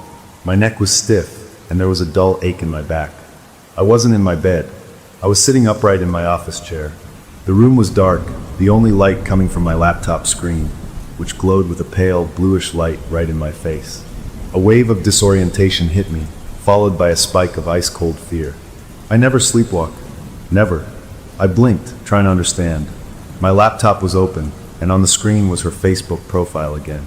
Not a notification, but the actual profile page, like I had pulled it up myself. And in the search bar at the top of the screen, clear as day, was a line of text I had not typed. It said, "How to remove a spiritual attachment from an object." My blood turned to slush in my veins. I just stared, my brain refusing to work. Did I do this? In my sleep? I must have. I had to have. There was no other explanation. But the words were so specific, so terrifyingly on point. I felt a sick curiosity mix with the dread. My hand, moving almost on its own, reached for the touchpad. The cursor moved to the message box on her profile. My fingers settled on the keys. I didn't want to do it, but I couldn't stop myself. It was like watching a movie of my own hands. I typed 3 words. "Are you there?" I hit send. The reaction was instant. The little icon showing the message had been seen popped up immediately. Then those 3 little dots appeared, bouncing, showing someone was typing a reply. I couldn't breathe. A reply came through. It said, "I'm here. The door is stuck. Help me." A whimper escaped my throat. I looked at the timestamp on the message. It said 4:04 a.m. I looked at the clock in the corner of my laptop screen. It said 4:07 a.m. The message was sent 3 minutes ago. 3 minutes before I even woke up and found myself here. Logic shattered. This wasn't sleepwalking. This was something else. Panic exploded in my chest. I slammed the laptop shut, so hard the sound cracked through the dark room. I stumbled to the light switch, flooding the office with light, my heart hammering against my ribs. I was alone. I was always alone. But I wasn't in control. Something was using me like a puppet when I was asleep. The sleeping pill was supposed to stop that, but it just made me an easier target, a deeper sleeper for whatever this was to take the wheel. I spent the rest of the night wide awake, drinking coffee I didn't need, my nerves jangling like loose wires. When the sun finally came up, it felt fake, like a painted backdrop. I dragged myself to the kitchen to make more coffee, my body aching with exhaustion. That's when I saw it.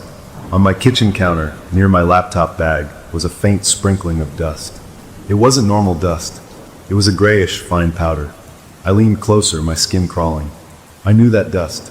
I'd seen it before, in the bottom of that cardboard box from the old woman's house. It had a weird smell, like old dried roses and something else, something like damp earth from a deep hole. This was the same dust. It was on my counter, and when I looked, I saw little smudges of it on my laptop's touchpad and keys.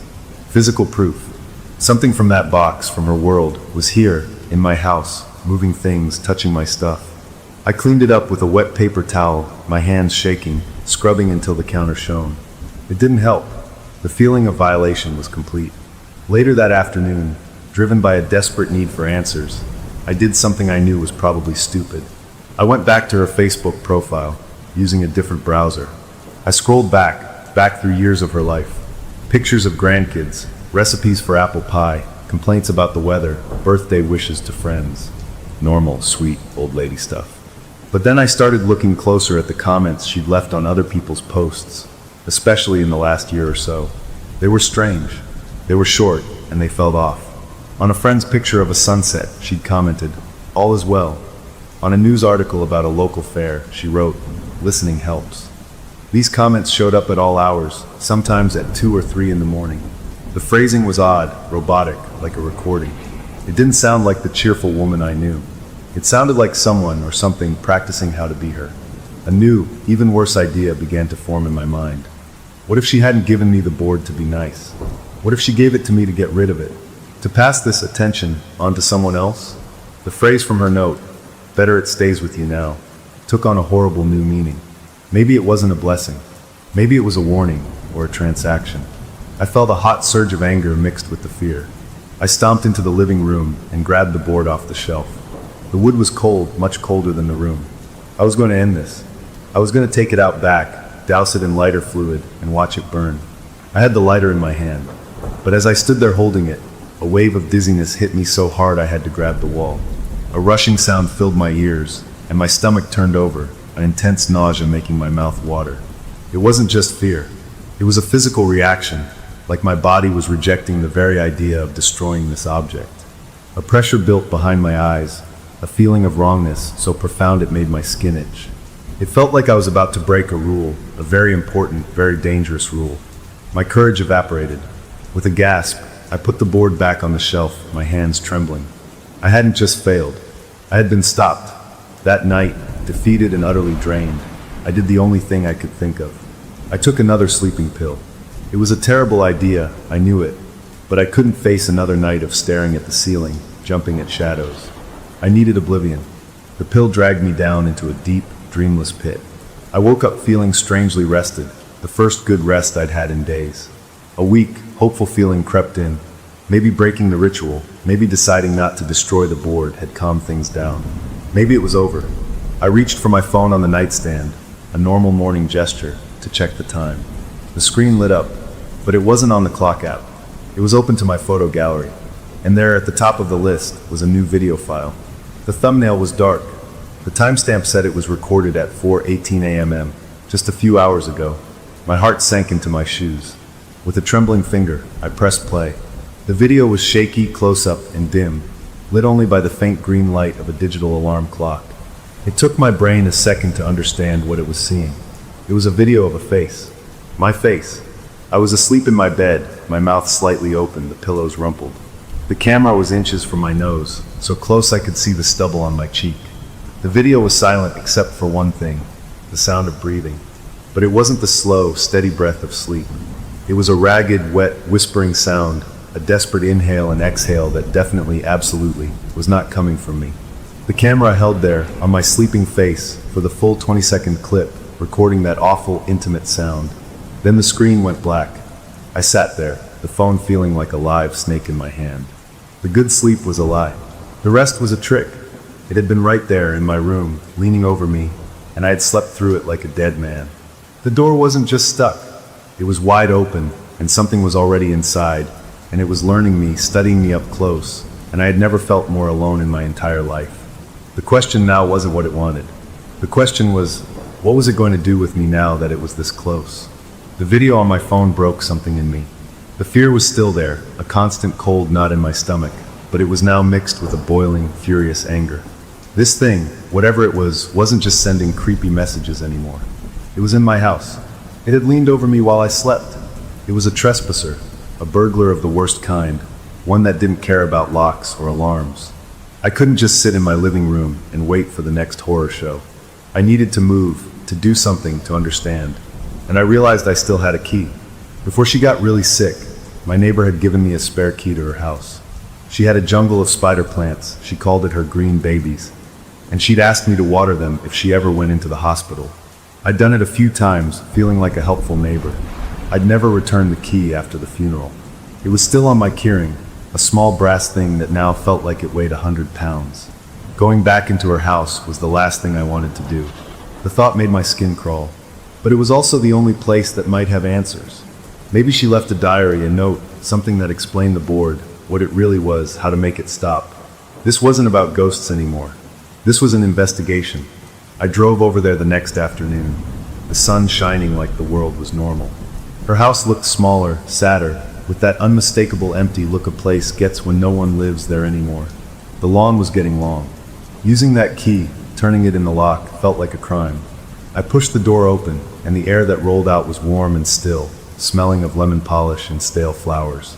It wasn't my house, but walking in felt even more like trespassing. Everything was exactly as she left it, neat and tidy, a museum of a life that was over. The plants were looking a little wilted. Trying to act normal, I went to the kitchen sink, filled her watering can, and started giving them a drink. The simple, familiar task calmed my nerves a little. As I moved through the quiet rooms, watering, I started looking around more carefully, not just as a neighbor, but as a detective. In the living room, on a small writing desk by the window, was a stack of mail and some notebooks. My heart started beating faster. I put the watering can down and sat in her chair. The top notebook was just grocery lists and reminders to call the doctor. But underneath it, in a manila folder, I found something else. They were printouts from the internet, pages she had run off on an old printer. The titles made my mouth go dry. Soul trapping in inanimate vessels. Theories of spiritual transference. Containment rituals for attached entities. This wasn't gardening notes. This was research. Desperate, scary research. My hands shook as I flipped through the pages. In the margins, in her familiar shaky handwriting, were notes. Next to a paragraph about objects holding spiritual energy, she had scribbled, "The board isn't a doorway. It's a cage." And below that, another note that sent a chill straight through my bones. "The lucky one holds the key." I stared at those words. The lucky one. She called me lucky. She said the board was good luck. It wasn't fortune she was talking about. It was survival. She hadn't given me a gift. She had passed me a curse. She had been the lucky one holding the key, the one containing whatever was in that board, and she passed that job, that danger to me. The anger I felt curdled into something harder, a grim and cold understanding. This was a game of hot potato with a live grenade, and she had tossed it to me just before her time ran out. I was so caught up in the papers, my mind racing, that the buzz from my phone in my pocket made me jump a foot in the air. I fumbled it out, expecting another nightmare image. It was a Facebook notification, but not a message. It was an update. It said, "Your friend Eleanor Henderson has updated her profile picture." My blood went cold. I tapped it. Her profile loaded. The new picture wasn't an old photo of her in the garden. It was a live photo, one of those where you hold your finger on it and it plays a short clip. The thumbnail showed a familiar porch. Her porch. With a sense of dread so deep it felt like falling, I held my finger on the screen. The clip played. It was a view from inside her house, looking out through the kitchen window. The camera was shaky, like it was being held in a hand. In the clip, I saw a figure walk up the porch steps, pause at the front door, and then move out of view as if coming inside. The figure was me. I was wearing the same jeans and blue shirt I had on right now. This clip was taken about an hour ago, when I first arrived. The clip didn't end there. After I walked out of view, the camera, which had been pointed at the window, slowly turned. It panned across her kitchen, past the table, past the sink, and came to rest, blurry for a second before focusing, on an empty chair at the kitchen table. The chair I was sitting in right now. The clip ended. I sat frozen in her kitchen chair, in her empty, quiet house, and understood with absolute clarity that I was not alone. It was here with me. It was watching me right now, and it had just sent me proof from beyond the grave, using her account like a twisted social media post. It wasn't just in my house. It was in hers too. It was everywhere the board had a connection, and I was the connection now. The feeling of being stalked was complete. This thing was smart, it was digital, and it was showing off. The fear was still there, but it was now wrapped in a steel cable of resolve. Running hadn't worked. Hiding hadn't worked. It was time to stop being the victim and start getting answers on my own terms. If this thing was so attached to her house, to her life, then the clues to beating it had to be here too, somewhere in this quiet, waiting space. I spent the next 2 hours searching her house methodically, my initial fear replaced by a focused determination. I looked through every drawer, every cupboard, not as a thief, but as someone fighting for my life. I found more printed articles, more notes that talked about anchors and binding locations. I found nothing that said how to break the connection, only how it worked. It was like reading a prison manual without the chapter on escape. As evening began to fall, painting long shadows across her living room carpet, I knew I had to leave. Being in her house after dark was more than I could handle. I locked the door behind me, the click of the lock sounding far too final. I drove home, my mind churning. The key phrase from her notes played over and over in my head. The lucky one holds the key. I had her house key. Was that the key? Or was it something else? That night, in my own home, I made a decision. I was going back. Not during the day, when it could watch me from the window and send me cute video clips. I was going back at night, when it was dark, when maybe, just maybe, the thing that liked to play games would be more likely to show itself. I needed to confront this, to force a reaction. I waited until 2 in the morning. The neighborhood was perfectly still, not a single light on in any house. I drove back, my hands tight on the wheel. I parked the street over and walked, my heart thumping a rhythm in my ears. Her house was a dark shape against the slightly lighter sky. I crept around to the back, to the door that led into the kitchen from the patio. I didn't plan to use my key. I just wanted to look, to see if I felt anything, to maybe peek in a window. But when I got to the back door, my plans evaporated. The door wasn't locked. It wasn't even fully closed. It was standing open, just an inch, a black gap between the door and the frame. A cool, damp smell, like that weird dust, drifted out from the inside. I hadn't left it like that. I knew I'd locked it. It had been waiting for me. It had opened the door for me. The invitation was clear. This was the point of no return. I could turn around, go home, and live with this thing forever, watching me, filming me, slowly taking over my life. Or I could walk through that door and finally meet whatever was on the other side.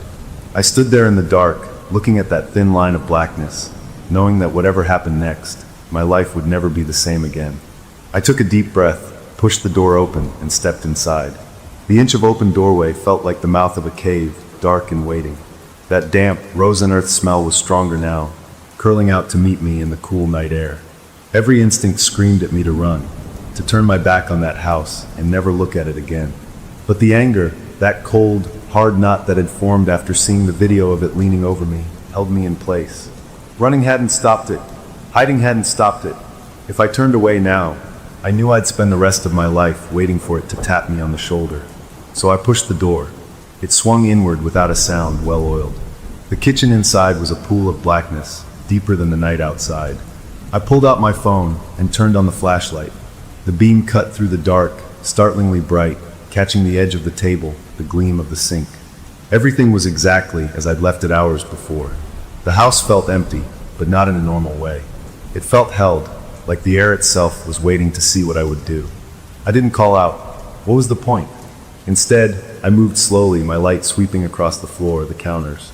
I went back to the living room, to her writing desk. The printouts were still there. I gathered them up, stuffing them into the manila folder. If I was going to understand this, I needed to study them properly, somewhere I could think. As I turned to leave, my light flashed across the shelf where she kept her small trinkets and photos. Something caught my eye. There was a gap. A small, clean space between a ceramic dog figurine and a snow globe. The space wasn't random. It was a perfect little rectangle, about the size of a bar of soap. The exact size and shape of the glass planchette from the board at my house. A place for it, but it was empty because the planchette was on my shelf miles away. The board and its pointer were supposed to be together, but she had separated them. Was that part of her luck? Keeping them apart? My mind was spinning, a mess of theories and panic. I couldn't stay here. The feeling of being watched was a physical pressure on the back of my neck. I hurried out the back door, pulling it shut behind me, and didn't stop moving until I was back in my car, the doors locked, the engine running. I drove home, clutching the folder like it was a life raft.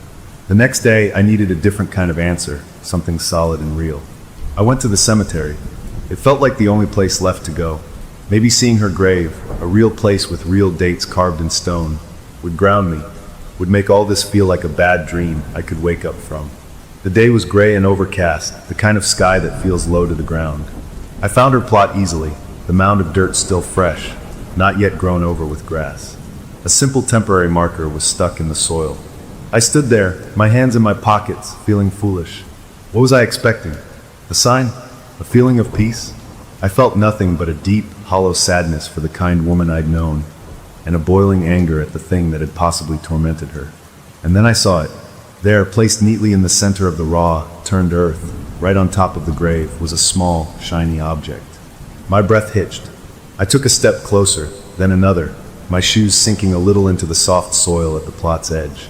It was the planchette, the heart-shaped piece of glass from the Ouija board on my shelf at home. It was here, clean and perfect, resting on the dirt as if it had been carefully set down as an offering. A wave of vertigo washed over me. This was impossible. It was a physical object. It had been in my house. I had looked at it just yesterday. Now it was here, miles away, on her grave. This was the proof I couldn't explain away, couldn't blame on sleepwalking or hackers. The entity, the presence, whatever it was, could move things. It could connect my space and hers in a way that defied logic. A cold terror, deeper than any I'd felt yet, settled in my bones. This wasn't just about messages or feelings. This thing could interact with the real world. Hesitantly, I reached down and picked it up.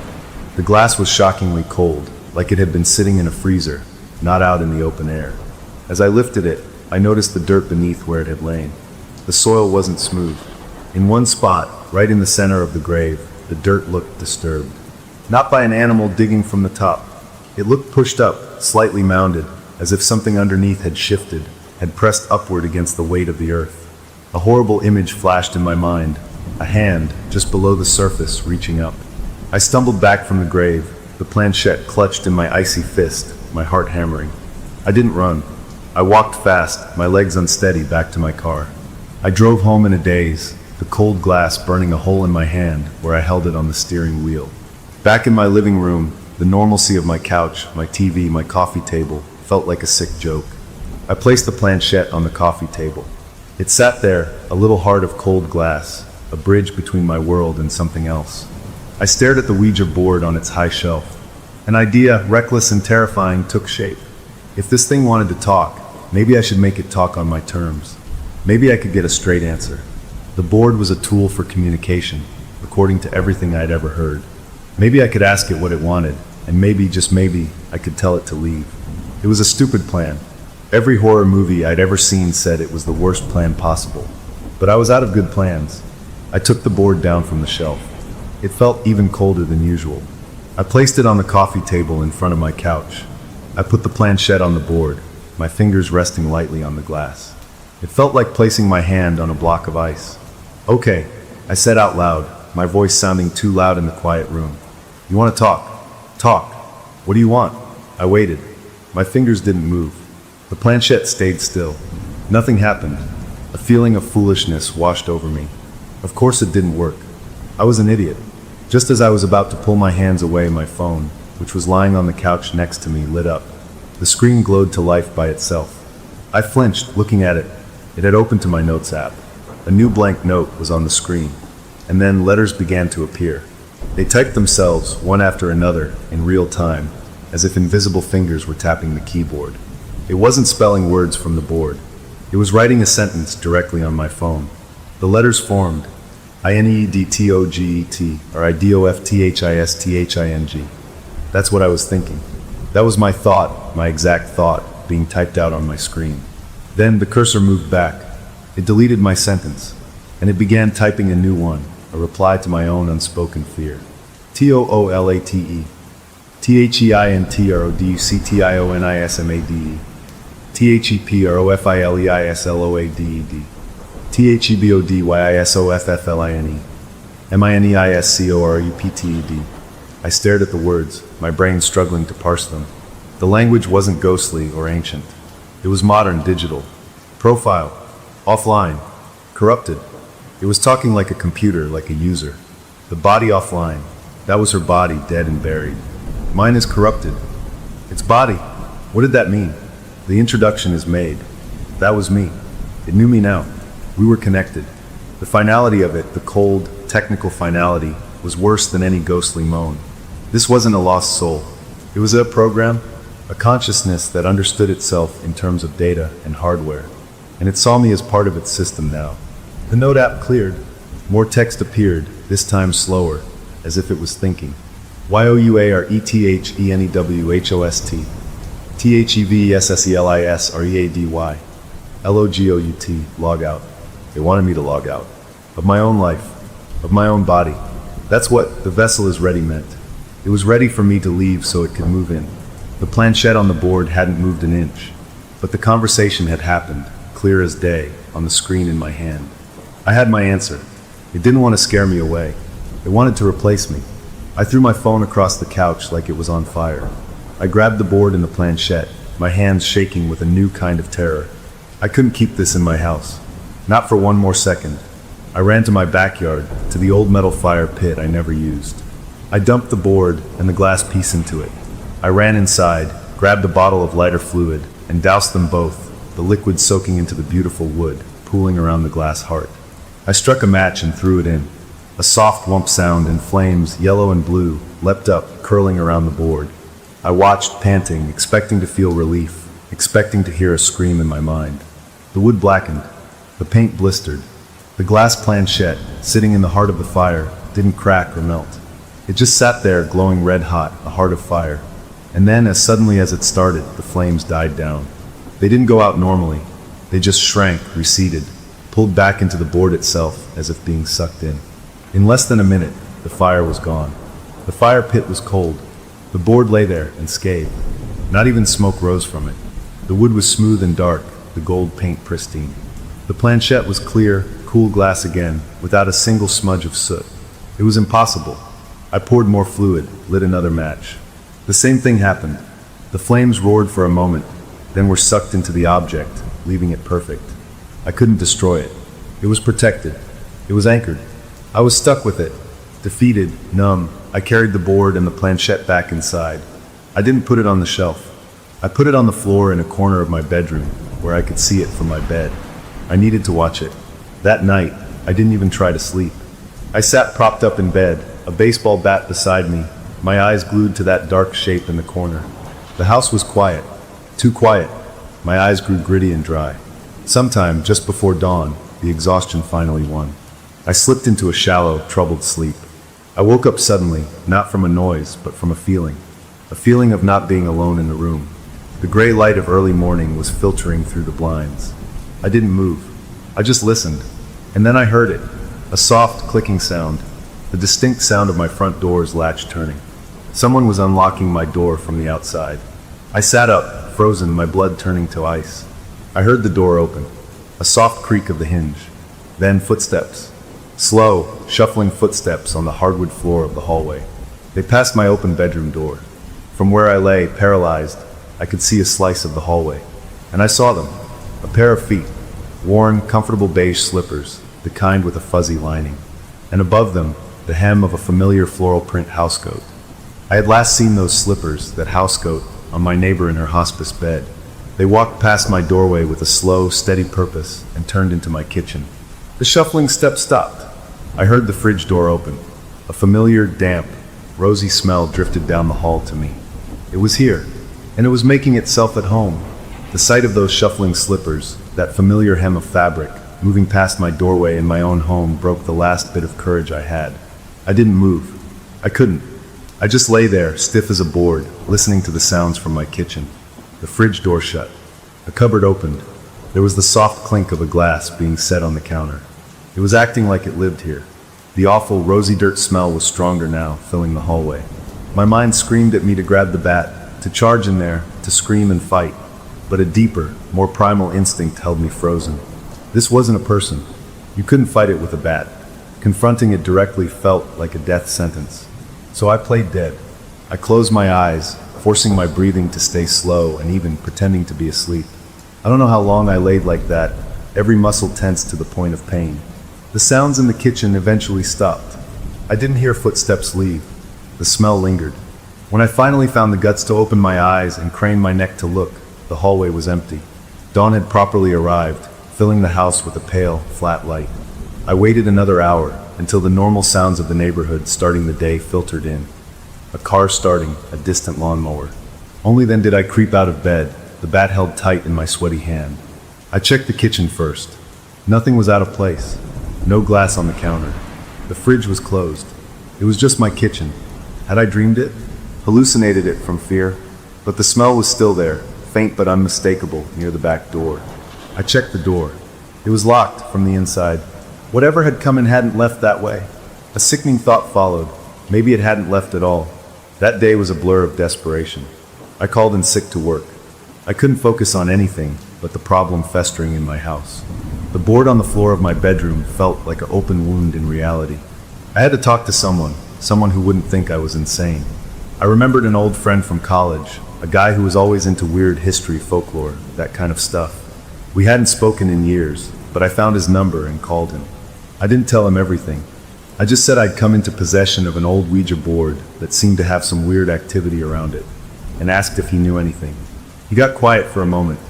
"Those things are no joke," he said, his voice serious. "Look, the rule is, you never use it alone, and you always say goodbye. If you didn't close the session, it's like leaving a door open." I thanked him, my heart sinking. I'd never had a session to close. The door had been flung open before I even knew there was a door. His advice echoed in my head. Asterisk, you never use it alone. Asterisk, but what if you weren't the one using it? What if you were the one being used? That night, I was determined to stay awake. I drank enough coffee to make my hands shake.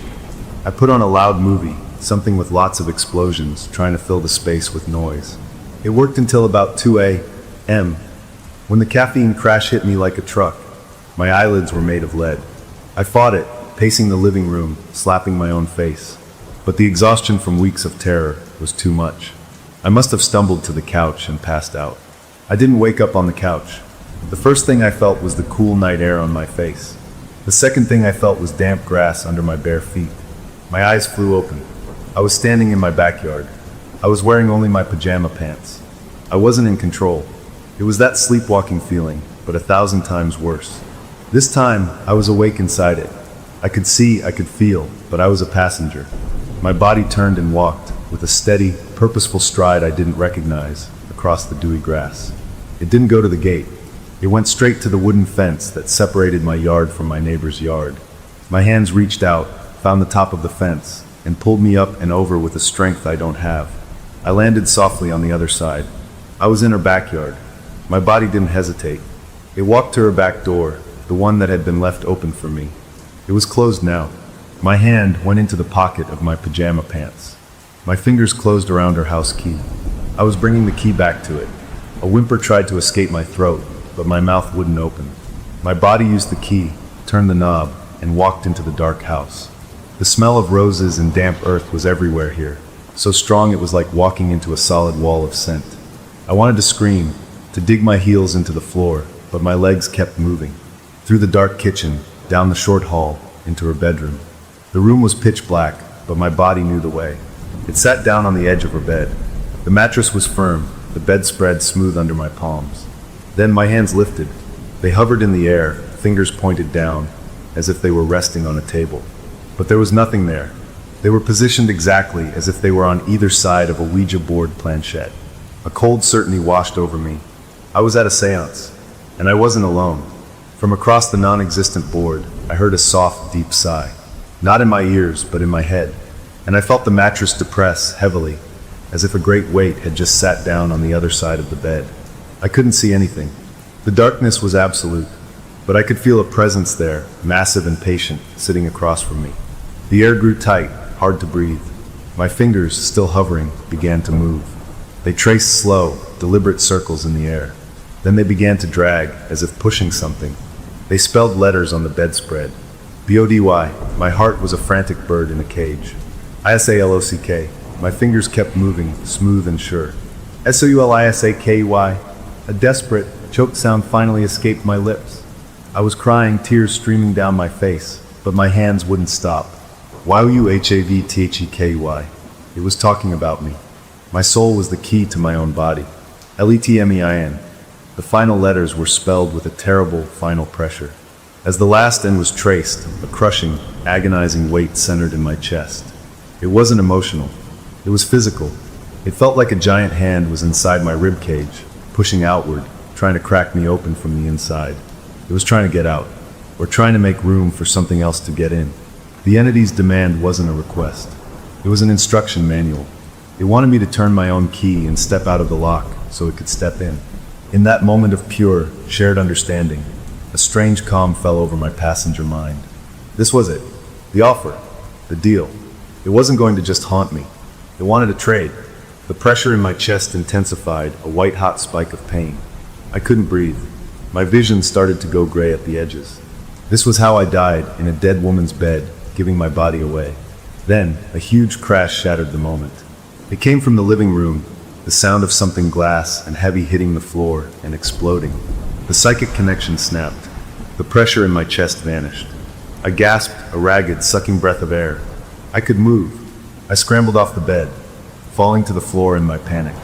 I didn't look back.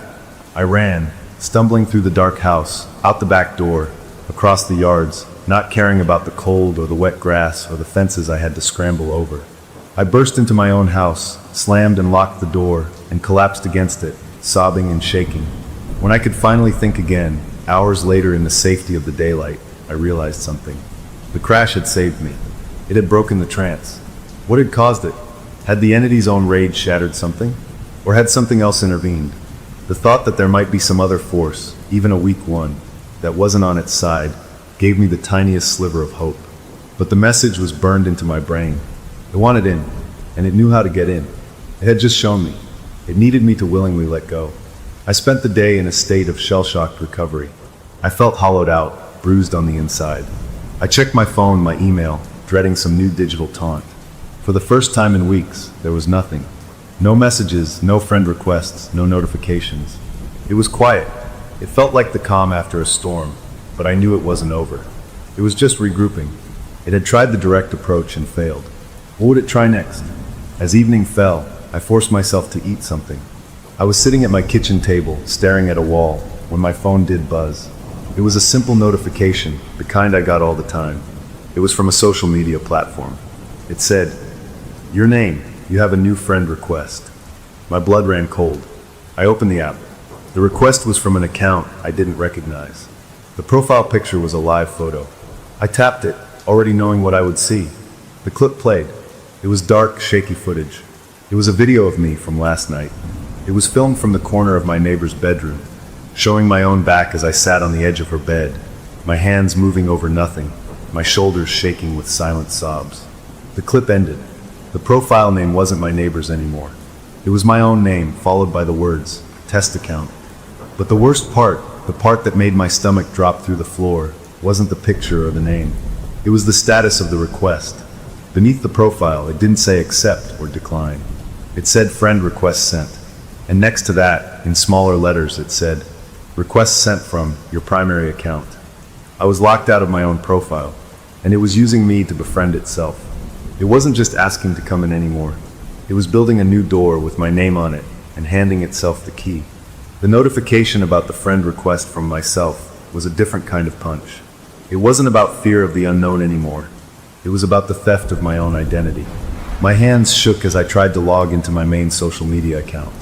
I typed my password, a password I'd used for years. A red error message popped up.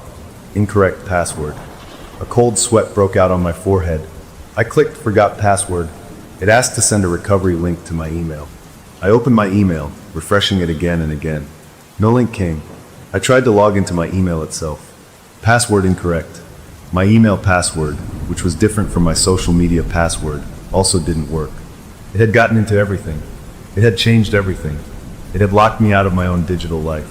This was a modern nightmare, a complete erasure of who I was online. I felt a panic so deep it was like drowning. I used a friend's account to look at my profile.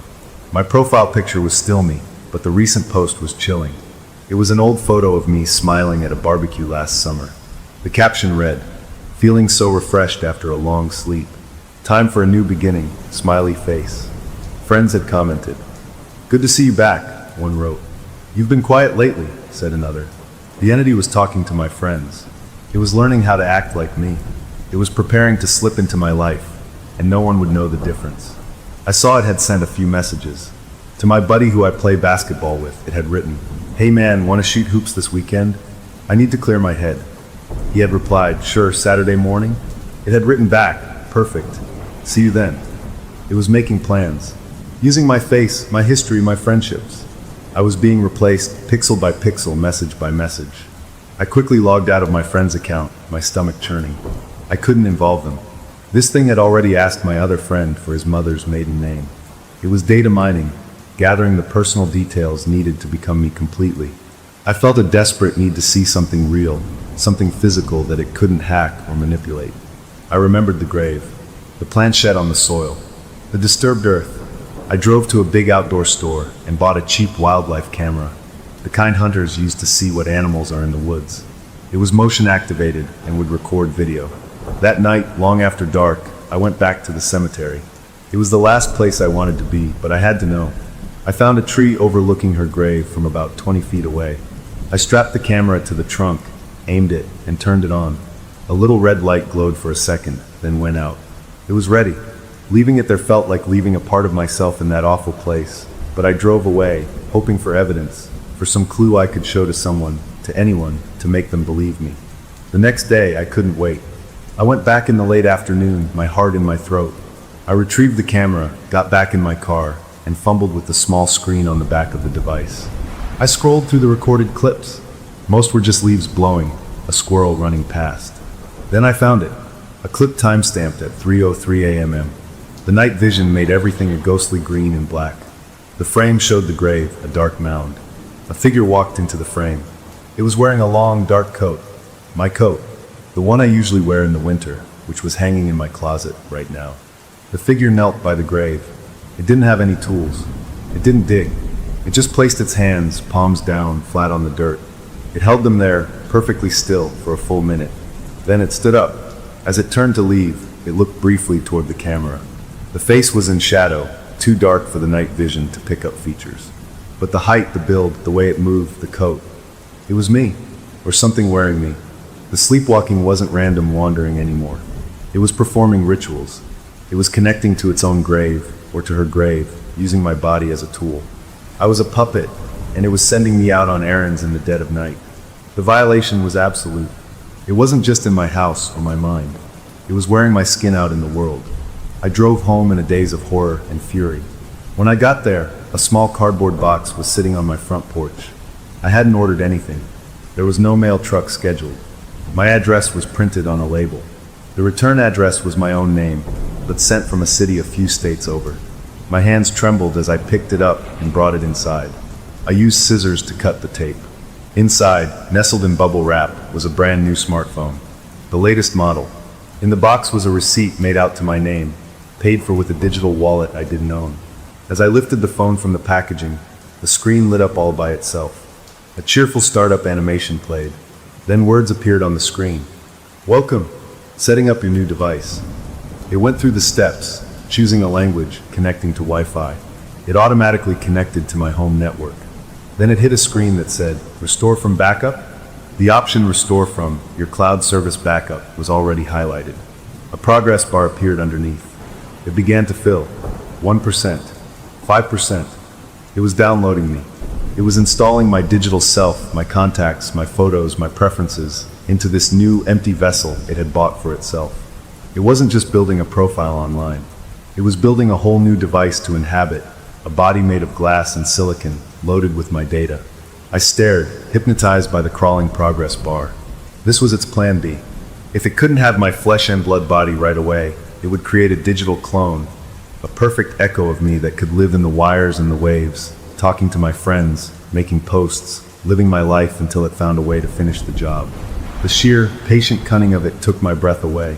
It was thinking steps ahead, using my money, my identity, my own technology against me. I didn't smash the phone. A wild idea took hold. If it was restoring from a backup, that backup was my data, out there in the cloud. What if I could corrupt it? What if I could poison the well? I ran to my laptop, the one it had used to search for how to get rid of spiritual attachments.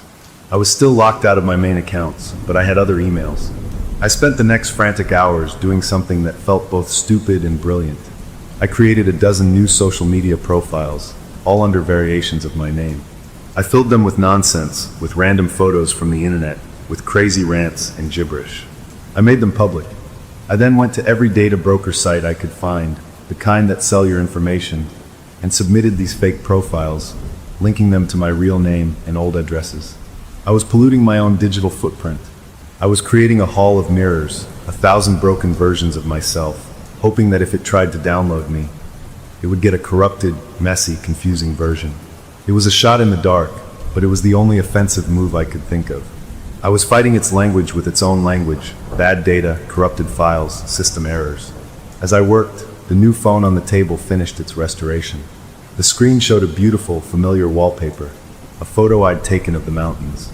The home screen was laid out exactly like my old phone. It was me in a box. I picked it up. A notification popped up. It was a calendar alert. Meeting, Saturday morning. Basketball with Mike. It was using my calendar now. It was living my schedule.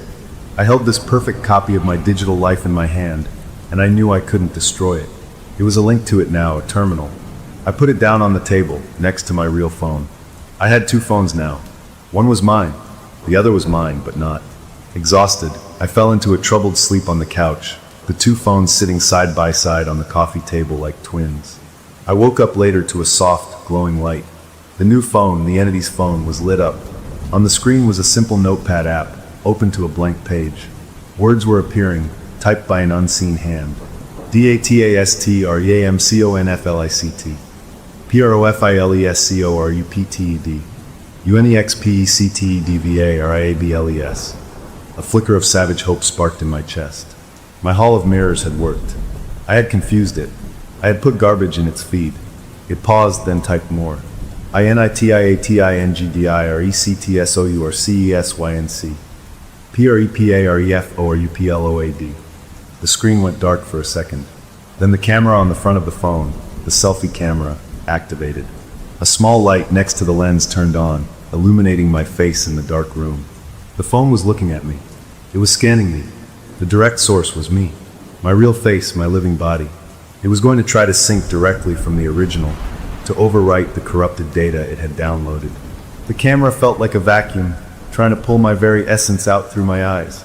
I grabbed the nearest thing, a thick hardcover book, and slammed it down on the phone, screen first. I heard a sharp crack.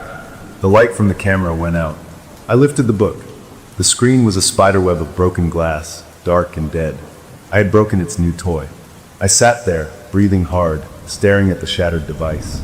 It was a small victory. I had broken one of its tools. I had fought back and won a battle, but the war wasn't over. It was still in my accounts. It was still in my house. It still had my body on nighttime autopilot, and I had just made it very, very angry.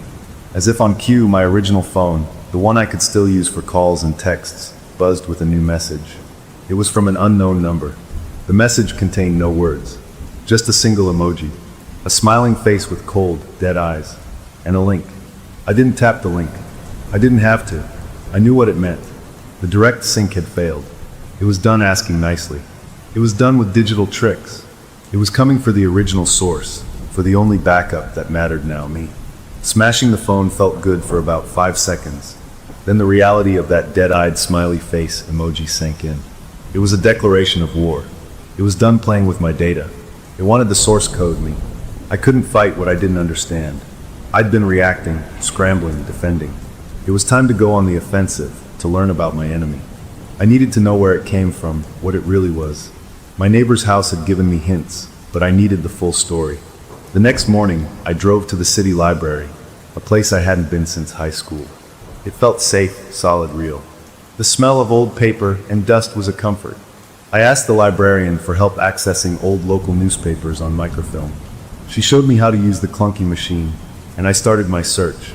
I didn't know what I was looking for, so I started with the address of my neighbor's house. I scrolled through years of mundane headlines about town fairs and school events. Then, in a reel from 1952, I found it, a small article on page 4.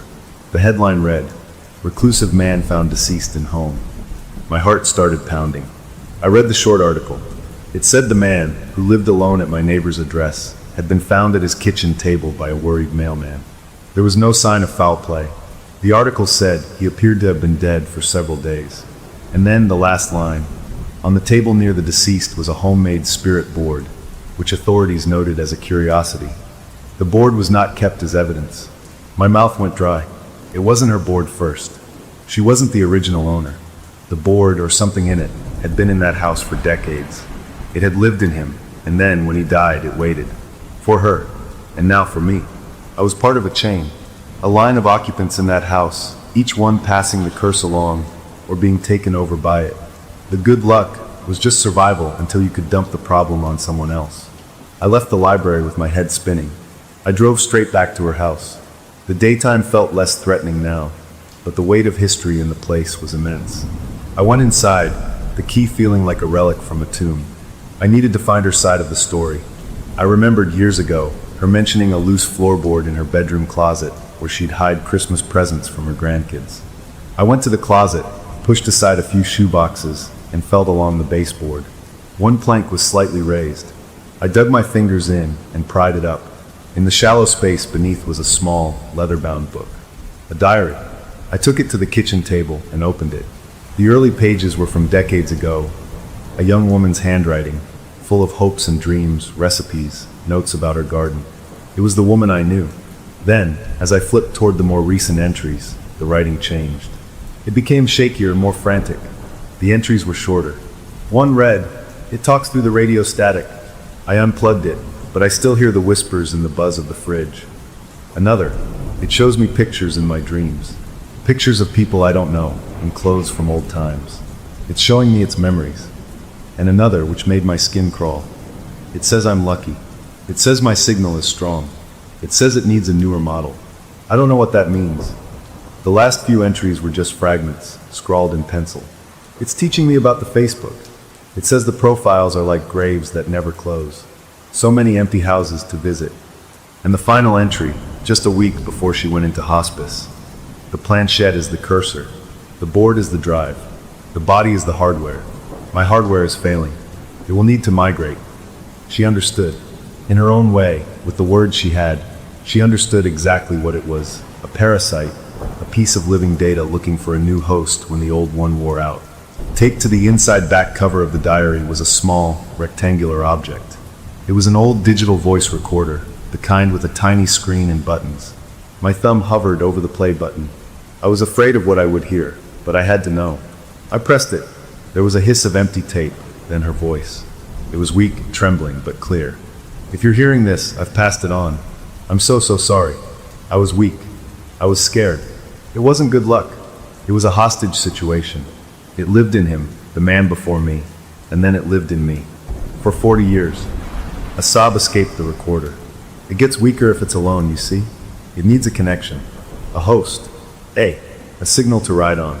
Attention is its food. Interaction is its network. Don't let it use my face. Don't let it learn your patterns. It wants a body that the world still recognizes. A body with friends, with family, with a life it can slip into. It's not a ghost. It's a virus. And I just gave it a new patient zero. I'm so sorry." The recording ended with a soft click. I sat there in her kitchen, the recorder in my hand, and the last piece of the puzzle slid into place with a horrible final clarity. This wasn't about haunting. This was about infestation. She wasn't evil. She was a victim who saw a way out, and she took it, and her guilt followed her to the grave. The entity was a conscious sickness, a self-aware piece of malware for the human soul, jumping from body to body via the board as a transfer device. It used technology because that was the language it understood: networks, profiles, hardware. And its weakness, she said, was being alone. It needed a connection. It fed on attention. That's why it used social media, why it sent messages, why it needed me to engage. Isolation killed it. My mind raced back through everything. The friend requests were it trying to establish a connection. The messages were it feeding. The sleepwalking seance was it trying to force a direct, high-bandwidth transfer. My digital hall of mirrors had worked because I flooded it with junk connections, confusing its feed. The answer wasn't to fight it head-on. The answer was to quarantine it. To cut off every single connection, to isolate it completely, and then to destroy the vessel it used to jump, the board. But I couldn't destroy the board. Fire didn't touch it. I needed to disconnect it during a connection attempt, to fry its circuits while it was trying to transfer. It was a dangerous plan. It meant inviting it in one last time. But I wasn't going to run anymore. I had the knowledge now. I gathered the diary, the printouts, and the voice recorder. I took the board from my bedroom floor. I didn't feel fear looking at it now. I felt a cold, focused hatred. I knew what I had to do. I needed a place with no connections. No Wi-Fi, no people, nothing. And I remembered a place from my teenage years, an abandoned radio transmission tower way out in the hills, a relic from the Cold War. It was miles from anything, a giant steel skeleton in the middle of nowhere. It was perfect, a place of old, dead signals. I packed a bag with the board, the planchette, the diary, a flashlight, and a heavy wrench from my garage. Not for the entity, but to maybe break the board if I got a chance. I drove for 2 hours as the sun began to set, leaving the city lights far behind. The road turned to gravel, then to a dirt track. I parked at a rusted gate and walked the last half mile through scrubby trees as twilight deepened into night. Finally, I saw it. The radio tower was a black spike against the purple sky, a giant erector set looming over the clearing.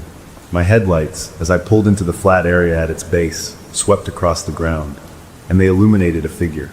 It was standing at the base of the tower, facing away from me, wearing the long dark coat from the cemetery footage. It was already here. It had known where I was going. It turned around slowly. The headlights hit its face, and I sucked in a sharp breath. It wasn't wearing my face anymore. It wasn't wearing hers either. Its face was a shifting, staticky blur, like a broken TV screen. On that blur, images flickered and melted, a glimpse of my own features, then the old man's gaunt cheeks from the newspaper photo, then my neighbor's kind eyes, all twisting and corrupting like a damaged video file. It had shed the masks. This was the raw thing, the corrupted data itself, the virus manifest.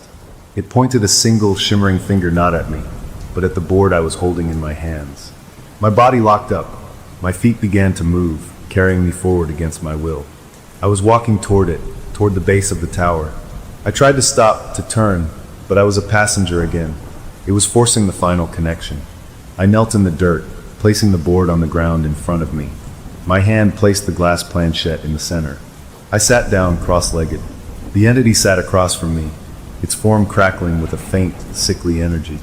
It wasn't solid, but I felt its presence like a physical weight.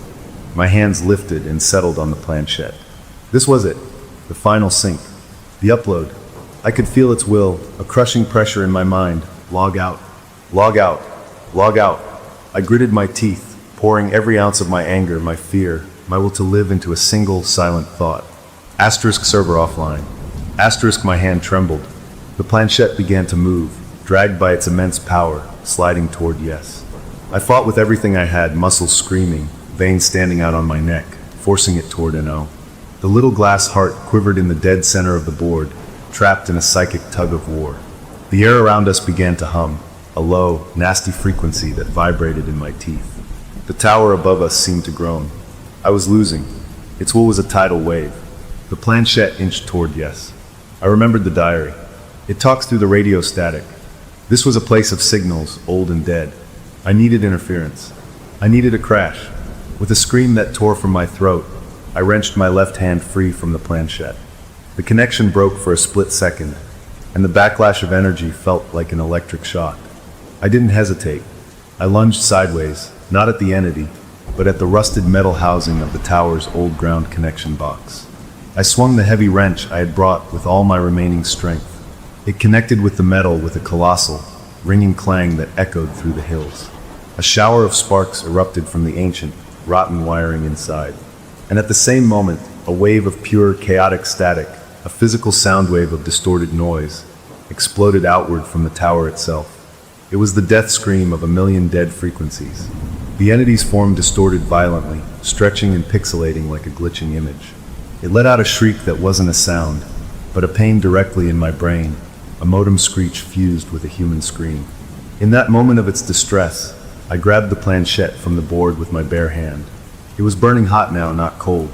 I didn't aim for the board. I scrambled to my feet, and with a final, desperate cry, I slammed the heart-shaped glass directly against the steel leg of the radio tower.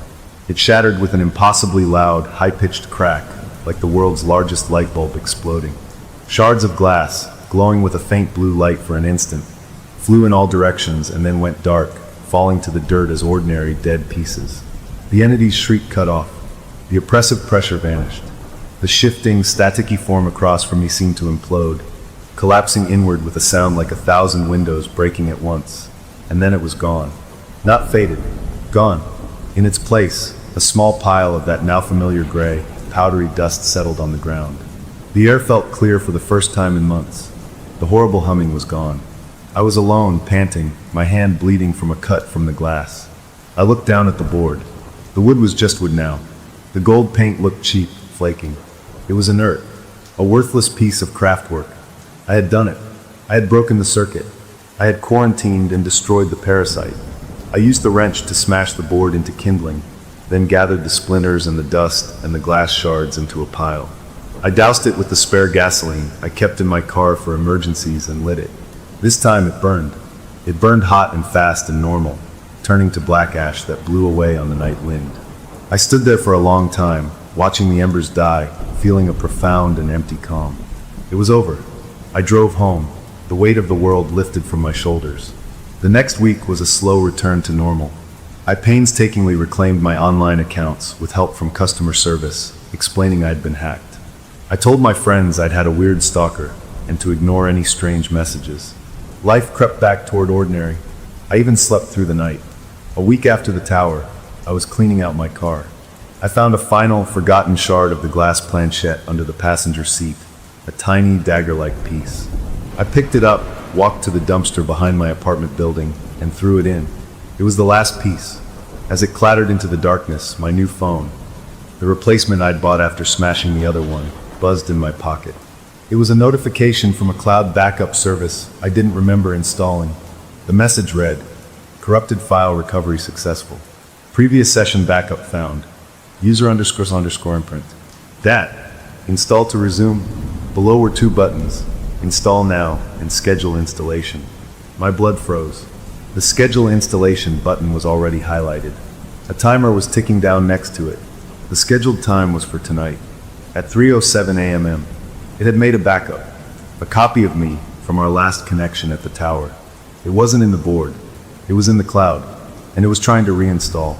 I stood there, staring at the screen, the sounds of the normal world around me. A dog barking, a car driving by, feeling suddenly very far away. The fight wasn't over. It had just moved to a new server. The notification on my phone felt like a death sentence written in friendly tech language. User__imprint. Dat. It had backed me up. During that final, horrible connection at the radio tower, while we were fighting for control, it hadn't just been trying to download itself into me. It had been making a copy of me, a digital soul scan, and now, like a stubborn computer virus hiding in a system restore point, it was trying to reinstall that copy. Tonight, at 3:07 a.m., the witching hour it loved so much, the cold victory I'd felt since destroying the board evaporated, replaced by a deeper, more hopeless terror. This thing didn't live in wood and glass. It lived in information, and I had just become part of its data. I couldn't smash this with a wrench. I stood by the dumpster, my fingers trembling over the phone screen. I tapped cancel. A new pop-up appeared. Cancellation requires administrator privileges. Please authenticate. It wanted a password I didn't have. It wanted me to authenticate the thing trying to steal my life. I forced myself to think, to breathe. The library, the diary, the old news article. They had given me the knowledge to beat it before. I needed that same clarity now. It was a program, a process. It was trying to run a file. How do you stop a program you can't delete? You cut off its resources.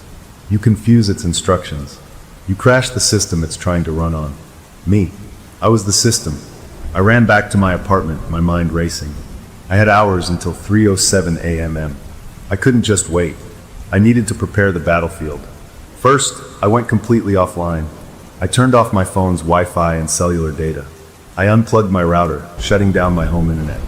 I even unplugged my smart TV, anything that could connect. I was building a Faraday cage of solitude around myself, but I knew it wasn't enough. The backup was already on my phone, in some hidden directory. The installation was scheduled locally. I needed to corrupt the installation process itself. I remembered how my flood of fake social media profiles had given it data stream conflict. I needed to create a conflict so big the installation would fail. But how do you conflict with your own soul? An idea, crazy and desperate, began to form. If it had a file of me, a snapshot of my consciousness from that moment of terror and fight at the tower, then that file had a specific emotional signature. Fear, anger, defiance. What if I could change my own signal? What if I could become something the file couldn't match, couldn't overwrite?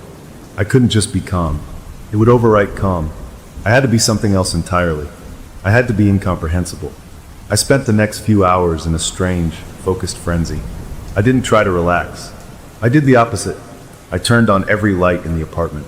I blasted music, not my music, but chaotic, screaming electronic noise from a random radio station.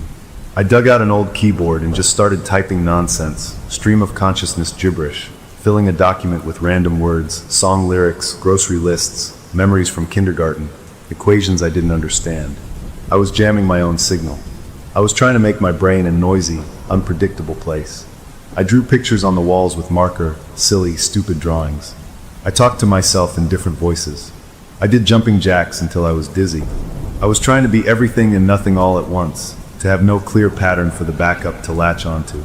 As the night wore on, a strange giddiness took over, a kind of hysterical courage. I was either going to save myself or go completely insane, and I was okay with either option as long as I didn't get replaced. 3 a.m. came. I sat in the middle of my living room floor, surrounded by my self-made chaos of light and sound and scribbled walls. I held the phone in my hand. Wi-Fi was off. Cellular was off. It was just a brick in my hand. But at exactly 3:07, the screen lit up. The notification was back. Installation in progress. Do not power off. A progress bar appeared. 1%. It was happening. It didn't need the internet. The file was within. I closed my eyes, trying to lean into the madness I'd created. I didn't think of fear. I thought of the taste of my favorite childhood candy. I thought of the feeling of cold lake water. I thought of the algebraic formula for a parabola, a thing I hadn't considered since high school. I hummed a commercial jingle from 20 years ago. I focused on the physical sensation of the carpet under my legs, the smell of the marker ink, the discordant scream of the music. I tried to be a fragmented, messy, glorious mess of a human being. The progress bar hit 50%. A wave of dizziness hit me. A pressure started behind my eyes, the feeling of something trying to press in, to overwrite. My own memories flickered, the tower, the static, the shattering glass. But I shoved them aside, forcing myself to remember the first time I rode a bike, the lyrics to a folk song my grandmother sang, the chemical smell of a new textbook. I was a library, and I was throwing all the books into the air at once. 75%. The pressure became pain, a sharp spike in my temples. A foreign thought tried to form in my mind, log out. It was the file, the imprint, trying to run its prime directive. I didn't fight it with anger this time. I answered it with nonsense. I shouted out loud, "The purple elephant sings on Tuesdays. Pi is exactly 3. I started tap dancing on the spot, badly, clumsily. I was throwing sand in the gears of my own consciousness. 90%. The pain was blinding. My vision swam. I could feel a blankness trying to settle over me, a quiet, orderly nothingness that wanted to smooth out all my beautiful, messy noise. It was the imprint. It was the clean version of me from that moment of terror, and it wanted to delete all the new data I'd created. With the last of my strength, I did the only thing I hadn't tried. I surrendered, not to it, but to the chaos. I let go of trying to control my thoughts entirely. I stopped trying to be anything. I just existed, a raw, screaming bundle of sensory input.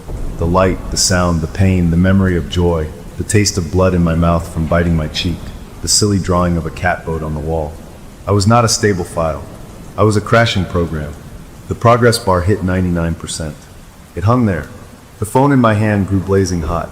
A high-pitched whine, coming from the phone or from my own head, I couldn't tell, filled the air. The screen flickered wildly, the progress bar scrambling into digital static. Words flashed. Installation error. File corruption. Incompatible host environment. The whine reached a peak and then stopped. The phone screen went completely black. Not off, but black like a void. Then, with a soft pop, the screen cracked from corner to corner. A wisp of smoke curled from the charging port. The smell of burnt electronics mixed with the marker smell. The pressure in my head vanished. The pain was gone. I was just me sitting on the floor, surrounded by insanity, utterly drained. I looked at the dead phone. I had done it. I had corrupted its backup by making myself an incompatible system. I had saved my own soul by refusing to be a stable, installable piece of software. The entity's last gambit had failed. I didn't cheer. I didn't cry. I just sat there for a long time in the wreckage of my living room, the music still blaring. Then slowly I got up. I turned off the music. The sudden quiet was immense and real. I started cleaning up. It took days. I painted over the marker on the walls. I got a new phone, a simple one, and set it up with all new accounts, new emails, a new digital identity. I told my friends I'd had a total meltdown, a break from stress, and was starting fresh. They were worried, but they believed me. The world moved on. I moved with it, slower now, more careful. I found a quiet routine. I got a cat from the shelter, a lazy orange tabby that demanded nothing but food and a warm lap. I started reading real books, paper books, with no notifications. I planted a small herb garden on my balcony. Life became simple, quiet, and blessedly, wonderfully boring. I never saw another ghostly notification. No friend requests from the dead. No dust appeared. No sleepwalking. The memory of it all began to feel like a bad dream, a fever I'd finally broken. Months later, on a perfectly ordinary Saturday, I was cleaning out a junk drawer. My hand brushed against something small and smooth in the back. I pulled it out. It was the old digital voice recorder from my neighbor's diary. I must have tucked it in there and forgotten about it. I looked at it, this little plastic rectangle that held her final confession. I pressed play just to hear a human voice from that time, to remind myself it was real. Her trembling voice filled the quiet kitchen. It wants a body that the world still recognizes. I listened to the end. Then, after her final apology, the recording didn't stop. There was a hiss, a blank space I hadn't noticed before, and then a new voice. It was my voice. It was from the seance in her bedroom, recorded somehow by this little machine that had been in my pocket. My own voice, trembling with terror and effort, whispered just one word, a word I didn't remember saying out loud. It said, ****anchor. The recording ended. I stared at the recorder. What did that mean? I played it again. Just that one word from my own past lips. Anchor. A cold trickle, not of fear, but of profound understanding, went down my spine. In all my research, in all the lore, an anchor is what ties a spirit to a place, an object. A focus point. The board was an anchor. The planchette was an anchor. But I had destroyed those. What if during that final connection, when it was trying to copy me, and I was trying to fight it, what if we had anchored something else? What if the battle itself, that moment of pure conflict, had tied a piece of it not to an object, but to an event? To a memory? And what if that memory was now stored here on this tape in my voice? The entity was gone. Its backup was corrupted, but anchors are neutral. They're just points of connection. I wasn't scared of a ghost. I was holding a piece of history, a fossil of a fight. I put the recorder down on the kitchen table. My cat jumped up, purring, and nudged my hand. I scratched his ears, looking out at the sunny balcony, at my little herb garden growing. The world was quiet. I was safe. I had won. But as I sat there in the peaceful, ordinary light of day, a new thought, calm and curious, unfolded in my mind. I had a recording of a supernatural event. I had proof. And somewhere out there, in the vast, quiet universe, there might be others like me. Others who had fought and survived. Others who might understand. The thought wasn't frightening. It was just a thought, a possibility, a door not to terror, but to a different kind of understanding. I left the recorder on the table. I didn't smash it. I didn't hide it. It was just another thing in my quiet, new life. For now, that was enough. The story was over, but the record remained. Story number 5. My name is Carl, and I should have known a $10 Ouija board from a cruise ship gift shop was a bad idea. But my buddies thought it was hilarious, the perfect joke for my last night of freedom before the wedding. We were crammed into my suite, the place smelling like cheap beer and expensive cologne, laughing too loud because the trip was a gift from my fiancée, who said I needed time with the guys, and everyone was determined to make it count. The board was flimsy cardboard with a glossy finish, the little plastic heart-shaped planchette feeling like a toy under our fingertips.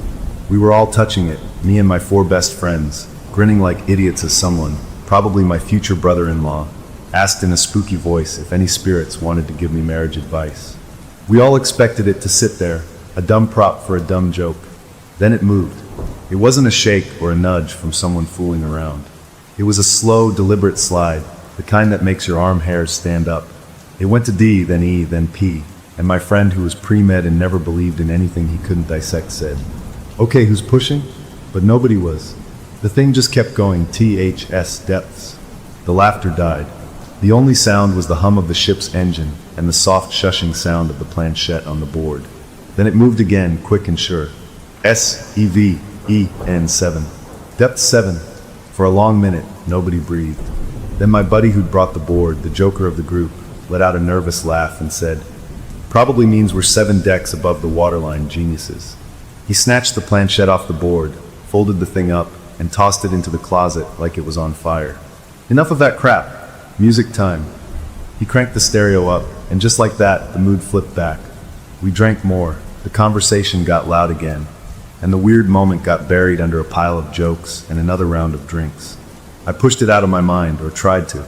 But later, when everyone had stumbled off to their own cabins and I was alone, I couldn't shake the feeling.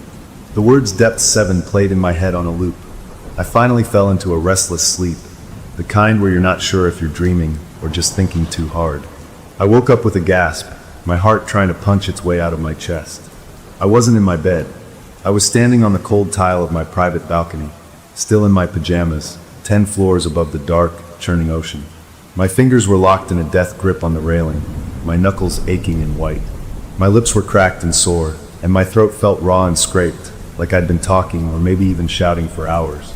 A cold sweat broke out all over my body, and the salt air that usually smelled clean and fresh suddenly felt like a damp, heavy blanket. I had zero memory of getting out of bed, of opening the heavy balcony door. The last thing I remembered was closing my eyes, telling myself the Ouija thing was nothing. I stumbled back inside, my legs weak, and locked the sliding door, checking the latch 3 times. I spent the rest of the night with every light on, sitting in a chair facing the door, jumping at every creak of the ship. I told myself it was sleepwalking. It had to be. Stress, strange bed, too much to drink. My brain was just acting out. That was the logical, sane explanation, and I clung to it like a life preserver.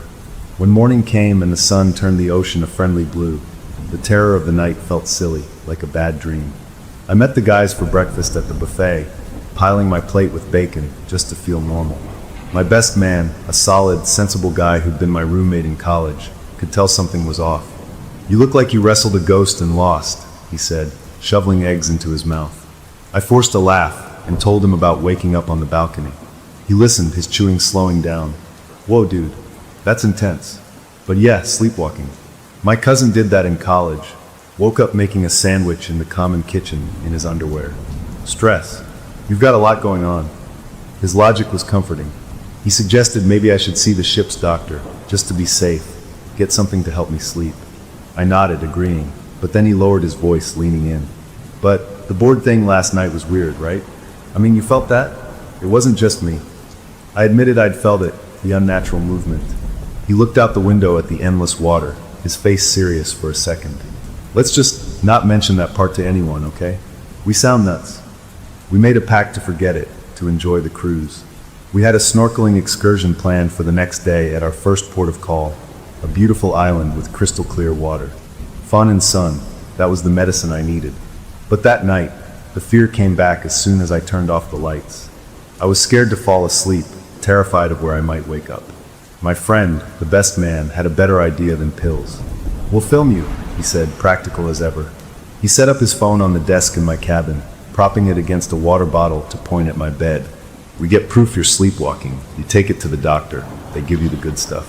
No big deal." It seemed like a smart plan. I went to bed with the little red recording light glowing in the dark, a weird digital eye watching me. I finally fell asleep, exhausted. The next morning, I woke up in my bed. Relief flooded through me. Normal. I was in my bed. I sat up, feeling better than I had in days. My friend knocked on the door and came in, looking for his phone. "See, nothing to worry about," I said, smiling for the first time since the trip started. He picked up his phone, stopping the recording. "Want to check it just for laughs? Maybe you sleep talk. I bet you mumble about your fiancé." He was grinning, hitting play. We sat on the edge of the bed, watching the small screen. The first hour was boring, just me tossing and turning. Then at around 3 a.m., I sat up. On the screen, my movements were smooth, too smooth. I didn't look groggy or confused. I got out of bed with a purpose, like I was late for an appointment. I walked past the phone, my eyes open but blank, fixed on nothing. I didn't go to the balcony door. I walked to the corner of the room and just stood there, facing the wall. My lips started moving. My friend turned up the volume. At first, it was just a whisper, too fuzzy to understand. Then the sound cleared, and my own voice, flat and totally unlike my normal tone, came through the phone's speaker. I was saying a name, Michael Riggs. A chill, colder than the air-conditioned room, settled over me. The voice kept going. July 12th, snorkeling accident, coral cut. The date hit me like a punch. That was today. Right now, we were docked at the island where that very activity was happening. On the screen, I stood there for another 10 minutes, whispering the same phrase over and over like a broken record, before turning and getting back into bed. The video ended. We sat in the quiet cabin, the only sound the gentle vibration of the ship. My friend's face was pale. "What the hell was that?" he finally whispered. I had no answer. The specificity was the worst part. A full name, a cause of death, today's date.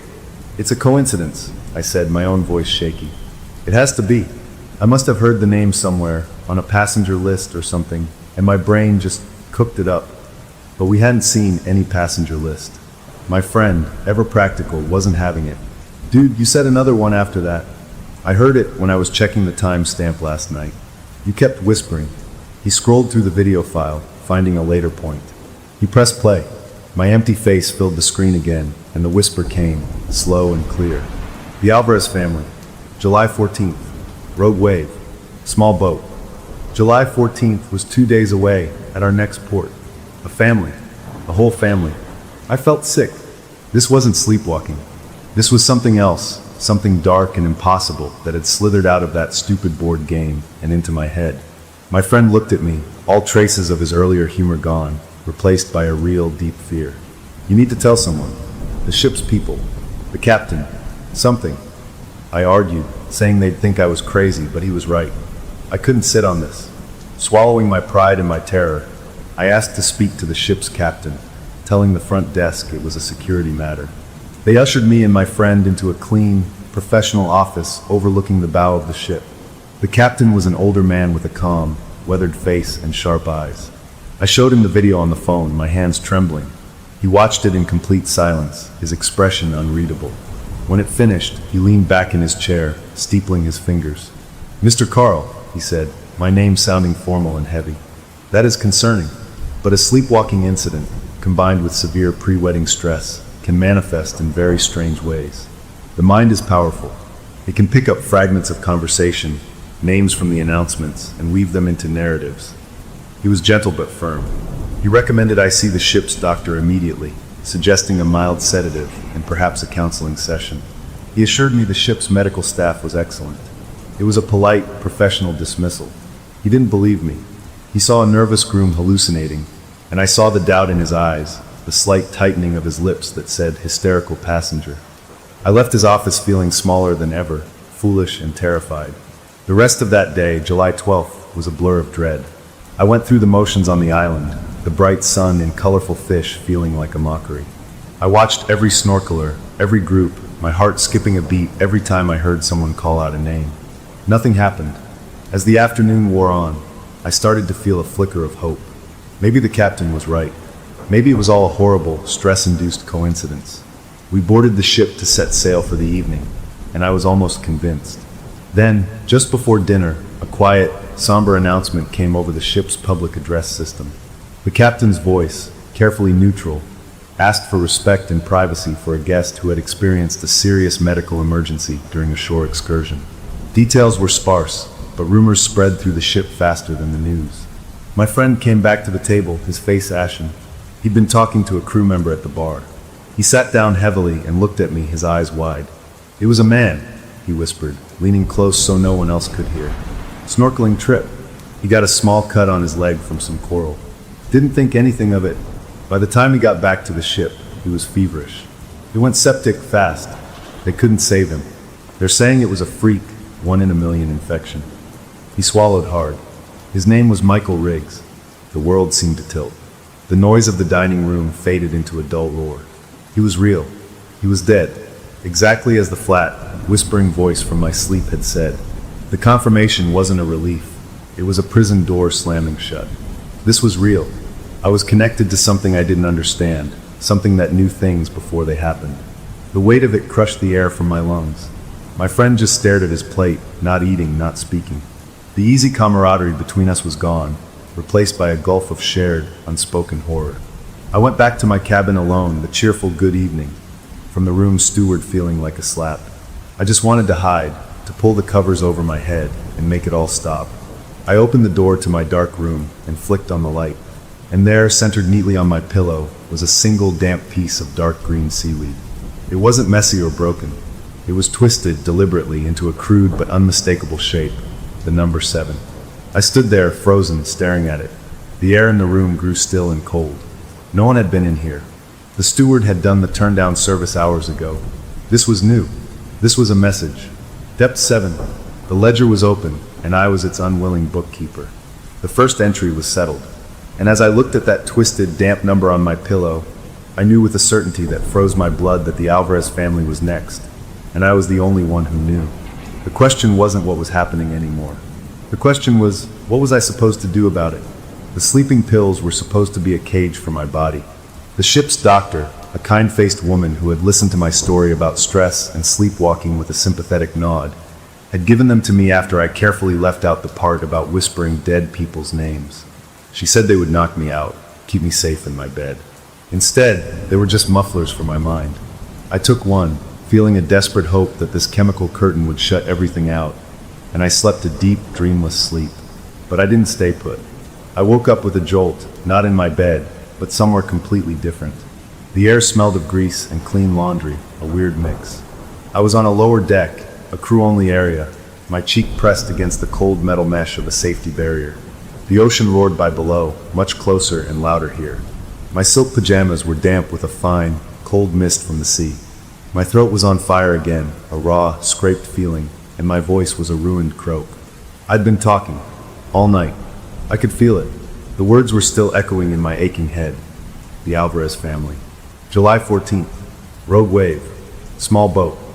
Over and over. The date, July 14th, was today. We had docked at a new island that morning, a place famous for its beaches and boat rentals. I had slept right through the arrival.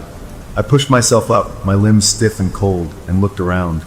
A young crew member in a white uniform rounded the corner, holding a clipboard. He stopped dead when he saw me, his eyes going wide. "Sir, this area is for crew only. Are you okay?" I must have looked like a ghost, pale and shivering in my pajamas on the wrong side of the ship. I mumbled an apology, saying I got lost, and hurried past him, my bare feet slapping on the cool deck. The look on his face, a mix of confusion and pity, made my skin crawl. I was becoming a story among the staff, the crazy sleepwalking groom. I made it back to my cabin, my heart a frantic drum against my ribs. The first thing I did was check my phone. I had a dozen missed calls and texts from my fiancée. My stomach dropped.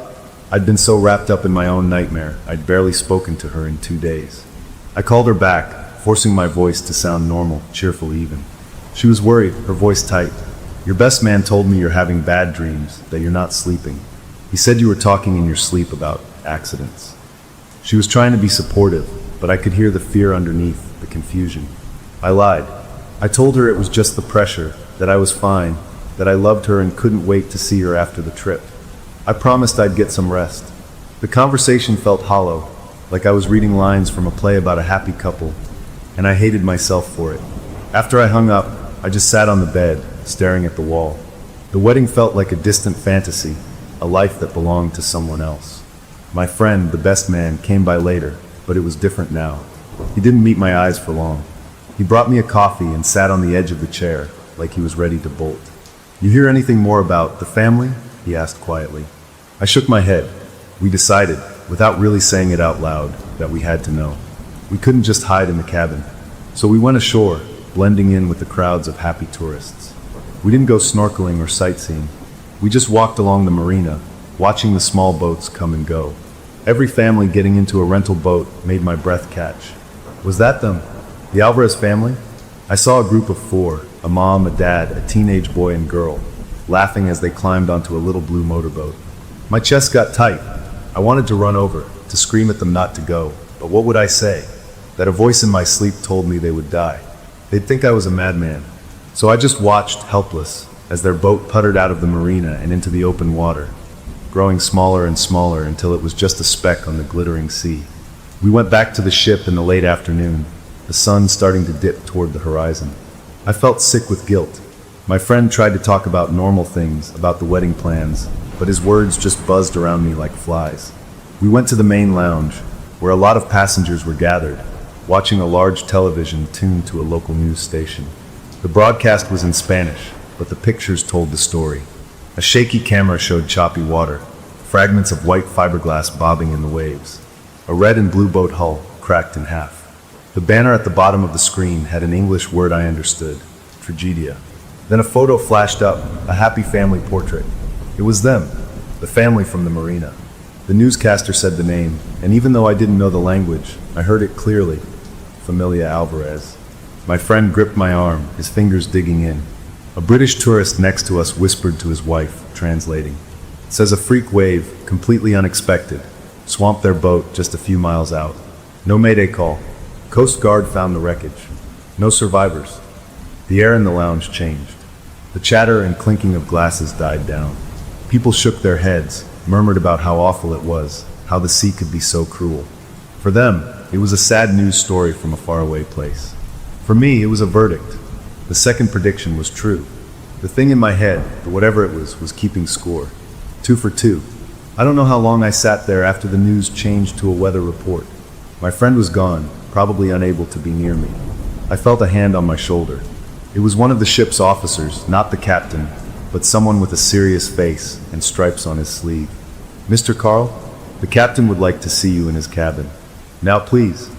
His voice was polite, but left no room for argument. I followed him, my legs moving on autopilot. We went up to the bridge deck, into the captain's private office. The captain was there, and he wasn't alone. The ship's doctor was there too, her kind face now drawn and serious. The captain dismissed the officer and closed the door. He didn't offer me a seat. He stood behind his desk, his hands clasped behind his back, looking out the window at the darkening sea. Without turning around, he spoke. The port authority sent a preliminary report about the Alvarez family. He turned then, and his eyes were different. The polite skepticism was gone. In its place was a grim, focused intensity, the look of a man facing a problem he can't chart on a map. "You came to me yesterday with a story, a video. You mentioned that name, that date, that cause." He walked around the desk and leaned against it, closer to me. "I have a duty to over 3,000 souls on this vessel, so I will ask you directly, and I expect an honest answer. How did you know?" He didn't ask if I knew. He asked how. The shift was small but monumental. He believed me now. I had nothing to lose. I told him everything, from the stupid Ouija board to waking up on the balcony to the seaweed number 7 on my pillow. He listened, not interrupting. The doctor took notes, her pen scratching fast. When I finished, the captain was quiet for a long moment. Then he walked to a computer screen on his wall and tapped a few keys. A black and white video feed came up, showing an empty corridor. It was a security camera.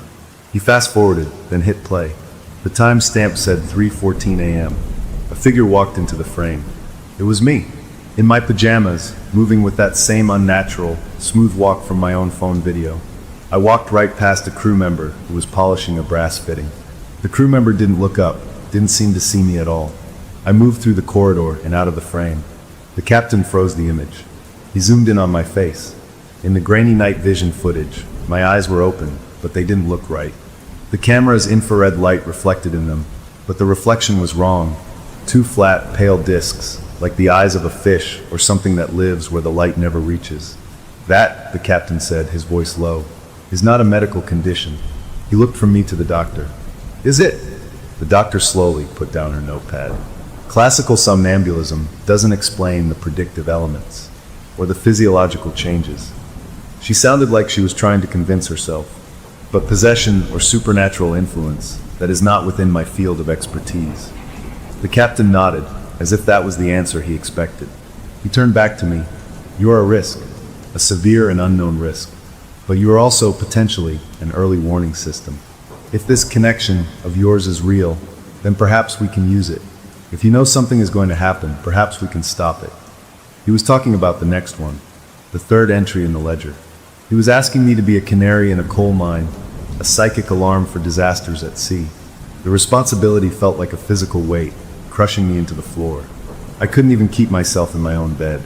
How could I stop a tragedy? But I had no choice. I agreed. Leaving that meeting was like stepping into a different world. My friend was waiting for me outside my cabin, but he wasn't alone. 2 of the other guys from the wedding party were with him.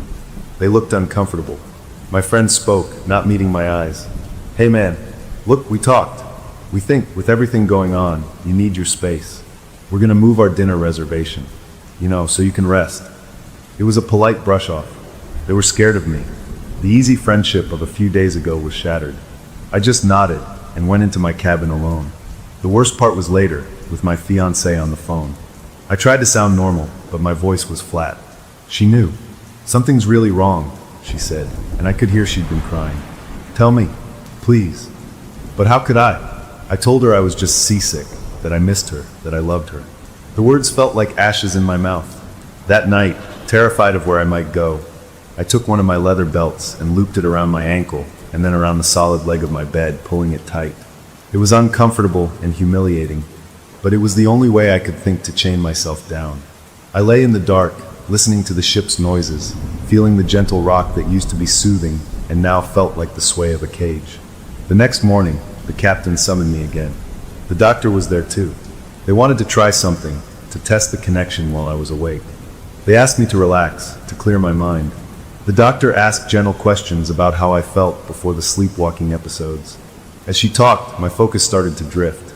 Her voice became a distant hum. I felt a sudden, intense pull, like a strong current was dragging my thoughts away. My vision swam. Without thinking, I reached out and picked up the doctor's pen from her notepad. I could see my own hand moving, but I wasn't telling it to. I started writing on the clean paper. Not words at first, but jagged lines. Then it formed letters over and over, the same phrase in my own handwriting, but with a frantic, pressured slant. Not prediction. Quota. Not prediction. Quota. The doctor gasped and pulled the notepad away. I blinked, the strange fog lifting. My hand was cramped. The captain looked at the words, his face hardening. Quota, he repeated. Like a tally, a number that needs to be met. The seaweed number 7 burned in my memory. He was about to say more when there was a sharp knock on the door. A young deck officer, his face pale and waxy, burst in without waiting for an answer. He was breathing hard. "Captain, you need to come. It's the primary water intake valves. For the cooling systems. They're clogged." The captain stood up, annoyed. "Clogged with what? Seaweed? That's a maintenance issue." The young officer shook his head, his eyes wide with a fear that had nothing to do with routine problems. "Not just seaweed, sir. There's other things down there. Things that shouldn't be. Things that can't be. You have to see it." He looked at me for a split second, a glance filled with pure terror, before turning back to the captain. The message was clear. This wasn't normal. This was part of it. The thing was no longer just talking through me. It was starting to affect the ship itself. The captain gave me one last, long look, a look that said the game had just changed, and then hurried out after the officer, leaving me alone with the doctor and the words I'd scrawled on her pad. Quota. The deep was sending its bill, and it was starting to itemize the charges. Sleepwalking to the railing was one thing, but when I woke up surrounded by pictures of sinking ships, my fingers stained with old ink and my own tears, I knew the message was changing. It was no longer just telling me. It was showing me. I came to on the floor of the ship's library, a quiet, wood-paneled room that was usually empty. It was the middle of the night again. I was sitting in a nest of torn pages, big glossy pictures of old ocean liners and diagrams of rusted hulls lying on the seabed. I'd pulled a dozen heavy books from the shelves. My hands ached. I looked down and saw I had arranged the torn pages around me in a rough, sprawling outline. It took me a dizzy moment to understand what I was looking at. It was a map, a scaled-down, messy map of the deck plans of our own ship. I'd used pictures of other, doomed ships to trace the shape of ours. A cold understanding washed over me, colder than the air-conditioned room. The thing wasn't just interested in people anymore. It was interested in the vessel. A young officer, the one on the night watch, found me. He told me later, his voice shaking, that I'd been crying. Not sobbing, just tears streaming down my blank face in a steady flow. He said he asked me why I was crying, what was wrong. And he said my head turned toward him, slow and mechanical. My mouth opened, and a sound came out that wasn't my voice. He described it as low, gritty, like stones grinding together deep underwater. The voice said, "The balance must be paid. 7 for 7. The deep is patient." Then he said, I just closed my eyes and slumped over, like a puppet with its strings cut. He radioed for help, and they brought me back to my cabin. The captain was notified. The mood on the ship shifted after that, and not in a good way. News, especially scary, weird news, travels fast among a crew that lives in close quarters. The story of the crying man in the library with the grinding voice spread. I stopped being just the odd sleepwalking passenger. I became something else, a bad omen. I could feel it when I walked through the ship. Crew members would avoid looking at me, or they'd make quick, strange hand gestures when they thought I wasn't looking, little motions against evil. One afternoon, I went to a bar by the pool, trying to feel normal for just 5 minutes. The bartender, a guy who'd been friendly before, went stiff when he saw me. He made my drink, and I saw him do something quick behind the counter. He brought it over, wouldn't meet my eyes. I took a sip. The drink tasted wrong, salty and sour. I looked at the glass and saw a tiny, cloudy swirl in the liquid that hadn't been mixed in. I realized with a sick lurch what the gesture had been, an old sailor's superstition. He'd spit in my drink, to ward off a curse, to placate whatever was following me. I put the glass down and walked away, the taste of his fear bitter on my tongue. My fiancée called again that night. The distance between us was a physical ache. She was crying, really crying now. "You're lying to me," she said, her voice breaking. "Your best man won't even talk to me straight. He just says you're sick. What is happening? Are you in trouble? Did you do something?" I wanted to tell her everything, to scream it into the phone, but all I could see was the terrified face of the bartender. If the crew was this scared, what would she feel? How could I tell the woman I love that I might be a conduit for something that wanted people dead? So I held it in. I told her I was just having a mental break, that the doctor was helping, that I'd be okay for the wedding. I promised. The promises felt like the worst lies of all. After I hung up, I sat in the dark for a long time. A soft knock came at my connecting door. It was my friend, the best man. He looked exhausted, older than he had a week ago. He didn't come in. He just stood in the doorway. "We need to figure this out," he said, not unkindly. "There has to be a logic to it, a pattern. Let's look at the crew, the 7, the ones the thing seems to want." He'd been thinking about it, trying to apply his sensible, logical mind to the insanity. He'd gotten a copy of the ship's daily crew manifest, the work assignment sheet posted for staff. It listed everyone's job and station. We pored over it, looking at the 7 new crew members who'd joined at our home port. The kitchen worker with the scalded arm, the junior steward, the others. My friend pointed a finger at the paper. "Look, here, and here." His voice was a mix of triumph and horror. They all signed their contracts on the same day. They all came from the same hiring agency in the same city. They were all hired as a batch to replace people who left last minute. It was a link, a tangible, human resources link between the targets. They weren't random strangers. They were a set, brought on board together. It made the quota feel even more deliberate, like someone had ordered a specific package of lives. The captain called a private meeting in a small conference room near the bridge. Me. He didn't have the doctor this time. He looked tired, the weight of command pressing down on him in a new way. "The crew is nervous," he said, getting straight to the point. "Some of them are talking about appeasement, old rituals, throwing offerings overboard. It's a dangerous mindset. It leads to panic, to mistakes." He leaned forward, his elbows on the table. "I cannot have a mutiny of fear on my ship. I also cannot ignore what is happening. You are the common factor. This connection is real, so we must use it, pragmatically." He laid out his new plan. It was cold and simple. Instead of waiting for me to sleepwalk and whisper names, they would lock me in a secure, padded storage room at night. A room with no balcony, no sharp edges, only a mattress on the floor and a camera. They would give me a notebook and a pen. The idea was to see if the connection would work while I was conscious, or if it would force me to write instead of speak. He wanted me to become a deliberate tool, to get information we could actually use to protect people. "If you can give me a name, a location, a time, maybe we can be there. Maybe we can stop it," he said. His eyes were hard. "It's the only play we have left." I agreed. What else could I do? That night, 2 senior officers escorted me to a small room deep in the crew areas. It was used for storing spare linens, but they'd cleared a space. The walls were soft padded vinyl. There was a plastic camera bolted high in the corner, its red light glowing. They gave me a bottle of water and a spiral notebook with a ballpoint pen. Then they locked the door from the outside. I heard the bolt slide home with a final metallic sound. I was alone. I sat on the mattress, waiting. For hours, nothing happened. I tried to stay awake, but the exhaustion was a tidal pull. I must have dozed off. I didn't dream. I just switched off. Then I switched on. I was sitting cross-legged on the floor, the notebook open in my lap. My right hand was cramping. The pen was in my hand, the tip broken from pressure. The page was filled not with names, not with words, but with drawings. 7 symbols, drawn over and over with a frantic, precise energy. They weren't letters. They looked like anchors, but twisted wrong, as if they'd been mangled in deep water or drawn by someone who'd only heard an anchor described. Each one was slightly different. Under the first symbol, my hand had written a single word, the spark. Under the second, the corrosion. The third, the silent one. The fourth, the offering. The list went on, but those first 4 were the clearest. I stared at them, a new kind of dread seeping into my bones. It wasn't giving us people anymore.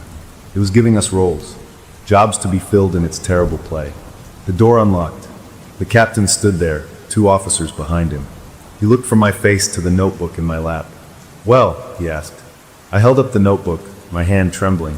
He took it and studied the page, his brow furrowed. "What is this?" "Code." I found my voice, which sounded hollow and used up. "It's not giving us names anymore.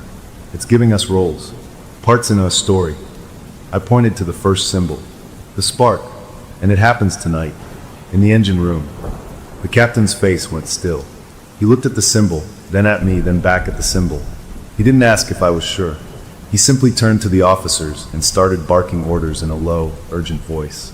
"Double the watch in the engine room. Check every circuit, every junction box. No one works alone. I want the new mechanic, the one from that hiring batch, pulled off duty and put in the mess under observation. Now." They hurried off. The captain looked back at me. "Come with me. You're not sleeping down here tonight. You're staying in an officer's cabin next to the bridge. We're going to watch this together." He led me out of the storage room. As we walked through the brightly lit, empty crew corridor, I saw a door up ahead was open. It was a small maintenance closet.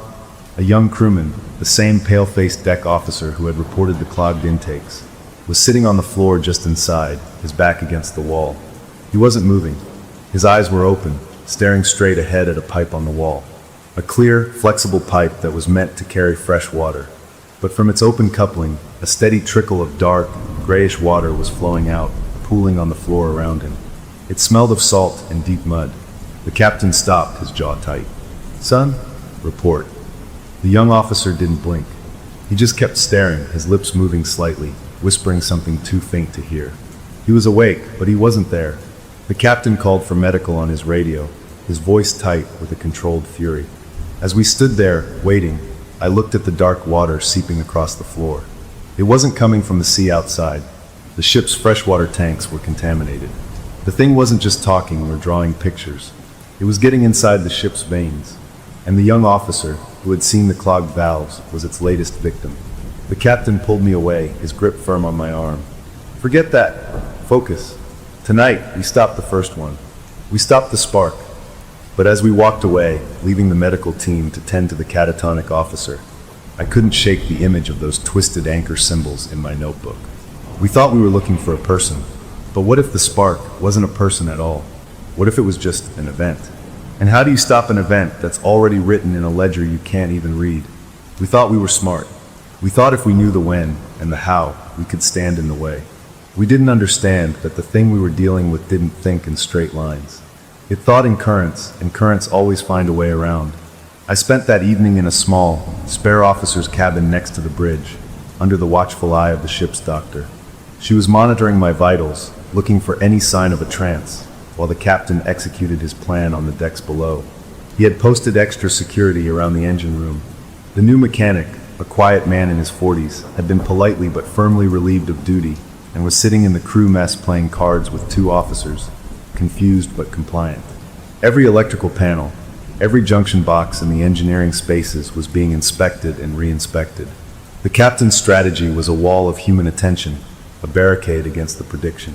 I sat on the edge of the narrow bed, feeling useless. The doctor tried to make small talk, asking about my fiancée, about my job back home, but her questions just highlighted how far away that normal life was. I watched the clock on the wall. As midnight approached, a weird calm settled over me. I didn't feel the pull to sleepwalk. I didn't hear any voices. I just felt empty, like a receiver tuned to a dead channel. The doctor checked my pulse again, noting it was steady, slower than she expected. "Maybe it's working," she said, a flicker of hope in her voice. "Maybe the heightened security, the awareness, is disrupting the phenomenon." Right then, at exactly midnight, every single light on the ship flickered. Not a blink, but a deep, dimming pulse that lasted 3 long seconds. The monitors in the room beeped in alarm as their screens went dark and then glowed back to life. The doctor and I froze. From the bridge next door, I heard a muffled curse. The ship's intercom crackled. "All stations report. Bridge report." The captain's voice was calm but urgent. Reports came in fast. No fires. No impacts. Engineering reported a minor, unexplained electrical surge in a sealed control unit for the stabilizers. A small, contained spark that had tripped a breaker and done no damage. No one was hurt. The mechanic in the mess was fine. The security teams reported nothing out of the ordinary. The lights came back up to full brightness. The doctor let out a long breath she'd been holding. A surge. That's it. The spark. She almost laughed, a nervous, relieved sound. That's all it was? We did it. We stopped it. A tense joy spread through the bridge. I could hear it in the voices crackling over the radio. They had faced down the prediction and won. The captain came into the cabin, a rare, tight smile on his face. "It seems your warning allowed us to mitigate the event. A surge contained. No injuries. A win, Mr. Carl." He clapped me on the shoulder, a gesture that felt alien. I should have felt relieved. I should have felt triumphant. But the emptiness inside me didn't fill up with joy. It just stayed empty, a cold, waiting void. Something was wrong. The ledger demanded a payment. A spark for the spark. It didn't feel settled. We were wrong. An hour later, a frantic call shattered the brief celebration. It came from the crew's mess, one deck below the officer areas. A medical emergency, code red. The captain's smile vanished. We rushed down. The scene in the mess was chaotic. A young man, one of the new junior stewards from that same hiring batch, was on the floor, writhing. His uniform shirt was off, and his chest and arms were an angry, blistering red. The air smelled of burnt plastic and scorched skin. 2 crew members were holding him down as a medical team tried to apply gel to the burns. He was screaming, a raw, animal sound of pure agony. On a counter nearby sat an old, boxy electric kettle, its cord frayed, its plastic body cracked open like an egg. It was a relic, something left in a back cupboard for years, not the modern, safe kettles the crew used. Someone, in a hurry to make tea after the excitement of the surge, had dug it out and plugged it in. The steward had been the one to pick it up when it didn't boil. It had exploded in his hands, spraying him with boiling water and steam. The captain stood in the doorway, his face like stone. He listened to the rushed report from a weeping cook. The injured steward wasn't the mechanic we'd been guarding. He was another one of the 7. He had been in the wrong place at the wrong time, using a piece of equipment that should never have been used. A freak accident, a 1 in a million chance. But we all knew it wasn't chance. The quota had been met, not through an electrical fire in the engine room, but through a different kind of spark, a faulty heating element, and its consequence, boiling water. The deep's logic was alien and cruel. It didn't care about the specifics, only about the balance. A spark led to fire, which led to heat, which led to boiling water. It was a twisted, symbolic fulfillment. The steward was rushed to the ship's infirmary, his screams echoing in the corridor long after he was gone. He was alive, but just barely. The captain announced that at the next port, first thing in the morning, the man would be airlifted to a proper hospital. His cruise, and likely his career, were over. Later, as the ship steamed through the dark toward a medical evacuation point, the captain sat with me in his office again. The earlier triumph was gone, replaced by a deep, frustrated exhaustion. "We protected the wrong man," he said, not looking at me. "We protected against the wrong event. How do you fight that?" I didn't have an answer, but I remembered something. During those 3 seconds of darkness at midnight, when the lights dimmed, I hadn't just seen blackness. I'd had a flash, a split-second vision. I'd seen the mechanic, the one we'd guarded, not in the mess hall, but standing alone in a small engine room pump space. And in the vision, the room wasn't filling with fire. It was filling with water, rising up from a grate in the floor, cold and dark. I told the captain. He rubbed his temples. "So it showed you the intended mechanism. Plan A. And when we blocked that, it used Plan B. It's adaptive." This realization was worse than thinking it was just fate. It meant the thing was intelligent, flexible. It could reroute around obstacles. You can't guard against a concept, against an intelligence that uses coincidence like a tool. The mood among the crew turned darker than the ocean at night. The story of the steward's horrific injury spread, mixed with whispers about the midnight surge and the predictions. The crew's fear curdled into something more dangerous, a desperate, superstitious anger. They didn't see me as a victim anymore. To some of them, I was the focal point, the reason the deep was angry. If they could appease me, they could appease it. I saw it in their eyes when I was escorted through the ship. Not just avoidance now, but a strange, calculating look. The next evening, as I returned to my new cabin from a tense meeting with the doctor, I found something waiting for me. It was on the floor just outside my door. A dead fish, a small silvery one from the kitchens, its eyes poked out and replaced with two shiny white beads that stared up blindly. It was wrapped in a greasy blue cleaning rag, tied with a piece of twine. It wasn't left as a joke or a threat. It was left as an offering, a primitive plea. They were trying to feed the hunger they thought I controlled. I stared at it, my stomach turning. This was what it was coming to. I was becoming a monster in their eyes, a thing to be bribed with dead fish and beads. I didn't touch it. I stepped over it and went inside, locking the door. But all night I thought about it. The fear in the ship was a toxin, and it was spreading. The captain's authority was a thin layer of paint over a rusting hull. We were running out of time, out of ideas, and out of sanity. The next morning, we reached a small, out-of-the-way port. The air ambulance was a noisy, terrifying dragonfly that landed on the helipad at the stern. We all watched from a distance as the burned steward, swathed in bandages, was loaded onto the stretcher. His hand, wrapped in white gauze, slipped off the side as they lifted him. His fingers, peeking out from the bandages, didn't lie limp. They curled slowly, deliberately into a claw-like shape. From where I stood, frozen on an upper deck, the shape was unmistakable. It was the first symbol from my notebook, the twisted anchor. The symbol for the spark, a final, grotesque signature on the receipt. The helicopter lifted off, the noise drowning out everything, and then it was gone, taking its broken cargo away. The ship felt different after it left. Lighter in a way, but also more fragile, like the first payment had been made and now the creditor was waiting for the next. I went back to my cabin. My friend, the best man, was waiting for me inside. He looked worse than I did, haunted. He'd heard about the offering left at my door. "They think you're some kind of priest," he said, his voice hollow. "This is getting out of control. The captain can't hold it together much longer." He was right, but all I could think about was the steward's hand forming that symbol. The connection was deeper, more physical than we'd imagined. It wasn't just in my head. It was marking its victims. That night, locked in my cabin with my friends sleeping fitfully on the couch, I finally managed to sleep. I dreamed of the remaining 6 crew members from the hiring batch. I saw them standing in different places on the ship, the galley, a laundry room, a lower deck corridor. Above each of their heads, one of the twisted anchor symbols from my notebook floated, glowing with a faint, greenish light. It was a roster, a checklist. I woke up with a gasp, sweating. The room was dark, and in the dark, from the direction of the couch, I heard my friend's voice. It was thick with sleep, but also with something else, a weird, flat tone that wasn't quite his. He whispered into the darkness a simple, terrifying question. "Which one am I?" My blood turned to ice. He shouldn't have known about the symbols. I hadn't shown him the notebook. I hadn't told him about the roles. The only way he could ask that question was if the deep wasn't just talking to me anymore. It was starting to talk through him, too. The quarantine had failed. The phenomenon was spreading, and it had just jumped to the person closest to me. The worst part wasn't the fear in my friend's eyes when he looked at me in the morning. It was the recognition. He was starting to see the same ocean I saw in my dreams, and it meant I wasn't crazy. It meant we were both drowning. He woke up looking pale and sweaty, clutching his head. He didn't remember whispering the question in the dark, but he remembered the dream, he said. A dream of being deep underwater, of a pressure so immense it felt like his bones would crack, and a taste in his mouth like he'd swallowed a gallon of salt water. He was terrified. "It's in my head now, isn't it?" he asked, his voice shaky. I didn't have to answer. We both knew.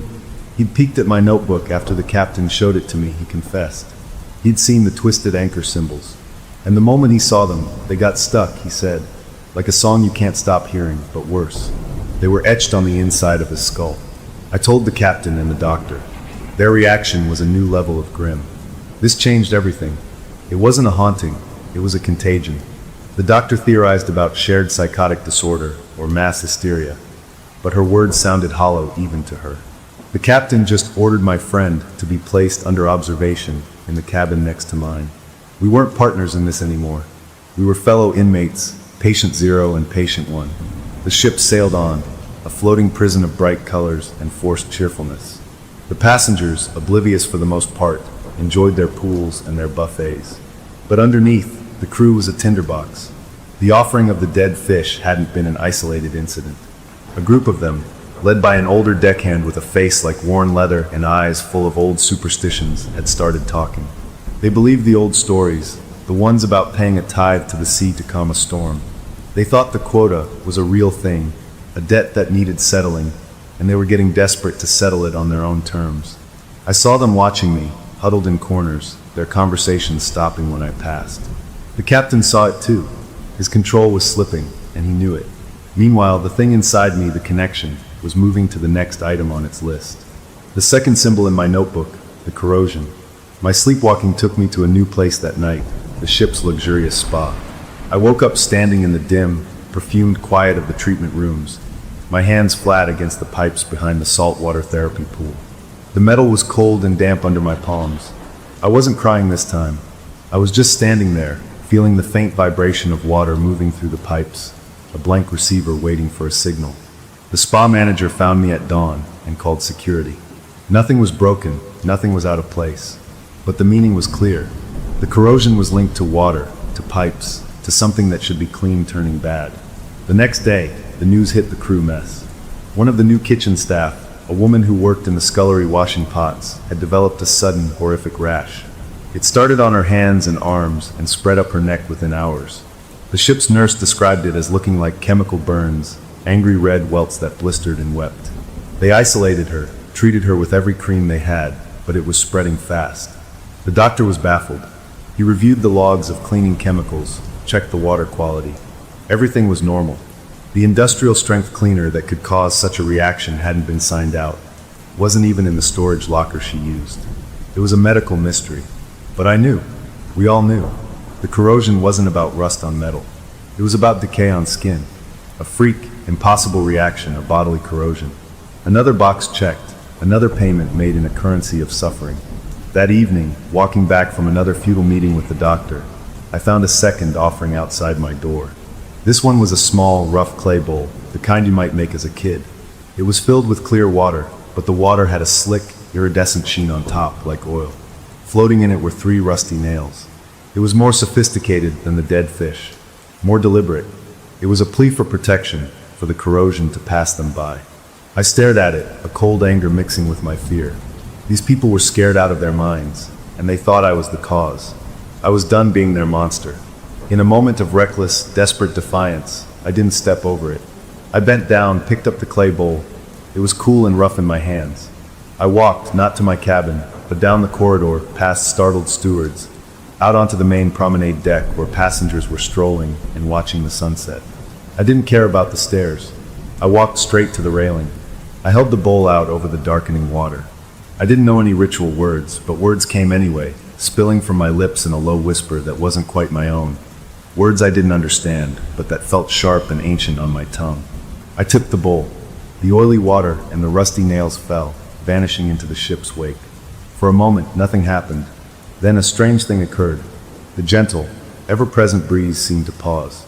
The chatter of the passengers nearby softened. A sense of calm, deep and unnatural, settled over that section of the deck for just a few seconds. It wasn't peace. It was the calm of something being satisfied. I turned around, the empty clay bowl in my hand, and I saw him. The old deckhand, the leader of the superstitious crewmen, was standing in a shadowed doorway that led to the crew areas. He wasn't smiling. He didn't look grateful. He simply looked at me, met my eyes for the first time, and gave a single, slow nod, as if a business deal had been completed. Then he melted back into the shadows. In that moment, I understood with a sickening clarity that I had just participated. I had performed an act of appeasement. I had become what they believed me to be. The line between victim and priest had blurred, and I was now standing on both sides of it. My friend's condition was getting worse. He wasn't sleeping well. He said the pressure in his head was constant now, a dull roar like being inside a seashell. He'd started doodling, absent-mindedly, on any piece of paper he could find. Not the anchor symbols, but other things. Lines, angles, cross-sections. I gathered a few scraps and showed them to the captain. His face went pale. They were crude but accurate diagrams of the ship's plumbing and ventilation systems. The Deep wasn't just using him to ask questions. It was using his mind, his subconscious knowledge of the world, to understand the ship's anatomy. It was learning how to make its next moves more efficient. The captain, seeing his authority unravel and the threat growing, made a decision. He called me and my friend into a secure storage room near the bridge, a place with no windows. He laid out charts, not of the ocean, but of the crew manifests and employment records. "We need to understand the source," he said, his voice rough. "This started with those 7 crew members. There has to be a link beyond the hiring agency, something that binds them to this." He gave us a task. While he tried to keep the ship from descending into open panic, we were to dig.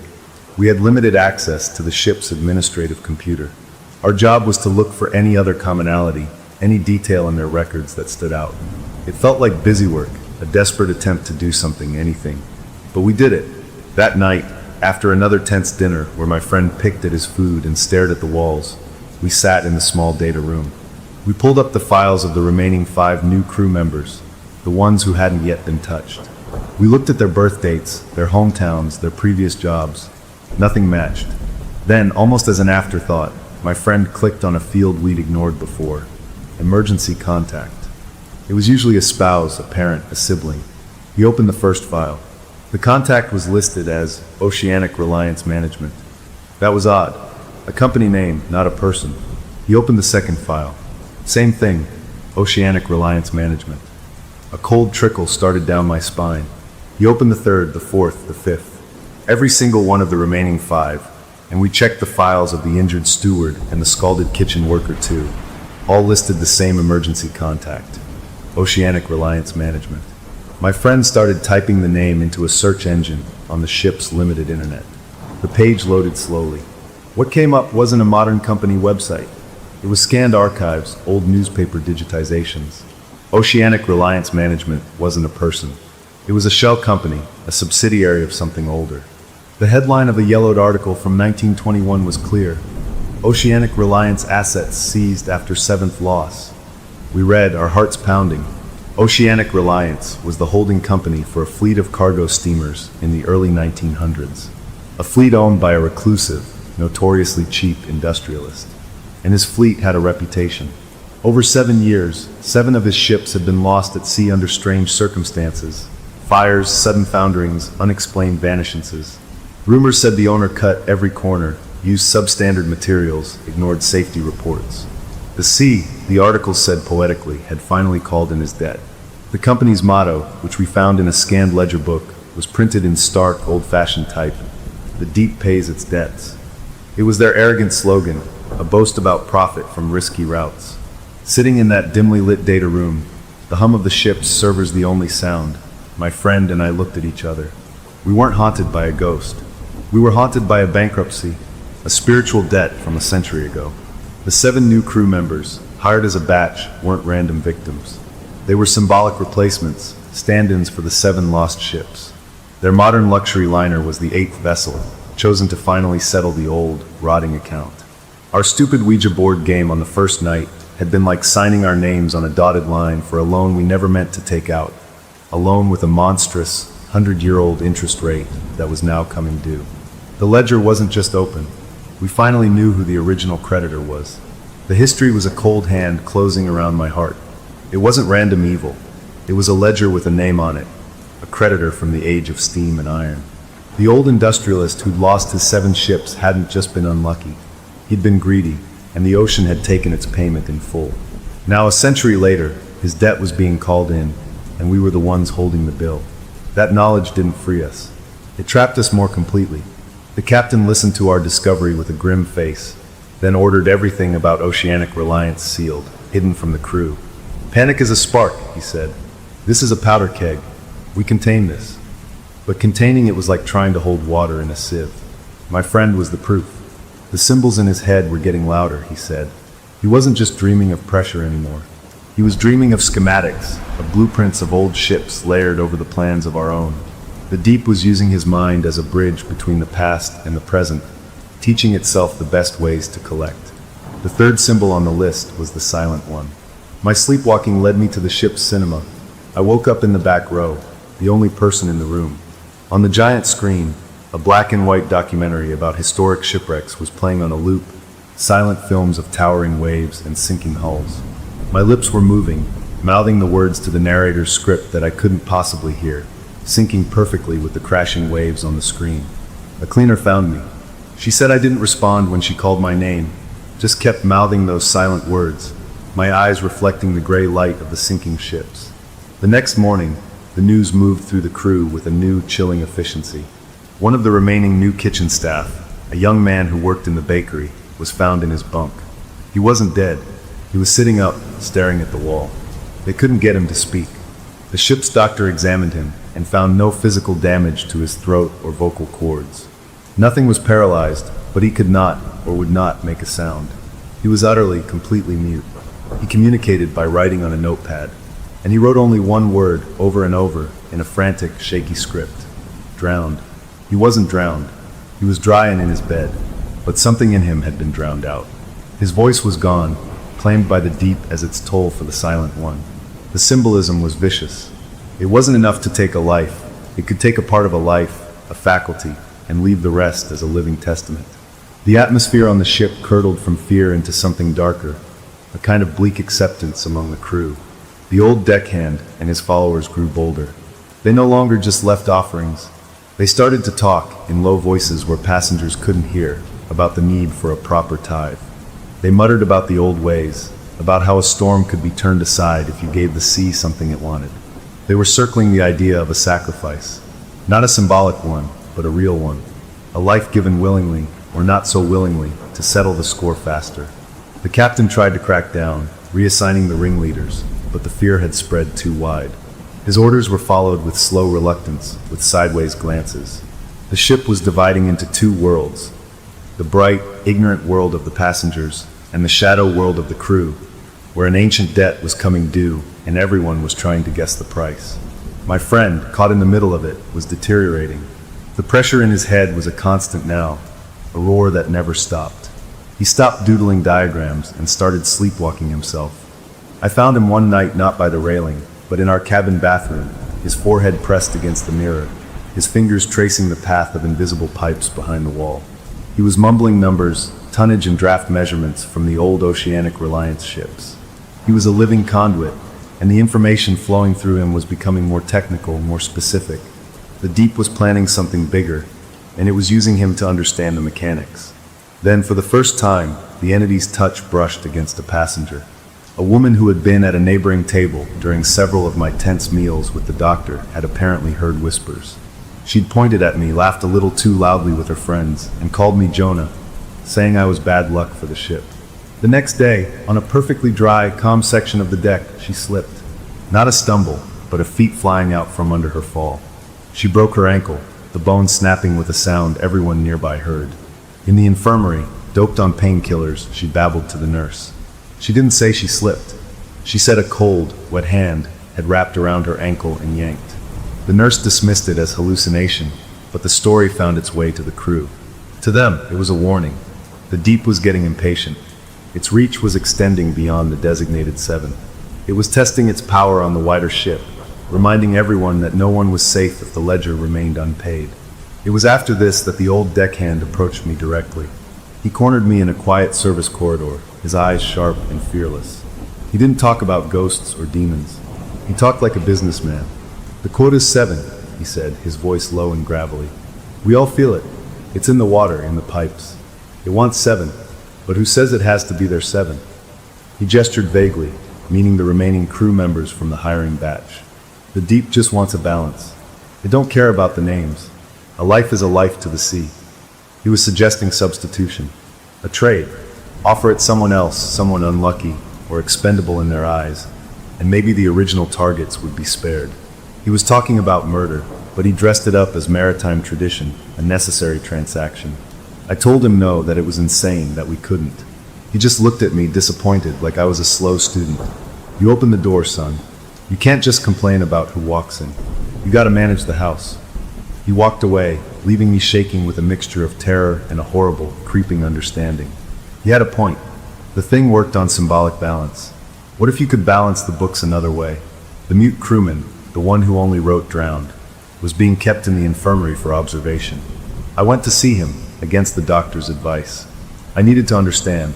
He was sitting in a chair by the window, staring at the ocean. He saw me and immediately grabbed his notepad. He scribbled something and held it up. It read, "Not crew, not passengers." I frowned, not understanding. He scribbled again, harder, tearing the paper. "Parts." Then a final, furious scrawl. "We are replacement parts for the sunken ones." The message hit me with the force of a physical blow. They weren't people to the entity. They were components. Spare parts to fix a century-old imbalance. A sunk ship needed a sunk life. But a part for a ship could be a hull plate, a boiler, a voice from its crew. The deep was collecting symbolic replacements. The mute baker was the voice of a lost ship silenced. The scalded woman was the heat from a ship's fire, turned back on a living body. It was all a monstrous, symbolic equation. The crewman started writing drowned again, faster and faster, his hand a blur, until the doctor gently took the pad away and guided him back to his bed, his body trembling with a terror he could no longer scream. That night, a storm gathered on the horizon. Not a sudden squall, but a massive, dark bank of clouds that grew as we watched. The captain ordered the ship to adjust course, to try to skirt the worst of it. Passengers were advised to secure belongings in their cabins. The mood was tense but normal. Ships and storms were old acquaintances. But as the first winds began to whip the waves into whitecaps, a passenger on a high forward deck, an amateur photographer trying to capture the dramatic sky, swore he saw something. He said as a huge wave rolled past, illuminated by a crack of distant lightning, he saw the outline of another ship inside the wave itself, a ghostly silhouette of an old-fashioned steamer with twin funnels, keeping perfect pace with us for just a second before the wave crashed and it was gone. He was laughed at by his friends, told it was the storm and an overactive imagination. But later, when he looked at the photo he'd taken, he showed it around, his face pale. In the blur of rain and spray, in the gray mess of the wave, there was a shape. It was fuzzy, indistinct, but undeniably a shape that wasn't just water. It looked like a ship's prow. Someone looked it up. The flagship of the Oceanic Reliance Fleet, the one that vanished in a storm in 1919, was called the Neptune's Resolve, and it had twin funnels. The photo couldn't prove anything, but on a ship already vibrating with fear, it was a match thrown into oil. The ghost of the creditor was not just a metaphor. It was out there, riding the storm, waiting for its due. The old debt wasn't in the past. It was right beside us, in the water, in the storm, and it was getting ready to collect the final outstanding payments. There are moments where your soul splits. One part stays human, screaming at the atrocity. The other part becomes a calculator, coldly assessing the math of survival. On that dark deck, I felt the calculator win. The old deckhand and his group made their move after the ghost ship sighting. The storm had passed, leaving a weird, flat calm, but the fear hadn't receded. It had crystallized into a plan. They cornered me not with threats, but with a grim, practical proposal. They laid it out in a storage locker near the engine room, the air smelling of grease and wet rope. They believed, truly believed, that if they voluntarily offered 7 lives through a proper ritual, a symbolic drowning at midnight, the debt would be considered paid and the ship would be spared. They had a list. It included the 4 remaining new crew members, the mute baker, and 2 others. A chronically ill elderly passenger who was already expected to die soon, and a crewman from a different department who was universally disliked, a bitter, angry man. They had rationalized it, made it a transaction. 7 lives given purposefully to save 3,000. They asked me not as a victim, but as the conduit to bless this, to guide it. They needed the priest of the deep to make it official. I was too tired, too worn down by the constant terror and the crushing weight of the ledger to scream at them. A part of me, a horrifying, numb part, listened, and it made a terrible kind of sense. The calculator in my head ran the numbers. It was cleaner than the random, symbolic horrors. It was a one-time price. I didn't agree, but I didn't say no. I just stood there, my silence feeling like consent. That night, the 4th symbol, the offering, manifested. But this time, it wasn't a passive sleepwalk. I was in my cabin, awake, when a sudden, overwhelming compulsion came over me. It wasn't a voice. It was an instinct, a pull as strong as gravity. I picked up my notebook, the one with the twisted anchor symbols. I walked out of my cabin, past the crewman the captain had posted to watch me, who for some reason didn't seem to see me at all. I walked with that same smooth, purposeful stride from the security videos, down to the crew quarters, to the old deckhand's tiny cabin. The door was unlocked. I went in. I placed my notebook open on his small desk, to the page with the symbols. Then I took his own personal knife, a sharp, worn thing he used for splicing rope, from where it lay next to his bunk. I didn't think about it. My hand moved. I drew a circle on the page, a dark, deep groove in the paper, around the fourth symbol, the offering. Then I put the knife down, turned, and walked back to my cabin. The crewman on watch jumped when he saw me coming from the wrong direction. I had no memory of the walk back. I had just delivered an instruction manual. Midnight on a secluded service deck at the stern. The air was cool, the sea a flat black mirror reflecting a sliver of moon. I went, pulled by that same compulsion, a spectator in my own body. They were there, the old deckhand and 5 others, and they had one of the new crewmen, a young laundry worker, with them. He was terrified, his eyes wide above a gag, his hands bound behind his back. He struggled, making muffled sounds against the cloth. The old deckhand had a book, some old, handwritten journal of sailors' lore. He was reading from it in a low, chanting voice, words that sounded half English, half something else. They were preparing to throw the young man over as the first tithe, the initial payment to open the negotiation with the deep. I stood at the edge of their circle, watching. The human part of me was shrieking, begging me to move, to shout, to do something. But the calculator was quiet, watching the math unfold. 1 life now, to stop the rest. The deckhand finished his chant. He nodded to 2 men, who picked up the struggling laundry worker. They carried him toward the railing. The young man's eyes found mine, pleading, screaming soundless questions. And in that second, I did nothing. I was complicit. I had drawn the circle. I was the bookkeeper, and this was a transaction being entered into the ledger. A shout ripped through the night. Stop! Put him down! It was my friend, and he wasn't alone. The captain and 3 loyal officers rushed onto the deck, my friend pointing, his face a mask of fury and fear. He had sensed it, through his own connection, a wrongness moving toward a terrible climax. A violent struggle erupted. The superstitious crewmen fought, not to kill, but to complete their ritual. The loyal officers fought to stop them. The bound laundry worker was dropped to the deck, rolling away, sobbing with relief. In the chaos, the old deckhand, trying to avoid an officer's tackle, stumbled backward. He hit the low railing of the service deck. For a second, he wobbled, his arms pinwheeling, his eyes locked with mine across the tumult. There was no fear in them. There was a fierce, triumphant certainty. Then he went over. He didn't scream. As he fell toward the black water, he shouted a single guttural word. It wasn't English. It sounded old, cracked, like the name of a forgotten god or a sunken ship. The moment the word left his lips and touched the air, every electronic device on the bridge and in the officers' pockets, radios, tablets, emitted a burst of static.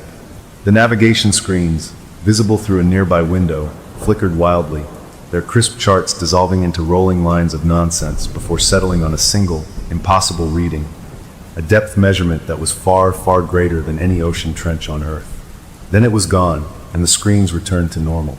They launched life rings, sounded the alarms, searched the water with spotlights. But he was gone. The sea had taken its offering. We stood there on the deck, panting, the rescued laundry worker weeping, the other superstitious crewmen subdued and in shock. The captain was yelling orders, calling off the search, trying to regain control of a situation that had spiraled into something primal and bloody. I walked away, back to my cabin numb. I didn't feel guilt. I didn't feel relief. I lay on my bed and closed my eyes, and I checked the mental ledger, the feeling of dread that had been my constant companion.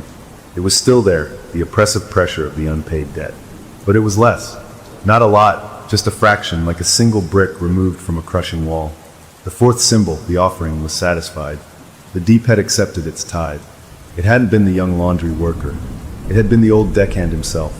He had been on the list all along, not as a victim, but as the one who would make the offering, becoming the offering in the process. His fanatical belief had written him into the story as a necessary character. The next morning, the ship was under a new kind of order. The captain, his face harder than I'd ever seen it, declared a state of heightened security. The remaining superstitious crewmen were confined to quarters. Passengers were told the man overboard was a tragic accident, a crew member who slipped during emergency drill preparations. The official story was thin, but it held. The captain then did what he felt he had to. He summoned me and my friend. In his office, he laid it out. The crew is fracturing. The entity is adapting. We tried to protect, we tried to reason, we've seen it bypass both. The incident last night proves it can be bargained with, but the currency is unacceptable. He looked at both of us, his gaze lingering on my friend, whose hands wouldn't stop trembling. You are both confined to your cabins, under guard, until we reach the final port. No more experiments. No more consultations. You are a risk I can no longer manage. He wasn't angry. He was defeated. He was putting the problem in a box until he could hand it off to someone else, to authorities on land who would never believe any of it. My friend just nodded, looking relieved to be taken out of the game. But as they let us out, the captain put a hand on my arm, stopping me for a second. He spoke very low, for me alone. The balance shifted last night. I felt it in the ship. It got what it wanted from that man. But the ledger isn't clear. How many does it have left? I knew. 3 symbols remained in my notebook, unfulfilled. 3 more payments. I didn't answer him. They escorted us to my cabin, now to be our shared cell. A crewman locked the door from the outside. We were alone. My friend sat on the edge of his bed, his head in his hands, shaking. Then he looked up. His eyes were clouded, distant, the way they got before he spoke with the other voice. But this time, he didn't speak with the grinding tone of the deep. He spoke with his own voice, thick with a terror so profound it was almost calm. "It's not done with us," he whispered. "It's changing the deal." He lay back on the bed and closed his eyes, exhausted. I sat in the chair, staring at the locked door, listening to the normal sounds of the ship, the faint hum of the engines, the distant laughter of passengers. The calculator in my mind was still running, but the numbers had changed. The old deckhand sacrifice had bought us time, but it had also shown the deep that we were willing to play its game. And now, locked away, I had a horrible feeling the game was about to change its rules entirely, and we would have no choice but to play along. They locked us away to keep the monster out. They didn't understand the monster was already in, wearing the face of the man I loved, and it was steering us all into a grave it dug a century ago. The first sign wasn't a sound or a sight, it was a feeling. A slow wrong turn. A massive cruise ship doesn't pivot like a car. It leans, it groans, it resists. Lying on my bunk in the locked cabin, I felt that lean, a long, sustained pull to the left that went beyond a course correction. The normal vibrations of the ship changed, a deeper, more labored thrum coming up through the floor. My friend sat bolt upright on his bed, his eyes wide. "We're turning," he whispered. "We're not going to port." He wasn't guessing. He knew. I hammered on the door, yelling for the guard. The crewman outside, a young guy I'd seen around, opened the viewing slot, his face nervous. "What's happening? Why are we turning?" I demanded. He shook his head, confused. "Bridge orders. Navigation thing, I think. Captain's got it." But his eyes were scared. He'd felt it too, the wrongness of the turn. Then the noises started. Not from outside, but from inside the cabin itself. A low, wet gurgle, like a sink draining, but it was coming from the walls. A dark, damp patch bloomed on the ceiling, not with fresh water, but with a trickle of brine that dripped with a slow, salty tap onto the floor. The air grew humid, thick with the smell of the sea, not the clean open ocean, but the closed, mineral smell of deep water. The guards outside started talking in urgent, raised voices. One of them pounded on our door, not to keep us in, but in panic. "It's in the walls. The pipes are bleeding," he shouted, his voice cracking. I looked at the metal door. A sheen of cold condensation was forming on its inside surface, droplets gathering and sliding down like sweat. The ship was sweating salt water. The ocean wasn't just outside anymore. It was asserting itself, seeping in through the very bones of the vessel. The captain's voice came over the ship-wide intercom, but it wasn't the calm, controlled announcement from before. It was clipped, urgent, a man fighting to keep command of his voice. "All passengers, proceed to your muster stations. This is not a drill. Crew to emergency positions. This is not a drill." The formal words were a mask for the terror underneath. Then a minute later, a different broadcast, a crackling, open-channel radio transmission that bled through onto the cabin speakers, meant for the Coast Guard, for anyone listening. The captain's voice, stripped of all pretense, said, "Mayday, mayday, mayday. This is we are under non-terrestrial duress. The vessel is being claimed. We require immediate assistance. Coordinates are," and he gave numbers that meant nothing to me. The transmission cut off with a burst of static. Non-terrestrial duress. Claimed. He had run out of words for haunting, for curse. He was describing an attack. My friend was standing now, his back against the wall, his palms flat on the sweating metal. His eyes were closed, but they were moving rapidly underneath the lids. "It's using the charts in my head," he mumbled, his voice slurred. "The old routes, the deep trenches. It's taking us to a deep place, a fitting place." He was a living GPS for the entity, his mind a library of oceanic graves now being used to find our own. The fifth symbol, I realized, the convergence. It wasn't about people gathering, it was about everything converging on an end. Suddenly, the door unlocked from the outside. It wasn't the guard, it was the ship's doctor, her face pale, a flashlight in her hand. The power flickered, the lights dimming to a dull orange glow before surging back. "Come with me. Now. The captain wants you on the bridge." We followed her into a corridor that was a scene from a nightmare. Water, real salt water, was seeping from the joints in the wall panels, pooling on the carpet. Alarms were blaring, a shrill, relentless sound. Crew members ran past, their faces blank with a terror beyond training. As we passed the central atrium, a grand open space that rose through several decks, we saw them. The remaining 3 new crew members, and the mute baker from the infirmary. They were standing in a perfect circle in the middle of the empty atrium, facing inward, their heads tilted up. They weren't moving.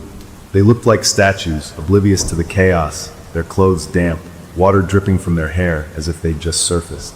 Passengers screamed and ran around them, but the 4 men didn't flinch. They were converging, a final, silent tribute before the end. The doctor pulled us away, her grip like iron. The bridge was chaos wrapped in a desperate attempt at order. Screens flickered, showing conflicting data. The captain was shouting at the helmsman. I said hard to starboard. It's not responding.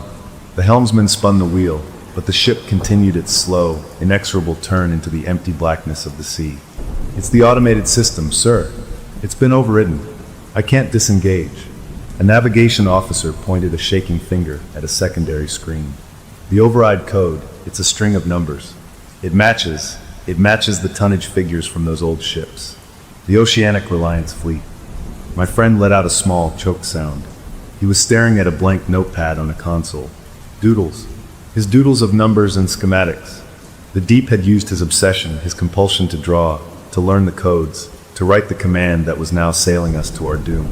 The captain saw us and strode over, his composure gone, replaced by a furious, focused despair. It wants the whole ship, he spat. We thwarted its 7 symbolic deaths, so it will take the balance from the whole. This ship, and everyone on it, will be the 7th sinking, the final payment on the old man's debt. He understood now. The 7 crew were just the down payment, the interest. The principle was the vessel itself. The entity didn't just want 7 lives. It wanted a 7th ship to complete the set. A deep, groaning shudder ran through the entire superstructure, a sound of metal stressed beyond its limits. The floor tilted more steeply. We were taking on water, not from a breach, but from everywhere, from the inside out. The calculator in my mind, the cold part that had weighed lives, finally spat out an answer. The entity worked on symbolic balance. To cancel a debt of a sinking, you needed a sacrifice of equal value. You couldn't offer it another sinking. That was what it wanted. You had to offer it the opposite, a counterbalance, fire and water. To sink a ship, you offer it a fire. My eyes scanned the frantic bridge, landing on a schematic of the ship's fuel lines pinned to a board. The stabilizer fuel, highly volatile, stored in tanks deep in the ship's belly, routed through pipes that ran near the engineering spaces. A spark there, a real spark, not a symbolic one, would create a conflagration that would burn, not sink. Would be a refusal of the deep's chosen end. A new entry in the ledger, written in a language it might understand. Destruction by its opposite element. I didn't speak. I moved. I grabbed the knife from a magnetic strip on the wall, a tool for cutting line. The captain shouted, "What are you doing?" But I was already running out of the bridge, back into the flooding corridor. My friend, suddenly lucid, his eyes clear with a final, desperate understanding, was right behind me. "I know the way," he yelled over the blaring alarms. He did. The schematics were in his head. We ran down crew stairwells, water now ankle deep and rising, the lights flickering. We passed the atrium. The 4 men were still standing there, water up to their knees, their circle unbroken. We ran deeper, into the mechanical heart of the ship, the air growing hot and thick with the smell of oil and salt. We found the access panel for the stabilizer fuel line junction, a narrow service alley behind the roaring engine room. The pipe was labeled "Cold Under My Touch." My friend held the flashlight, his hand steady for the first time in days. Here, he said, his voice calm. A cut here, and the fuel will spray. The heat from the engines, it'll be enough. I looked at him, at my best friend, the guy who was supposed to stand beside me at my wedding. This was the real convergence. Not of victims, but of choice. We were choosing our own end, on our own terms, a fiery refusal of a watery grave. It was the final, desperate, balancing entry. I raised the knife. I didn't think about the 3,000 souls above. I thought about the ledger and the pen in my hand. I plunged the knife into the pipe, not with anger, but with a strange, cold certainty, twisting it, wrenching it sideways. A hiss, sharp and piercing, cut through the engine's roar. A fine, acrid mist filled the air, the smell of raw fuel overwhelming everything.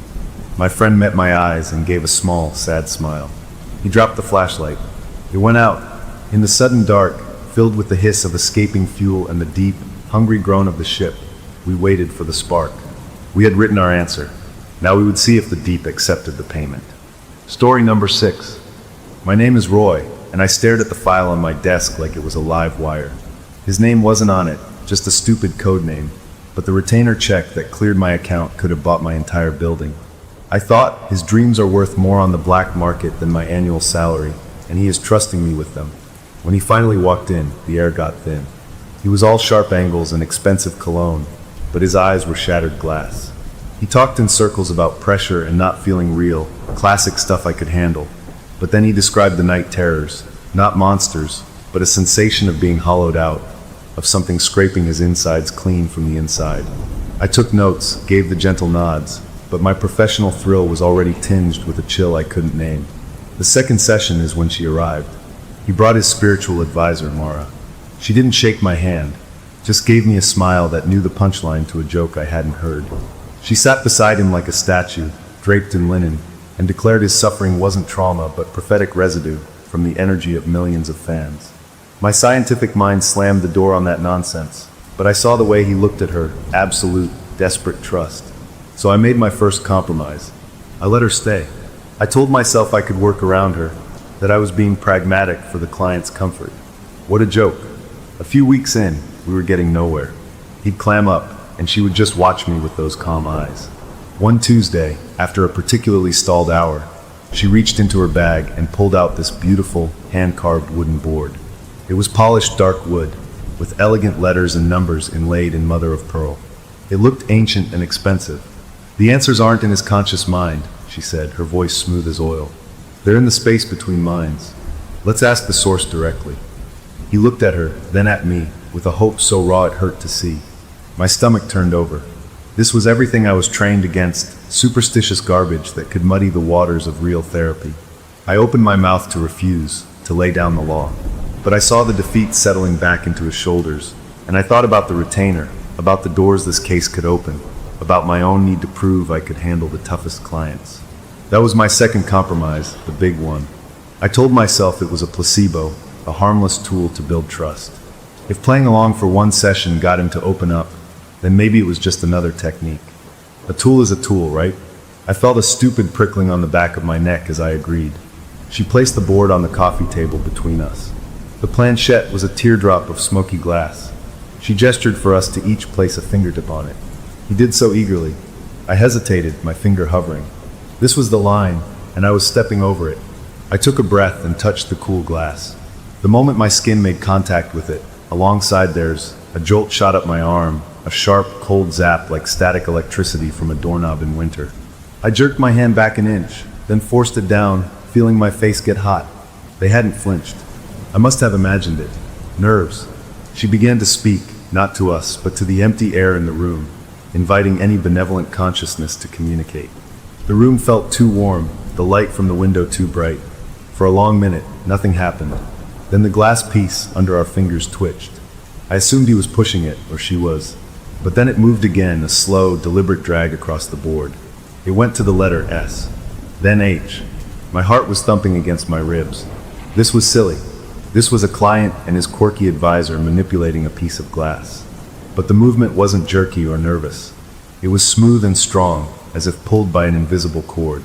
It spelled out a, then R, then E, then D. My mouth was dry. Shared. It moved again, quicker now. F, R, E, Q, U, E, N, C, Y. Shared frequency. The words sat there between us on the board. He let out a trembling breath, like he'd been given a lifeline. She nodded slowly, a serene confirmation. And me? I was busy dismissing the cold feeling in my arm, rationalizing the impossible smoothness of the movement. They must have practiced this. It had to be a trick. But then I looked up at her, and she wasn't looking at the board or at him. She was looking directly at me, and that faint, knowing smile had changed. It was sharper now, almost hungry, like she was watching a seed she'd planted finally break through the soil. The session ended shortly after. He seemed lighter, thanking me for being open-minded.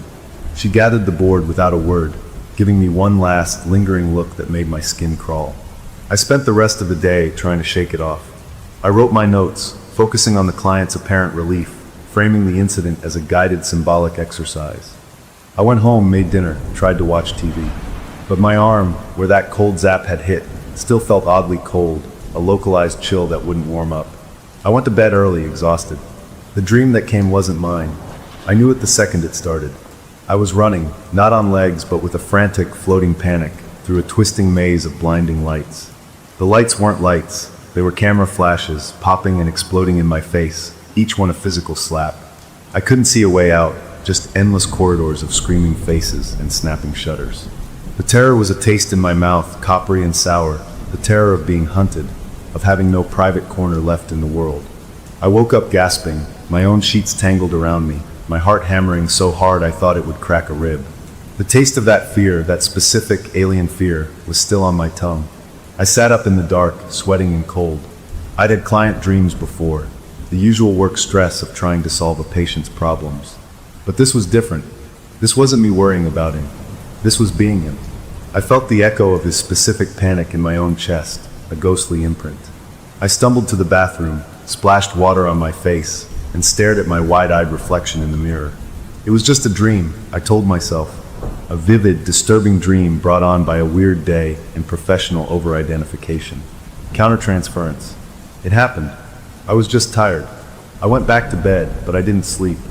I lay there until dawn, watching the shadows in my room, trying to warm up that cold spot on my arm, and quietly repeating the two words that now felt less like nonsense and more like a diagnosis: shared frequency.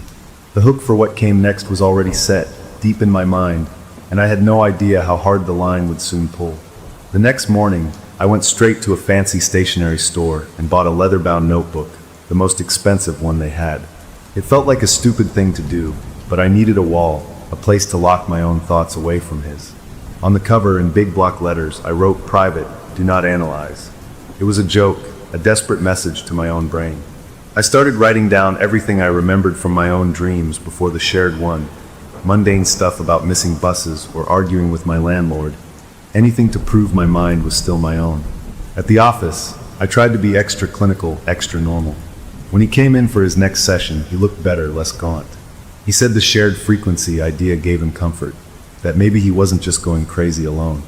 I nodded, steering him toward talking about his childhood, about real roots of anxiety, but he kept circling back to the new dream he'd had. "It was so clear last night," he said, leaning forward, his hands animated. "I was trapped in a huge glass box, like an exhibit. And outside, there were all these people, but they had no faces, just smooth skin where their features should be. They were tapping on the glass with their fingers, a constant, quiet tapping that filled up the whole box.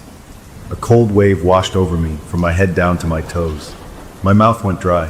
2 nights ago, after a frustrating day with a difficult insurance company, I dreamed of being in a transparent office, a glass box where every client could see me fumble, where my colleagues tapped on the walls judging my work.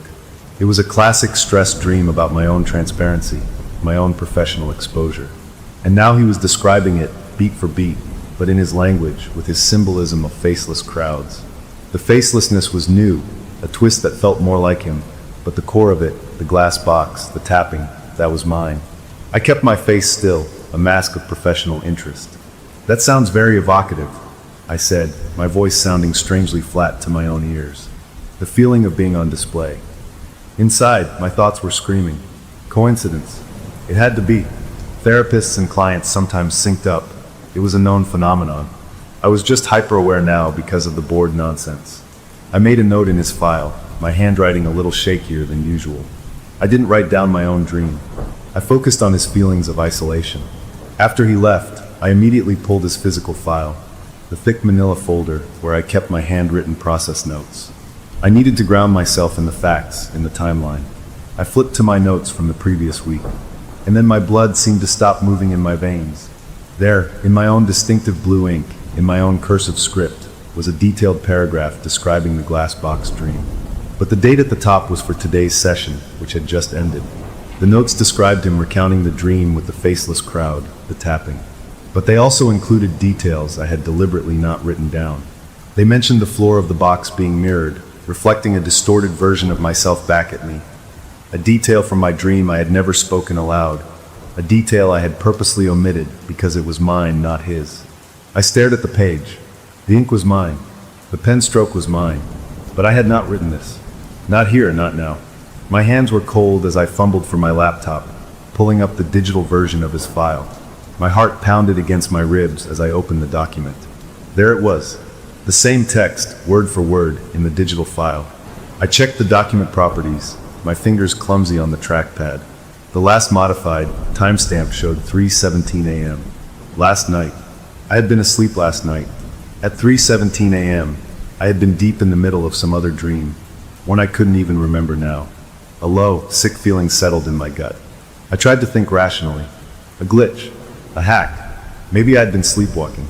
I'd heard of people doing complex things in their sleep, but writing coherent clinical notes? I got up and paced my office, running my hands through my hair. I needed to talk to her.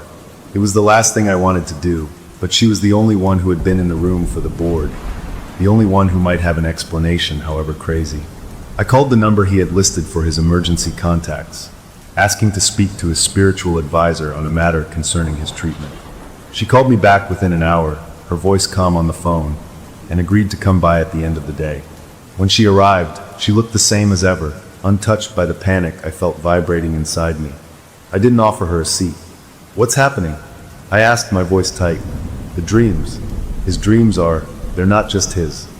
She tilted her head, looking at me like I was a slightly slow student.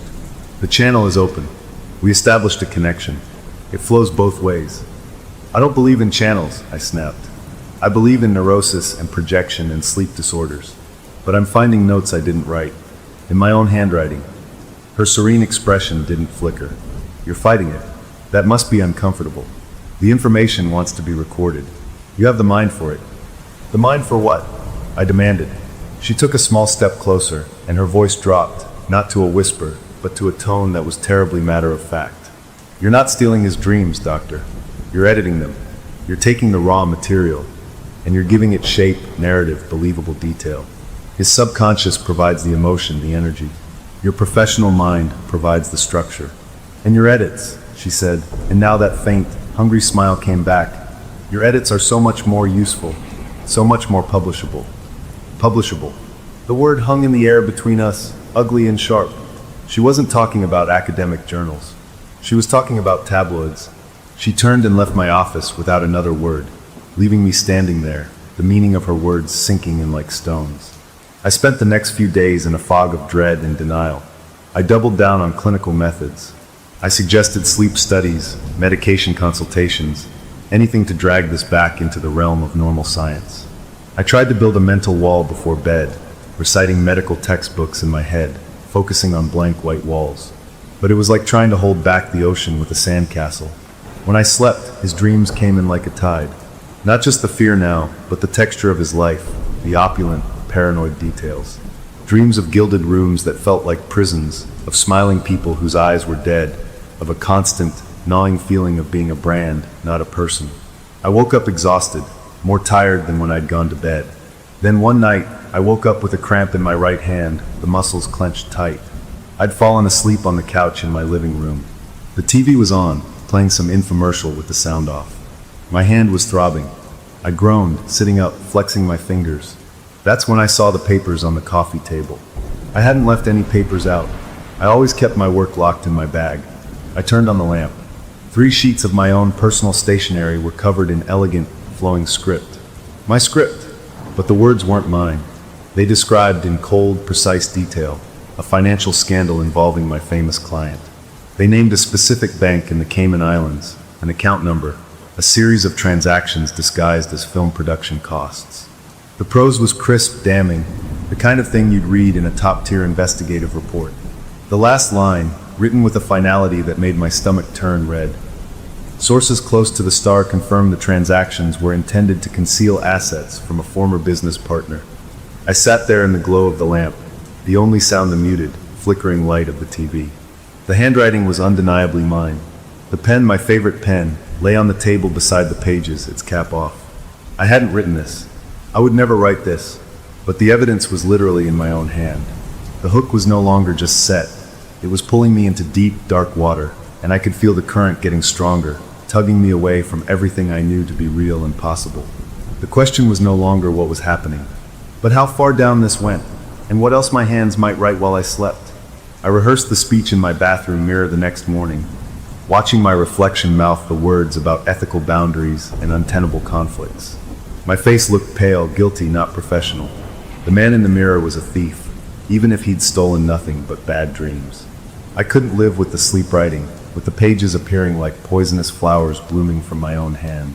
The only tool I had left was the rule book, the cold, clean protocol for when a therapist is in over their head. Termination. I called them into my office, the client and his advisor. He looked hopeful, maybe thinking we'd have another breakthrough session. She looked like she'd been expecting this. I didn't sit down. I stood behind my desk, a barrier of polished wood between me and the thing I had unleashed. I kept my voice flat, citing the unprofessional influence of a third party and an untenable conflict of interest that compromises therapeutic integrity. I used words like irreconcilable divergence in methodology. I was a robot reading a legal memo. His face crumpled. He pleaded just a little, asking if we could try without the board, without any outside help. He said he felt better than he had in years. That cut the deepest. I was helping him, in some twisted way, by being his scribe. But I shook my head, firm, final. I was following the letter of my ethical code, even as I drowned in its spirit. She just watched me, her expression unreadable. She didn't argue. She simply stood, placed a gentle hand on his arm, and guided him out. He looked back at me from the doorway, a lost child, and then they were gone. For a few hours, I felt a jagged, righteous relief. I had done the right thing. I had cut the cord. I closed their file, physically and digitally, and locked it away. I went home, cooked a proper meal, and tried to watch a movie. I even managed to sleep, a deep, dreamless plunge that felt like a gift. I woke up feeling clear-headed for the first time in weeks. The relief lasted until that evening. I was making tea when a familiar, distant feeling crept over me, a foggy detachment. It wasn't tiredness. It was like someone was turning down the lights inside my own head. I fought it, blinking hard, splashing water on my face. But a deep, compelling need to sleep pulled at me. I staggered to my bedroom and lay down, not even bothering to get under the covers. The next thing I knew, I was blinking in the gray pre-dawn light. I was sitting at my home desk in the corner of my bedroom. I was still in my clothes from the day before. My right hand ached, and my fingers were stained with blue ink. My laptop was open, its screen glowing in the dim room. On the screen was a document, written in my usual font. The headline in bold read, "Behind the Smile, the Star's Secret Struggle with Addiction." The article was vicious, detailed, and chillingly believable. It named a specific pharmacy in Beverly Hills, a doctor who wrote prescriptions under a fake name, even the tail number of a private jet where a deal was supposed to have gone down. It read like tabloid gold, the kind of story that ruins lives. I hadn't written it, but my body had. My hands had typed it. I was a puppet, and something else was working my strings while I slept. Termination meant nothing. The connection wasn't a professional one I could sever with paperwork. It was a live wire drilled directly into my subconscious. The horror of it wasn't just the violation, it was the automation. My mind, my training, my ability to construct a believable narrative. All of it had been hijacked and turned into a factory for lies.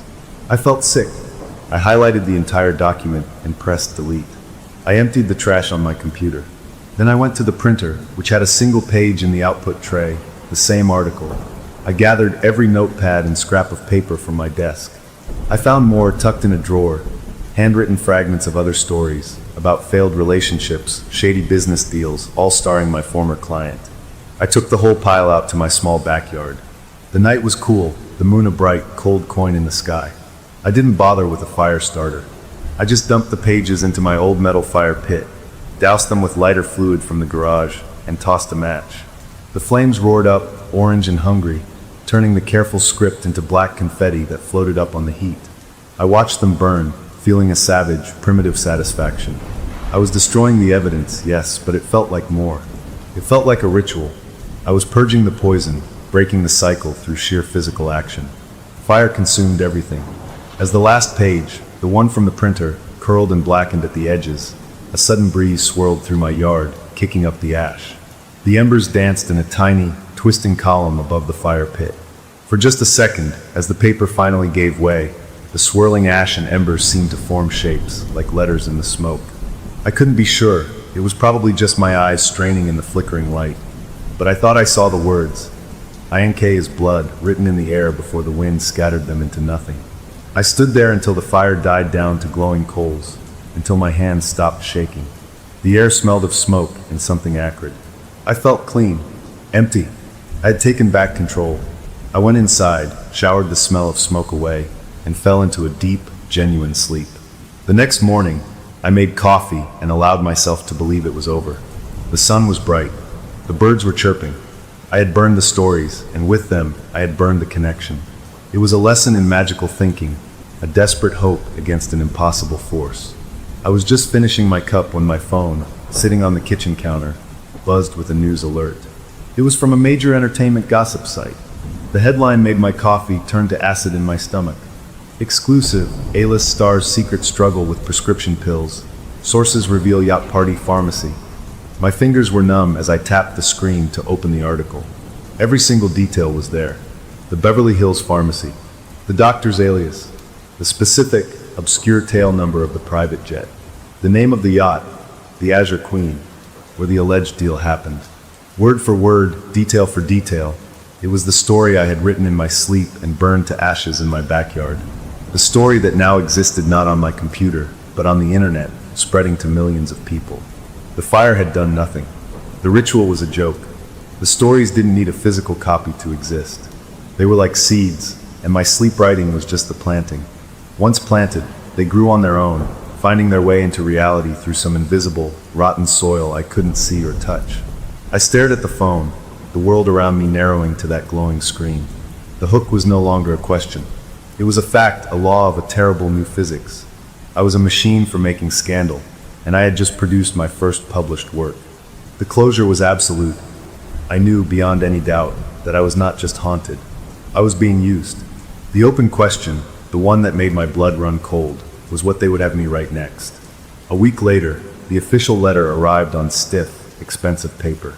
It was from a law firm whose name I recognized from headlines about celebrity divorces and corporate takeovers. The words were legal jargon, but their meaning was a sledgehammer.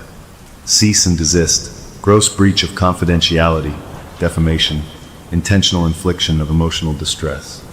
The damages they were suing for were a number so large it looked like a phone number, a figure that would erase my life, my practice, my home, my future, 10 times over. I sat in my office chair, the paper rattling in my hand, and stared at my own name. It was right there in neat black type, next to the word defendant. The solid ground of my career, my reputation, everything I had built, dissolved into quicksand under my feet. I hired a lawyer, a sharp, no-nonsense woman who specialized in professional liability. In her sleek, modern office, surrounded by framed degrees and legal books, I felt like a contaminant. I showed her the letter. She read it, her brows knitting together. "Okay," she said, leaning forward. "The first thing we need to establish is the source of the leak. There's no direct electronic trail from you to that gossip site. Your emails are clean. Your cloud storage shows no sign of the document being created or sent. But the lawsuit alleges, and the published article seems to prove, that you were the only possible source for those specific, fabricated details." The word fabricated hung in the air between us. I wanted to scream that they weren't fabrications, not exactly, that they were something worse, dreams given flesh. But I just nodded, my throat tight. I didn't send anything to anyone. I said, and it was the truth. "I know," my lawyer said, but her tone was puzzled, not believing. "But someone did, and it had to come from you. So we need to find the hole. The hack, the misplaced USB drive, the jealous colleague. Something." She brought in a digital forensics expert, A quiet man with clever eyes who took my laptop and my office computer away for 2 days. When they came back for a meeting, the mood had changed. My lawyer's professional puzzlement had hardened into a kind of wary confusion. The expert placed my laptop on the conference table. "This is strange," he began, his voice careful. He explained how he'd searched every corner of my hard drive, every temporary file, every bit of deleted space. And he'd found it, not in a sent email, not in a downloads folder. In a hidden system folder, the kind normally used by the operating system, buried under layers of other technical files. A PDF document, the scandal story, the file creation date, the expert said, pointing to a line of code on his own tablet screen, is stamped for 2 weeks before the story broke online. He looked from my lawyer to me. "According to your calendar and the university's public records, you were giving a guest lecture to a class of 120 students at that exact time. You have an alibi." A flicker of hope, wild and desperate, sparked in my chest. "So it proves I didn't do it. Someone else planted it." The expert shook his head slowly, his expression grim. "It's not that simple. The file wasn't just saved there with a changed date. The timestamp is woven into the file's metadata at a fundamental level. It's not like someone edited a property tag yesterday. It's as if the file was genuinely created by the computer's own processes, 2 weeks ago, while you were miles away." He paused, choosing his words. "Whoever did this, it's like they reached back in time and planted it, or made your computer believe it had always been there." The room felt too small, the air too thin. This was the ultimate violation. It wasn't just my mind or my sleep. It was my history, my timeline. My own tools, my computer, my impeccable professional record, had been weaponized against me with impossible, flawless precision. The lawsuit wasn't just a legal threat. It was the tangible, real-world cage being built around the supernatural horror. I was being framed by a ghost using time-traveling evidence. My lawyer cleared her throat, the sound loud in the quiet room. "This complicates our defense," she said. "A jury won't understand metadata. They'll see a file on your computer with a date that predates the leak. They'll see a therapist with unique access. The how might be mysterious, but the who will look very clear to them." I left the office feeling hollowed out. The isolation was complete. I couldn't tell them about the Ouija board, the sleep writing, the advisor who wasn't wet in the rain. To speak it aloud was to sound irrevocably insane, to guarantee losing everything. I was alone in a nightmare with rules that changed every time I blinked. That evening, a slow, cold rain began to fall, pattering against my living room windows.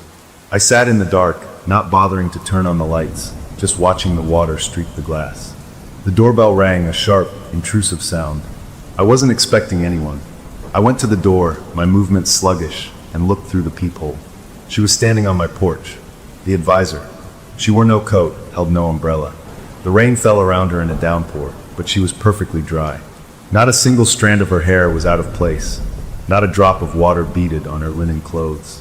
It was as if she stood inside an invisible bell jar. My breath caught in my throat. I didn't want to open the door. But what was the alternative? Hide in my house while she stood out there, immune to the weather?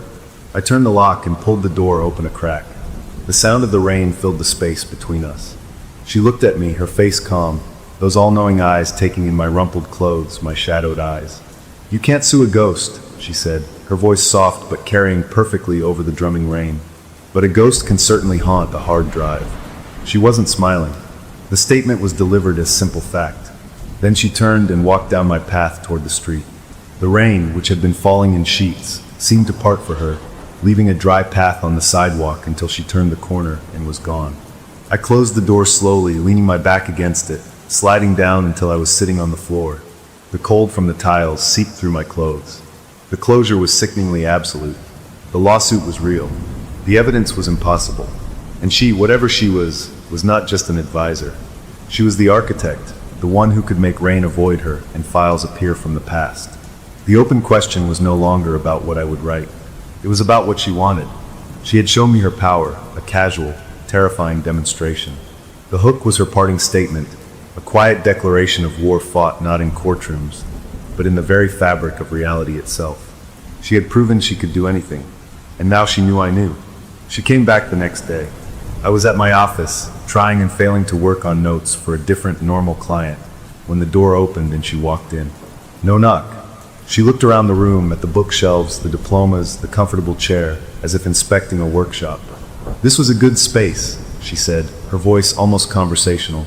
Clean, orderly, a perfect place to build a clean, orderly lie. She didn't wait for an invitation.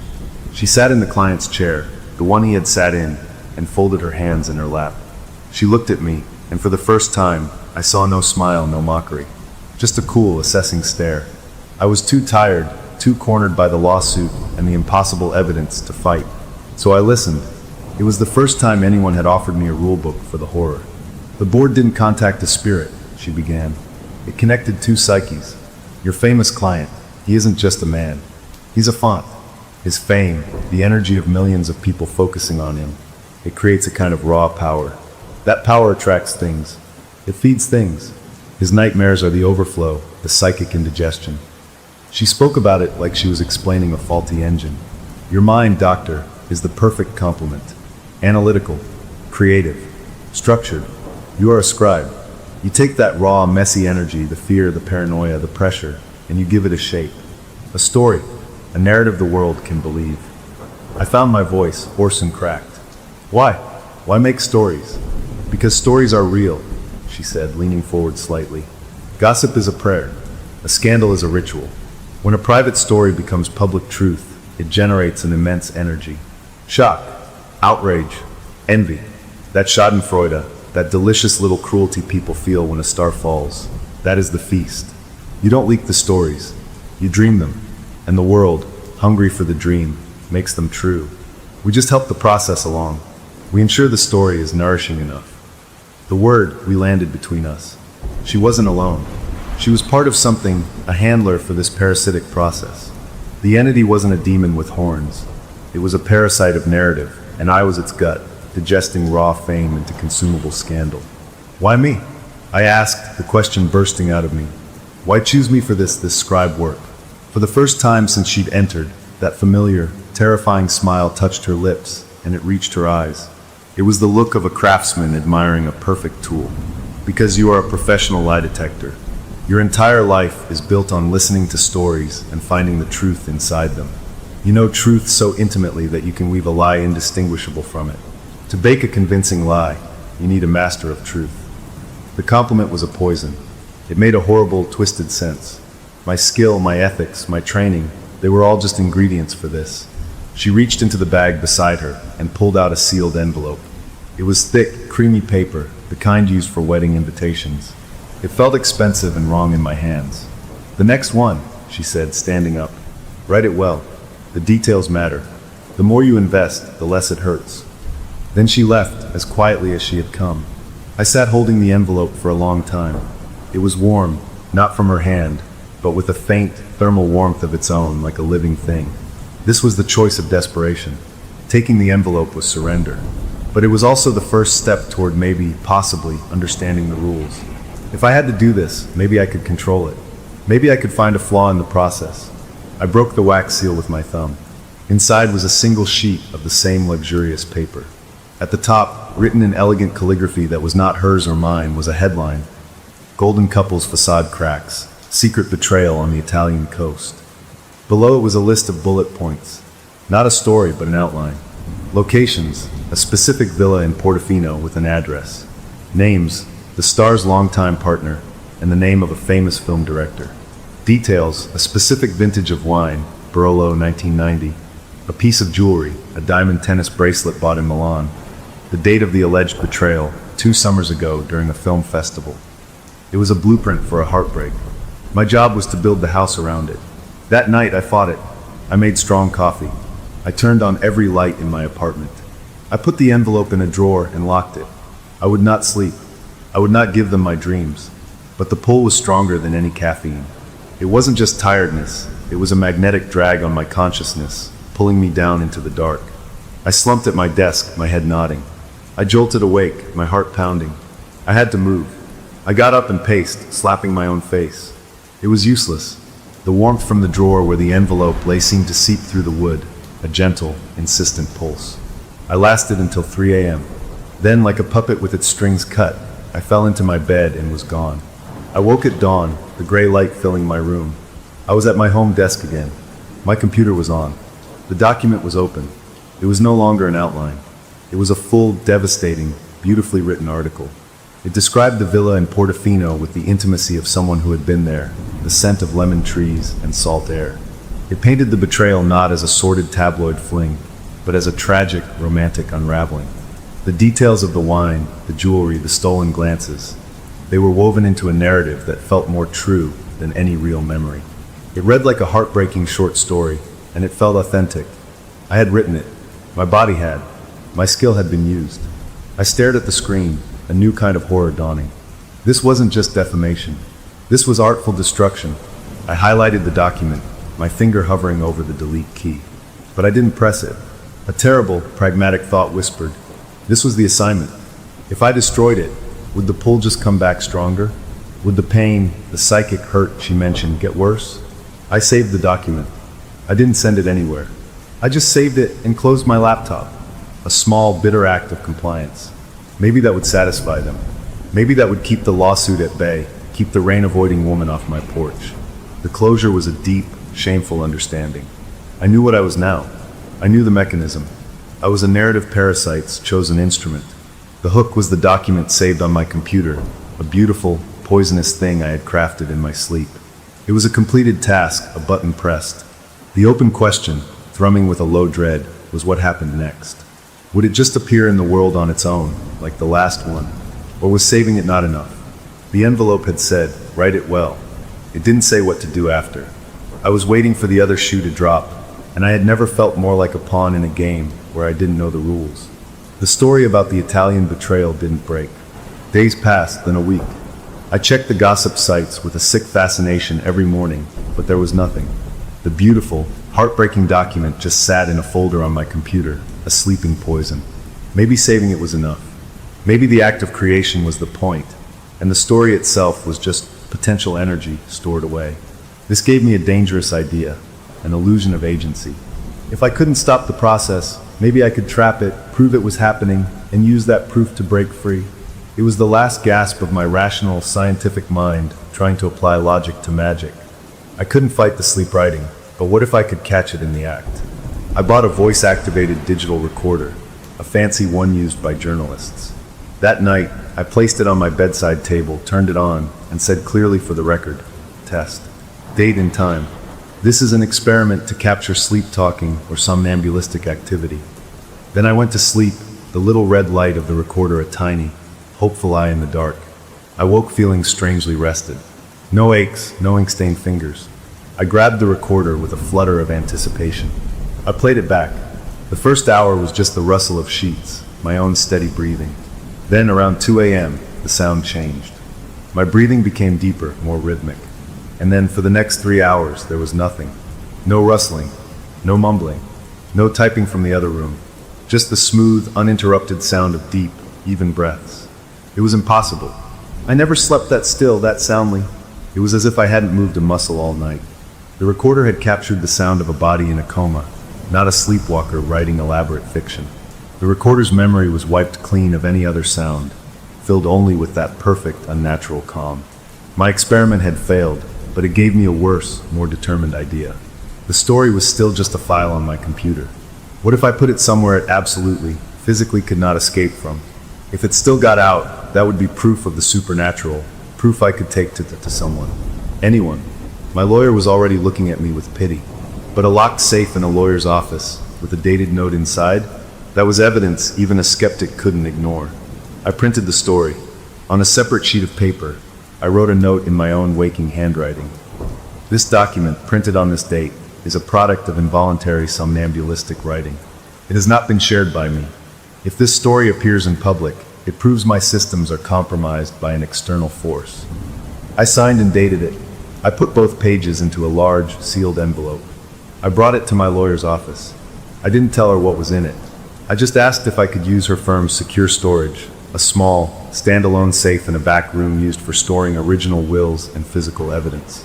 She agreed, curiosity in her eyes but professional discretion keeping her from asking.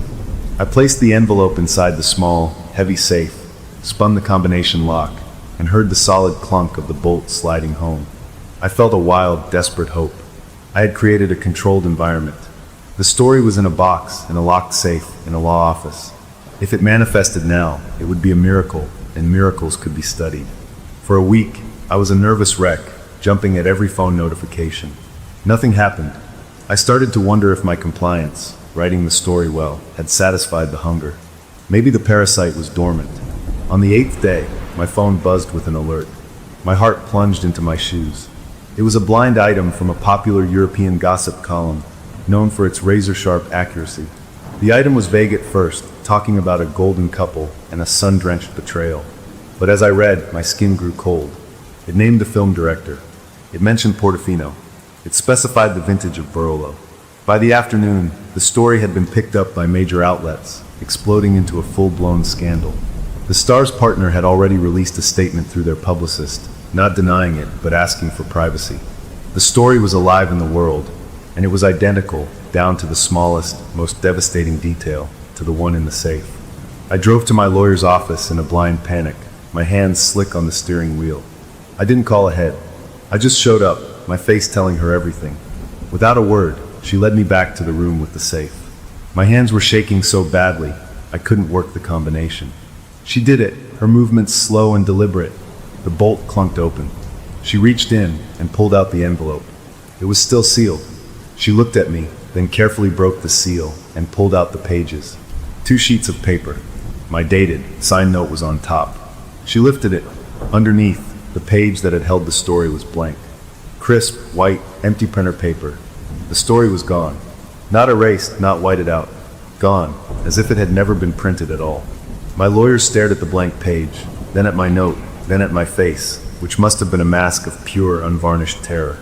Her expression shifted, the professional curiosity melting away, replaced by a cold, firm pity. She carefully placed the blank page and my note back into the envelope. "Roy," she said, her voice gentle in a way that was worse than shouting, "we need to discuss a psychiatric defense. Insanity, diminished capacity. It's our only viable path forward now." She thought I was crazy, and the evidence, the blank page, my wild story about sleep writing, supported her. The safe had proven nothing except my own instability. The rules of physics, of evidence, did not apply. The stories were psychic viruses, and no container in the real world could hold them. They didn't need to be leaked. They simply migrated from my dream into the world's consciousness, leaving no physical trace behind. I left her office, the world outside seeming too bright, too sharp. I had tried logic. I had tried a controlled experiment, and I had failed utterly. That night, I didn't even try to fight the pull. I was too defeated. I fell into bed, a hollow man. The sleep that came was different. It wasn't a blankness followed by waking at a desk. It was vivid, urgent, a vision that played behind my eyelids not in words, but in stark, graphic images. I saw his face, the famous face, but it was wrong. It was bloody, the handsome features swollen and broken against the rich red of a carpet. Flashes of a chaotic scene, a falling light, a scream, the shatter of glass. The urge that came with the dream wasn't to write. The pressure built in my hands, a need to move, but not on a keyboard. The urge was to draw it. I woke up with a gasp, my fingers curled into claws, aching to hold a pencil, to scratch the terrible images onto paper. The closure was the end of science.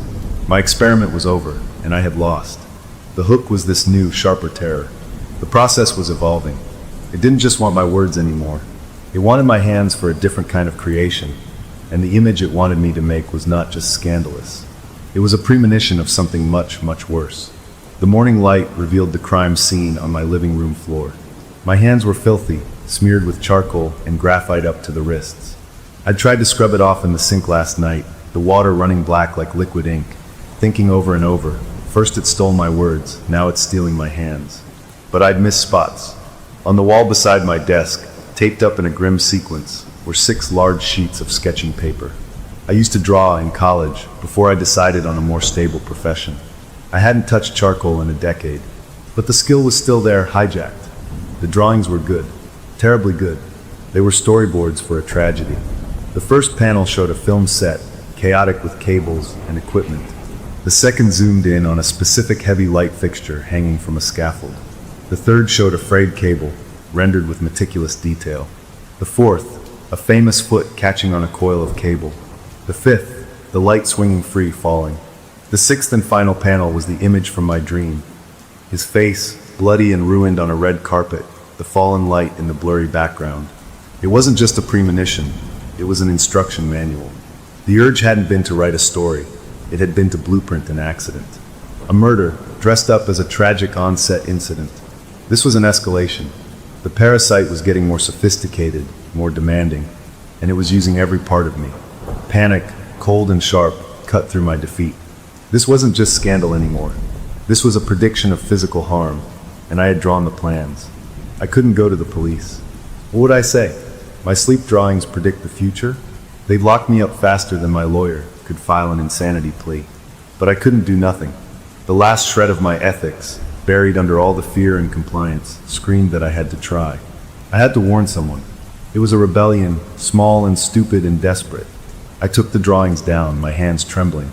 I studied them, memorizing the details. The name of the studio lot visible on a sign in the first drawing. The number on the equipment case next to the faulty light. A47. I found a public payphone, an antique thing covered in graffiti. I bought a cheap, untraceable burner phone from a corner store instead. My hands shook as I typed an anonymous text to a number I found online for his management company's tip line. It was brief, clipped. Security threat. Stage 4 Millennium Studios. Check light rig on scaffold near green room. Inspect cable on fixture tagged A47. Date likely soon. Serious fall risk. I sent it, then pulled out the SIM card, broke the phone in half, and tossed the pieces into separate public trash bins a mile apart. It felt like a scene from a spy movie, ridiculous and utterly serious. A compulsion, worse than the sleepwalking urge, took hold of me. I had to see. I had to know if the warning worked, if the drawings were just a sick fantasy or a true prediction. I drove out to the outskirts of the city where Millennium Studios had its backlit. There were always crowds of fans and tourists hoping to catch a glimpse of shooting at the outdoor sets. I blended in, wearing a baseball cap and sunglasses, my heart hammering against my ribs. I found a spot where I could see the entrance to the soundstage labeled Stage 4. There was activity, people coming and going. And then I saw them. He was there, in a robe between takes, laughing with a co-star. My breath hitched. And then I saw her. She was there too. Not by his side, but standing with a cluster of serious-looking people near the director's monitor. She wore a headset and had a clipboard. She looked like part of the production team. She was pointing at something up in the rafters, talking intently to the director, who was nodding. My eyes followed her pointed finger. There, exactly where my drawing had placed it, was the light rig, the heavy, ominous fixture from my charcoal sketches. She was pointing right at it. She wasn't just a spiritual advisor. She was a producer. She was in the real world, on the set, ensuring the dreamt story found its path to manifestation. The accident would happen because she was here to help it happen. I watched, frozen, as a technician in a harness ascended toward the light. Was he checking the cable, or was he part of it? I couldn't tell. My warning had been specific. Would it be enough? I stood there for an hour, a ghost in the crowd, watching the mundane rhythm of a film set. Nothing happened. No screams, no falling lights. Eventually, they called a break. He went back inside his trailer. The crew dispersed for lunch. She remained for a moment, looking out at the crowd of fans. Her gaze swept across the faces, and then it stopped. On me. Across the distance, through the chain-link fence and the bustle of people, she locked eyes with me. She didn't look surprised. She didn't look angry. She simply nodded, once a small, acknowledging dip of her chin. It was the look a teacher gives a student who has finally shown up for a scheduled lesson. Then she turned and walked back into the dark maw of the soundstage. I drove home, my mind racing. Had I stopped it? Or had I just been seen interfering? That night, I was too wired to sleep. I made more coffee, turned on the TV for noise, and tried to read a book.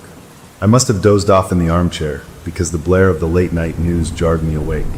A perky entertainment reporter was on screen, standing outside the studio gates. A day of minor delays on the set of the upcoming blockbuster Solar Dawn, after what sources are calling a near miss with a piece of equipment earlier today. No one was injured, but star talent was reportedly shaken and left the set early as a precaution. The camera panned across the now quiet lot, focusing on the entrance to Stage 4. And there, in the shot, clear as day, was the scaffold. The heavy light rig from my drawings was gone. In its place was a different, newer model, shining under the work lights. They had replaced it. My warning had worked. They had found the problem. or she had aborted the plan once discovered. I felt a giddy, savage rush of relief so powerful it made me lightheaded. I had done it. I had edited their draft. I had changed the story. He was safe. The parasite had been denied its feast. For the first time in months, I felt a sliver of control, a crack in the nightmare. I went to bed and slept, truly slept, without dreams, without waking up at my desk, without charcoal on my hands. The closure was a fragile, beautiful victory. I had fought back with an anonymous text, and I had won. The sun through my window the next morning felt like hope, warm and real. The hook was the memory of her nod, the look in her eyes that wasn't anger, but something closer to expectation, and the quiet, lingering question of what happens when you deny a hungry thing its meal. The taste of victory was sweet with my morning coffee. The sun poured into my kitchen, warming the wood of the table, and for the first time in what felt like years, I felt a quiet, solid peace. I had outsmarted them. I had changed the narrative. The sleep that followed had been mine alone, deep and undisturbed. I sipped my coffee, planning my next move. Maybe I could disappear, change my name, start over somewhere far away. The door to my home office, just off the living room, was slightly ajar. I always kept it closed. A tiny sliver of shadow showed in the gap. The peace evaporated, replaced by a cold trickle down my spine. I set my cup down, the ceramic clicking too loud in the quiet room. I walked to the door and pushed it open. She was sitting in my chair, behind my desk. She wasn't serene. She was coldly, professionally furious, her hands folded on the polished wood, her posture rigid. "You edited the draft," she said. Her voice was flat, devoid of its usual oil-smooth quality. "Without consultation, you compromised the narrative integrity." This wasn't the spiritual advisor. This was a project manager whose employee had messed up a major deliverable. My brief courage faltered. "I stopped an accident," I said, but my voice sounded weak. "You interfered with a production," she corrected, her eyes like chips of flint. "The story was calibrated. The energy was allocated. Your intervention created a deficit." She reached into her bag and pulled out not a creamy envelope, but a slim, plain folder. She slapped it down on the desk in front of her. "This is the correction, the rewrite." I didn't want to touch it. I made myself step forward and pick it up. Inside was a stack of printed pages, 9 in total. It was formatted like a professional news article, with a byline and everything. The headline made the room tilt around me. "Obsession in the therapy room. How a renowned sleep specialist fabricated scandals to destroy a star." I skimmed the lines, my vision blurring. It was all about me. It wove together my life with the lies. It described my history of professional jealousy, my failing practice before I took him on as a client. It mentioned my unsettling fixation on fame, citing my anonymous tip to the set as proof of my stalker-like behavior. It had details no one could know: my mother's maiden name, the street I grew up on, the name of my first dog, a beagle named Barney who died when I was 12. It listed the evidence found on my computer, the backdated files, framing it all as the work of a brilliant but unhinged mind using psychological insight to craft perfect, defamatory lies. The article was a masterpiece.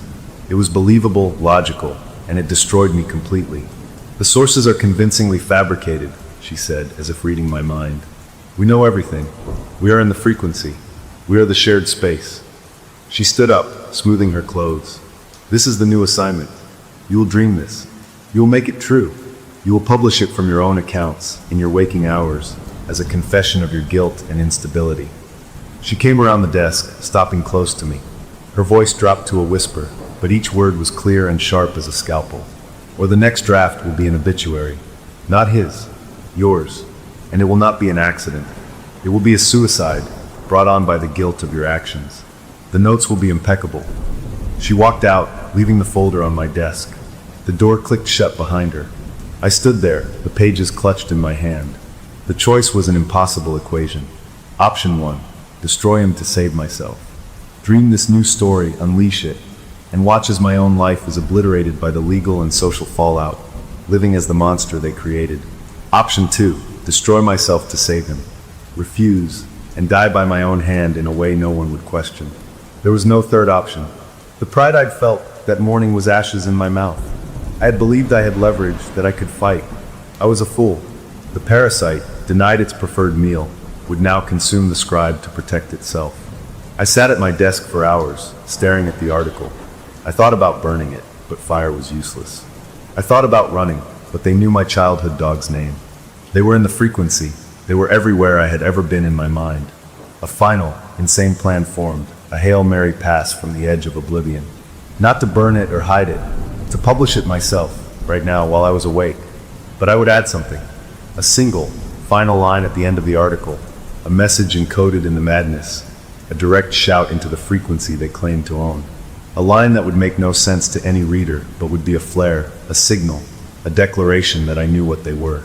Something like, the ink is blood, and the scribe sees the hand that holds the pen. If I was going to go down, I would at least try to expose the mechanism. I opened my laptop, my fingers cold but steady. I created a new document and began to copy the article, typing the lies that would end me. As I reached the end, my cursor blinking, I prepared to type my secret line. The screen flickered. Not a power glitch, a deliberate digital shutter. The text on the screen, the words I had just typed, began to melt. Letters dripped down the virtual page like wet paint. Then they reformed, rearranging themselves, not into nonsense, but into a new sentence. The document was writing itself. It wrote the first line of the article again, then the second, but the style was shifting, becoming more fluid, more like my own best professional writing, the kind I used in lectures. It was assimilating my voice, perfectly, completely. My added line, the one I hadn't even typed yet, appeared at the bottom, not as I'd planned it, but rewritten better. The source of the fiction is itself a story, hungry for an ending. Then it deleted that line, as if reconsidering. The cursor blinked, a steady, relentless pulse. It was waiting. It didn't need my sleep. It didn't need my compliance. It could take my waking mind, my skills, my very will, and use them like a tool. The story had decided to write itself, and it would write itself with or without my conscious permission. The choice had been an illusion. There was only one path forward, to be the instrument or to be the material. I looked from the screen to the glass paperweight on my desk, a solid, cool sphere. I could smash the laptop. I could throw it out the window. But the story was already in the frequency, in the shared space. It would find another way out. The closure was absolute and terrible. I understood the full scope of the trap. I was not a player in this game. I was a pen, and a pen does not choose what it writes. The open question, the only one left, was what the first word of my final, self-destructive confession would be, and when my own fingers, moving without my permission, would begin to type it. The hook was the blinking cursor, the blank page that was no longer blank, and the certain knowledge that my own mind was now a rented room, and the tenant was about to come home.